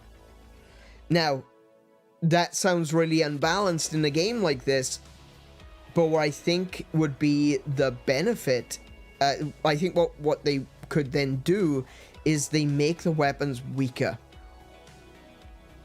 So they're not the strongest weapons in the game, but they just don't break. So if you've got a lance like, you've got Mipha's lance, the light scale trident, but then you pick up, say, the royal spear, whatever it's called, royal halberd. Maybe the royal halberd does more damage, so then you're gonna want to use it. And that's where I feel like one of the biggest issues with this game is when you've got a lot of really good weapons, you don't want to use them. You think to yourself, and I thought to myself so many times throughout this game, I don't want to use this particular sword because it's got really high damage output, and I don't want to lose it. So rather than using the weapon and then moving on to something else, I instead hoarded weapons. But I feel like if you've got weapons that don't break, like Revali's bow, like Mipha's light scale trident, like Urbosa's sword and shield, like Daruk's hammer, then you would be more inclined to use those stronger weapons because you know you've always got something. You know? Even if it's not going to be the best weapon in the game, Revali's bow isn't necessarily going to do the most damage, but you don't mind using the stronger weapons that you found because you can fall back on Revali's bow. And I think that would have been, that would have encouraged me to use those stronger weapons more, instead of just hoarding them. But as for the weapon durability stuff, they are a bit like glass. Some of them are really bad, but I think that for the most part that the durability is fine. It's something which I didn't like originally, but again, when you approach the game on the game's terms rather than what you think you believe it should be, it makes more sense. It does work. One thing I personally would absolutely change, however, not just the champion weapons, climbing everywhere. I don't like climbing everywhere. To me, that doesn't work in a Zelda game. I think there are a lot of good places where climbing would make sense. Climbing brick walls or stone walls, something you can get a grip of. Climbing some more rugged surfaces, that's fine. But there are sheer cliff faces that you cannot climb, and I don't like that. And the reason I don't like it is simply because you can have a more complex world with more interesting puzzles when you introduce limitations. If you take limitations away, like you can climb everything. You can climb everything isn't giving someone a feature, it's removing a limitation. The ability to climb everywhere means that you cannot have a puzzle in the overworld, at very least. Obviously they can do this inside the shrines, but you cannot have a puzzle in the overworld where navigating your way through a particular route is necessary. You know, there's no way of discovering the correct way to go if every way is the correct way. You know? And one of the examples which I like to go to is the peaks, the dueling peaks, right? There's a shrine up on the top of the dueling peaks. I think it would have been better if you couldn't climb the second peak, but instead had to use had to climb. Maybe you've got some rugged walls, or you got some vines on the walls, or something to climb up, and then you have to glide across. I think that works fine. You know, I think that's a better puzzle. Rather than, oh, I'm at the top of the mountain, but I'm on the wrong top. I need to go up the other mountain. All right, I'll climb down some of the way and then climb back up. That's not fun. That's not a puzzle. That's just, I have to go over there now. You know, that's what you do when you do the groceries. You know, or when you need to take a book back to the library, or you need to go to the store for something. It's a thing that you just, oh, well, I need to go over there now. That's not special. That's not magical. That's not Zelda. You know, Zelda is about, this is a puzzle. How do I get there? And I mean, Shigeru Miyamoto and Eiji Aonuma talked about this very early on, that you could put a pin in the map, and then it's like, the puzzle is, how do I get there? Well, invariably, the answer is walk in a straight line because it's the shortest distance. Because there's nothing that will get in your way. You can swim across the rivers. You can walk past the trees. You can climb over mountains. There's literally nothing, no obstacle that gets in your way. Unless it's raining, as Kiko mentioned. You know? So I think that by introducing certain climbable walls and other walls that you can't climb, you can then create more puzzles and introduce more items, like the hook shot, that allows you to go from one location to another. And every game is improved by the inclusion of a hook shot. Every single game. I don't care what the game may be. If they include a hook shot, it is automatically better. And I can prove this. I can prove it mathematically. Okay? So this game should have a hookshot. Think about this. Instead of Rivali's Gale shooting you straight up, what if you had a hookshot? But because you use the hookshot, maybe it yanks you a little bit faster, and so it throws you up in the air. So like there's two ways of using the hookshot. You could like tap the hookshot and you'd hookshot to a thing and get pulled to it, or you can hold down the button on the hookshot and it pulls you so quickly it launches you. That sounds fun. That sounds something that would be really cool to use in combat too. Like you could use the tap to drag a monster to you, or you could use the hold version to be pulled at the monster at a dashing rate, where you can hit it with a lot of damage, maybe knock it over. I think that would be really cool. Where's my fully 3D hookshot, Nintendo? That would be my thing, I think. That is my only criticisms. I think some weapons need to be more durable. Raise the durability by a little bit on pretty much every weapon across the board. Make the champion's weapons indestructible. And remove climbing everything in favor of more puzzle-orientated world design. So instead of climbing everything, you climb something and then figure out how to get to the other side, rather than, oh well, I don't need to really think about it, I just climb the wall. Rain as well. Interestingly, Breath of the Wild, in case, I don't know if you noticed, Breath of the Wild and Tears of the Kingdom are the only Zelda games that do not include an instrument.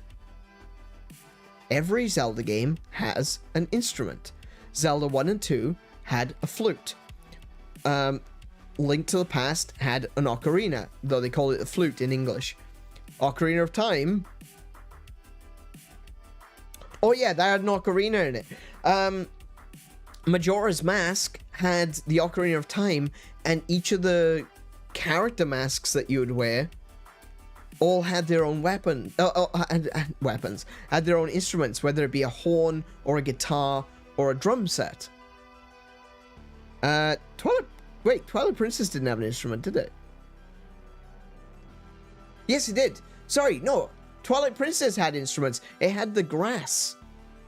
You had the grass whistle, which was, yeah. There we go. There's a good example. Also, as the wolf, you could howl. Wind Waker didn't strictly have an instrument. I mean, did have Medley had her harp and everything. You had the Earth harp. But for that, you were a conductor. And everyone else had instruments, you know? Out of the mainline Zelda games, Breath of the Wild is really one of the few that doesn't rely on an instrument. And Kiko mentioned as well about, you know, the RNG of waiting for the rain to go away. What if you could play Song of Storms? What if you had a means by which you could play... Spirit Tracks had the pan flute. It did. Thank you, Mint. I couldn't remember for a second. I was like, I know it's got one. I just don't know. I can't remember what it was. It was the pan flute. You're absolutely right. And Breath of the Wild seems like it's missing something, because it doesn't have some kind of an instrument. Music is very deeply connected to the Zelda universe. And yet, in Breath of the Wild, again, they use silence really well. I love the use of silence in Breath of the Wild, but there's also an aspect of, well, I feel like Link should have an instrument. I feel like that would add to the loneliness. When I think about it, when there's absolutely no sound, there's nothing. It's just you and your thoughts. You on horseback, riding through Hyrule with your thoughts. What if you could play an instrument? What if Link could fill the gap himself? I think that is just as lonely.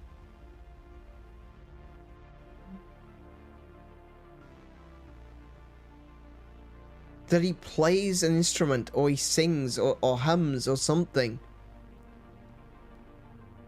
Because maybe sometimes he doesn't want the silence. Maybe you don't want the silence. I think that would have been a really cool addition. And if it was the Ocarina of Time, or it was some other magical flute, they could have done something about the weather. You know, they could have allowed us to change the weather at will. I know that the weather is supposed to be like a part of the puzzle, but waiting isn't a puzzle. This is one of the criticisms that Ocarina of Time had, where you couldn't fight the Lizalfos, and you couldn't fight the Stalfos, because you just had to wait until they put their guard down, and then you could attack them. Waiting isn't a puzzle. So if you need to climb something, and there's literally only one way up, and you don't have Rivali's Gale, or maybe you do have Rivali's Gale, but there's still... there's more. You can't Rivali's Gale all the way up to the top of the dueling peaks, for example. And it rains. The only thing you can really do is wait, or fast travel to one of the stables and stay at the stable, or go to a town and stay at the town. That's not a puzzle. That's just waiting, and sometimes waiting faster. You know? I think that if they'd given us some means by which we could change the weather, they gave us something like the hook shot, they gave us other means of traveling. I like I like the wind ability that you get in Tears of the Kingdom. The one that shoots you across rather than up. I thought that was really cool. And see, this is the thing, is like, there's already a puzzle mechanic in this game for setting fire to things and shooting yourself up into the air. Yeah, Rivali's Gale takes you higher, but I feel like if you have a mechanic for that already, maybe have Rivali's Gale doing the horizontal gust instead would have been better. But then again, I guess tooling would have been less impressive because it would just been, you know, repeating the same thing. But still, I think if it's a good ability, I think it bears repeating, you know? Yeah. So that's my thoughts. Those are like the only... Oh my goodness, my butt. Those are like the only criticisms I have of this game, and I think those criticisms are going to stay the same no matter how many times I play, right? Because it's still something that is intrinsic to the gameplay itself. But, like I said, when you approach this game from the game's perspective, you take it for what it is and what it's supposed to be, it's so much easier to experience it and enjoy it for what it is. So even though I've got these criticisms, that's fine. This game wasn't made for me. It was made for a lot of people. And so long as people enjoy the game, that's what matters. If people can feel a strong connection to this game, if people can feel invested in this game, if people can... as Mint was saying, like, it's not necessarily about investment, but if people can enjoy the mechanics of this game, if people find the action to be tight and very responsive, that's another good thing.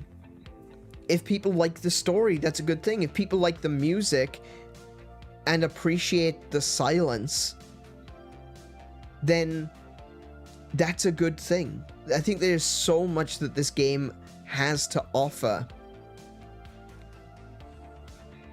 as its own experience. And I strongly recommend it for anyone who hasn't played it already. Even if you've watched through the entire stream series up until this point, play it again. Open yourself up to the story, to the characters, to the loneliness. And let it take you somewhere. Let it take you on your journey. As I've been on mine. And thank you to everyone who has joined me.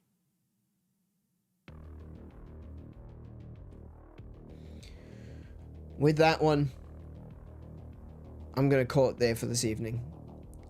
Sorry, actually, no, wait, before we do, Plague Doctor was saying, I know you've already said this, but the score is quite the shift from what I remember of your thoughts when you first played it, which is really cool. Yeah. Yeah, absolutely.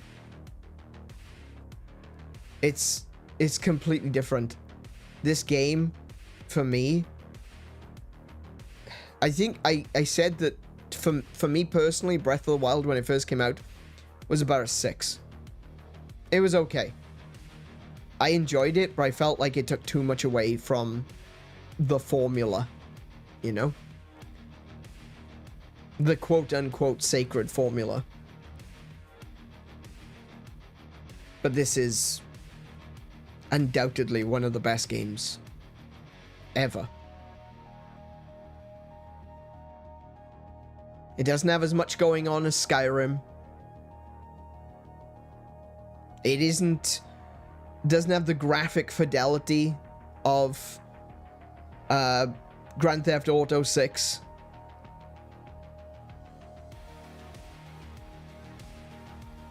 But it doesn't need to be.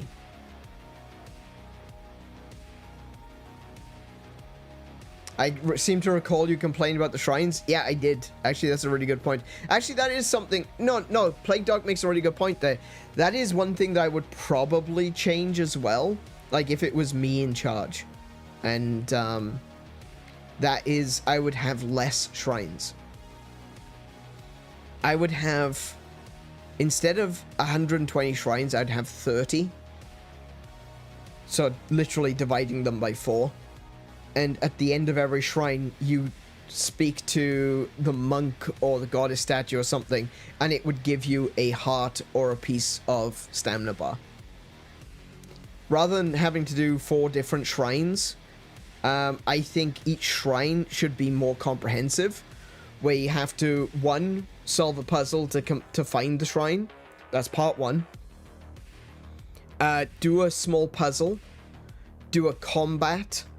Do another puzzle, and then when you reach the end, you get a choice of a heart or a stamina vessel. That's the way I would have done it. Rather than 120 shrines, which aren't very well hidden, to be fair. Like, a lot of them are quite out in the open, and I feel like that's less fun. Yeah, I think that would have been personally, I think that would have been a better way of doing it, is having less shrines, but more comprehensive shrines. Shrines that feel more like mini dungeons rather than, okay, I'm just walking in here, it's a blessing. You know, that sort of a thing. I want to go through the puzzle of finding it, of someone saying, oh, I saw a strange orange glow in a waterfall. Oh, interesting. In a waterfall? Where was that? Not too sure. I think it was somewhere in Faron Woods. Oh, cool. Okay. I need to go to Faron Woods. Then I need to find someone else that tells me, oh, yeah, I've heard stories of a ghostly glow coming from the most southern waterfall in Lake Floria. Oh, the most southern waterfall, you say? Interesting. Let's go and have a look for this ghostly glow. And then you're at the waterfall, but hang on a minute. You can't get into the waterfall. because it's a waterfall. It's too strong. You can't climb it. Well, how do I get in there now? That's really interesting. And then you find a way to get past the waterfall. Maybe using a flute and, playing Zelda's Lullaby, like you do in Ocarina of Time to get into Zora's Domain. And, then the waterfall opens up, you go inside, you got a big puzzle, you get a mini-boss, you got another big puzzle, and then you get your reward. It feels like an adventure. It feels more like you are following hints towards a thing that you are looking for, or it could be something that you're looking for. And then when you get in there, it's more like a mini dungeon than it is just, do this thing. Glide across there. Cool, thanks, well done. Here's your orb. I do believe that is still something I would consider an improvement. And it also means that they could be better hidden.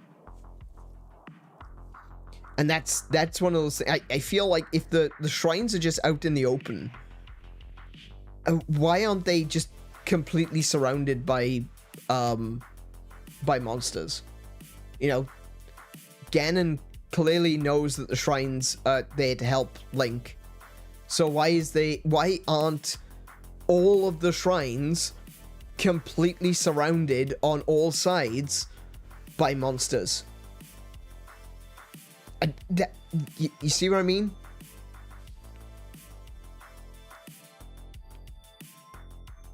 There's a little bit of that, of the world and the people in it telling you rumors and folktales. Exactly. No, I'm not saying that doesn't exist. What I mean is, I feel like that is...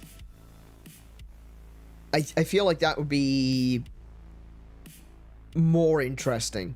Actually having to investigate and go on an adventure and discover things. Make it feel more like Indiana Jones and not just, oh look, there's a glowy thing over there. Because that would be logical, Annie. Yeah, I know. Yeah, the comment that I used to make when it came to the shrines was, you would see a shrine. Oh, yeah, that's right. So you'd see a shrine in the distance, and as you walk towards it, you trip over a second shrine and hit your head on a third. Because there were just so many of them, and they were so close together. And so it doesn't feel like much of a prize for finding them. Because there are just so many that are just out in the open. It's like, look, there's an orange glowy thing. I wonder if that's a shrine, There's not even any, bait and switches. I would have loved to have seen some orange glows in the distance, and when I get towards it, it's actually just a fire or something. Or it's something that kind of looks like a shrine, but isn't really a shrine. I think that would have been kind of cool. I think that would have been fun. And, yeah. I think, yeah, so there we go. There's 4 criticisms of this game. But I think for the most part, they are mostly inconsequential. Because even without those games, I would still call this game a 10. Legend of Zelda Breath of the Wild is one of the greatest games of all time. Could it have been better? Sure. But what it is perfect for what it's trying to be. And I think that's one of the things that we need to, think about when we talk about perfect games. Just because a game is perfect doesn't mean it can't be improved. I know that sounds contradictory. That's not what the word perfect means. But the thing is that the quality of a game, to a certain extent, is entirely up to the person who's playing it. If someone plays Breath of the Wild and is like, man, this game is shit, then that's fine. That's their opinion. But I think that for what it is, for what it's trying to do, they did that perfectly. And if you're willing to meet the game on its own level, meet the game by its terms, it is a perfect game.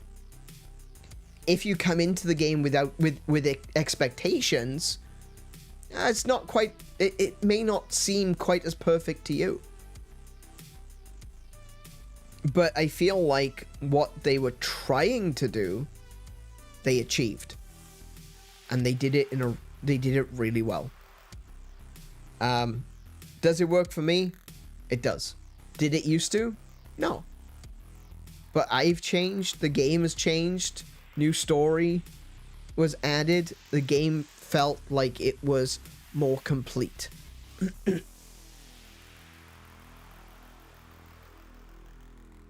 So it just makes it more perfect. Don't badmouth Breath of the Wild, evil old Aneurin will appear to lecture you. That's basically what I do on this channel. No, I don't mind. Like, we had people coming in here a few episodes ago, well, a fair few episodes ago now, asking me, do I enjoy my $60 beta test for Tears of the Kingdom? Yeah. Yeah, I do.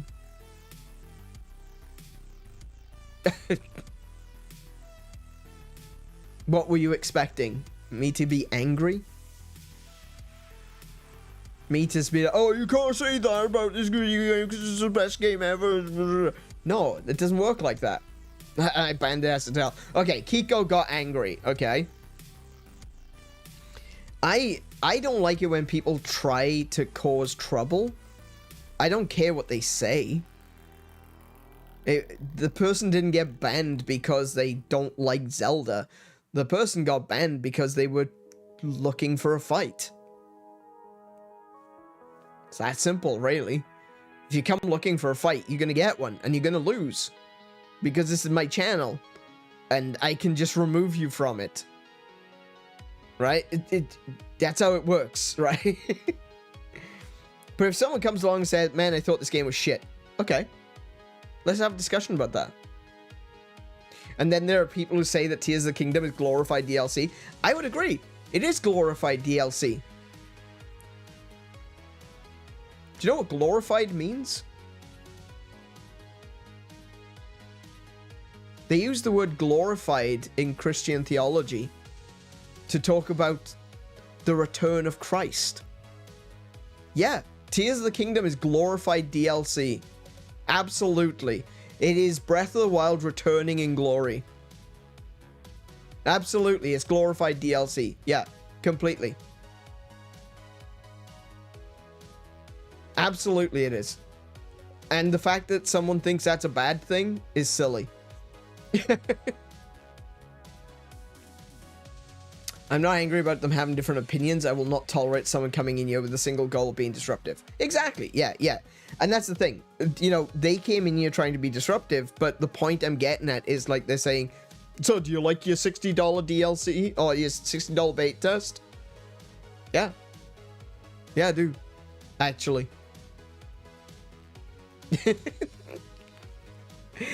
What were you expecting? Were you expecting me to say, oh, beta test? Wow, okay. Yeah, you really got me thinking about that. That's a good point. Yeah, it's beta test. Especially since it was DLC part 2 that spun out of control. Exactly. Yeah, that's right. So, like, Tears of the Kingdom was DLC. Originally. And then it just kind of became a new game. Yeah. But that's that. That's my thoughts. That's my opinions on this game. I think that it is wonderful. My thoughts have completely changed on it from what it used to be. My perspective on so much of this game has changed, and I think I feel more emotionally connected to the characters because I was more open and I was more willing to receive rather than trying to tell the game what I thought it should be. In review, there are a few things I would change, but overall I think this game is phenomenal. And I strongly recommend with all of my heart this game. You should play it. Even if you've watched me playing it, even if you've played it before, maybe you didn't like it, or maybe you just it wasn't clicking with you. Go back to it, try again. Give it another shot. It's worth it. Because if it does click with you, if you do get that moment where everything just falls into place, in terms of gameplay, in terms of the story, in terms of the emotional connection that you might make, the immersion of the game, give it a shot. It's worth it.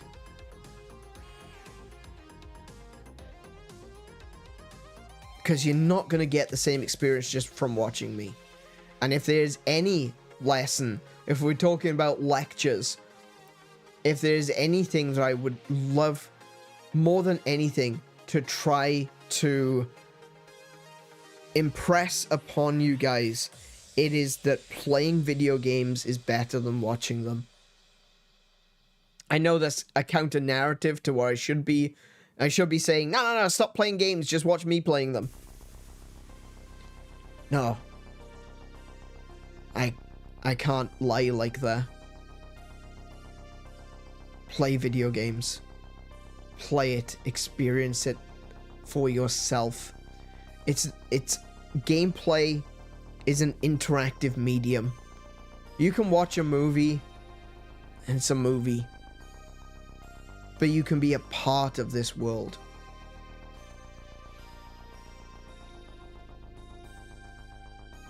I don't own it, but if you drop it in the secret bean compartment, I'll play it. I'll see what I can do. I'll see what I can do, mate. Yeah. And with that one, I think we will call it a close for tonight. We've just gone over 11 p.m. I actually wanted to finish a little bit earlier tonight because I wanted to have a shower and go to bed early. Because I was up all night last night doing stuff, and I'm very tired today, but I'm glad we played this game again. If you hadn't noticed already, if I hadn't said enough to convince you, I'm so glad I gave this game another chance.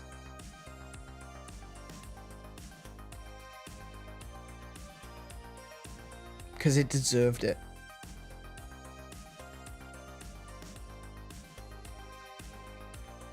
It really did deserve it.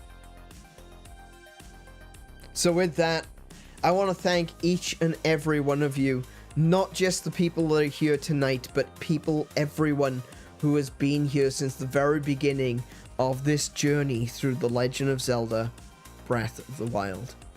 Thank you so much, each and every one of you, for riding alongside me, for playing the game with me, for fighting shrines, for solving shrines and fighting enemies.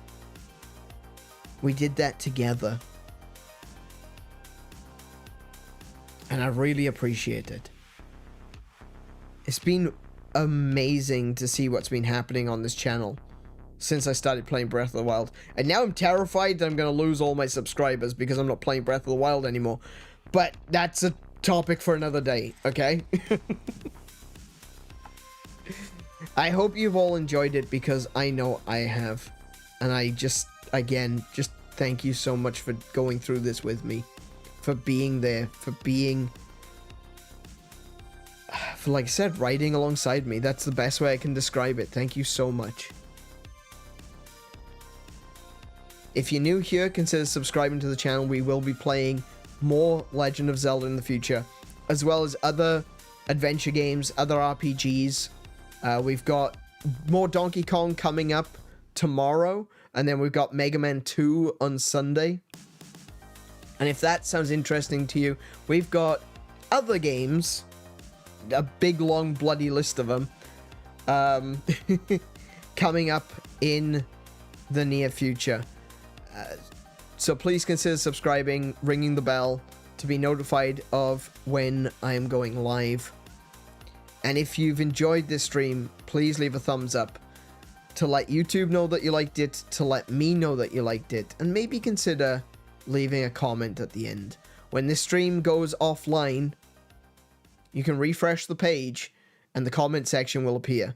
I know it's not there right now. I've actually had a few people saying to me, you keep telling us to leave comments. This is a stream. I can't leave comments on... You can leave comments on the stream. You gotta refresh, right?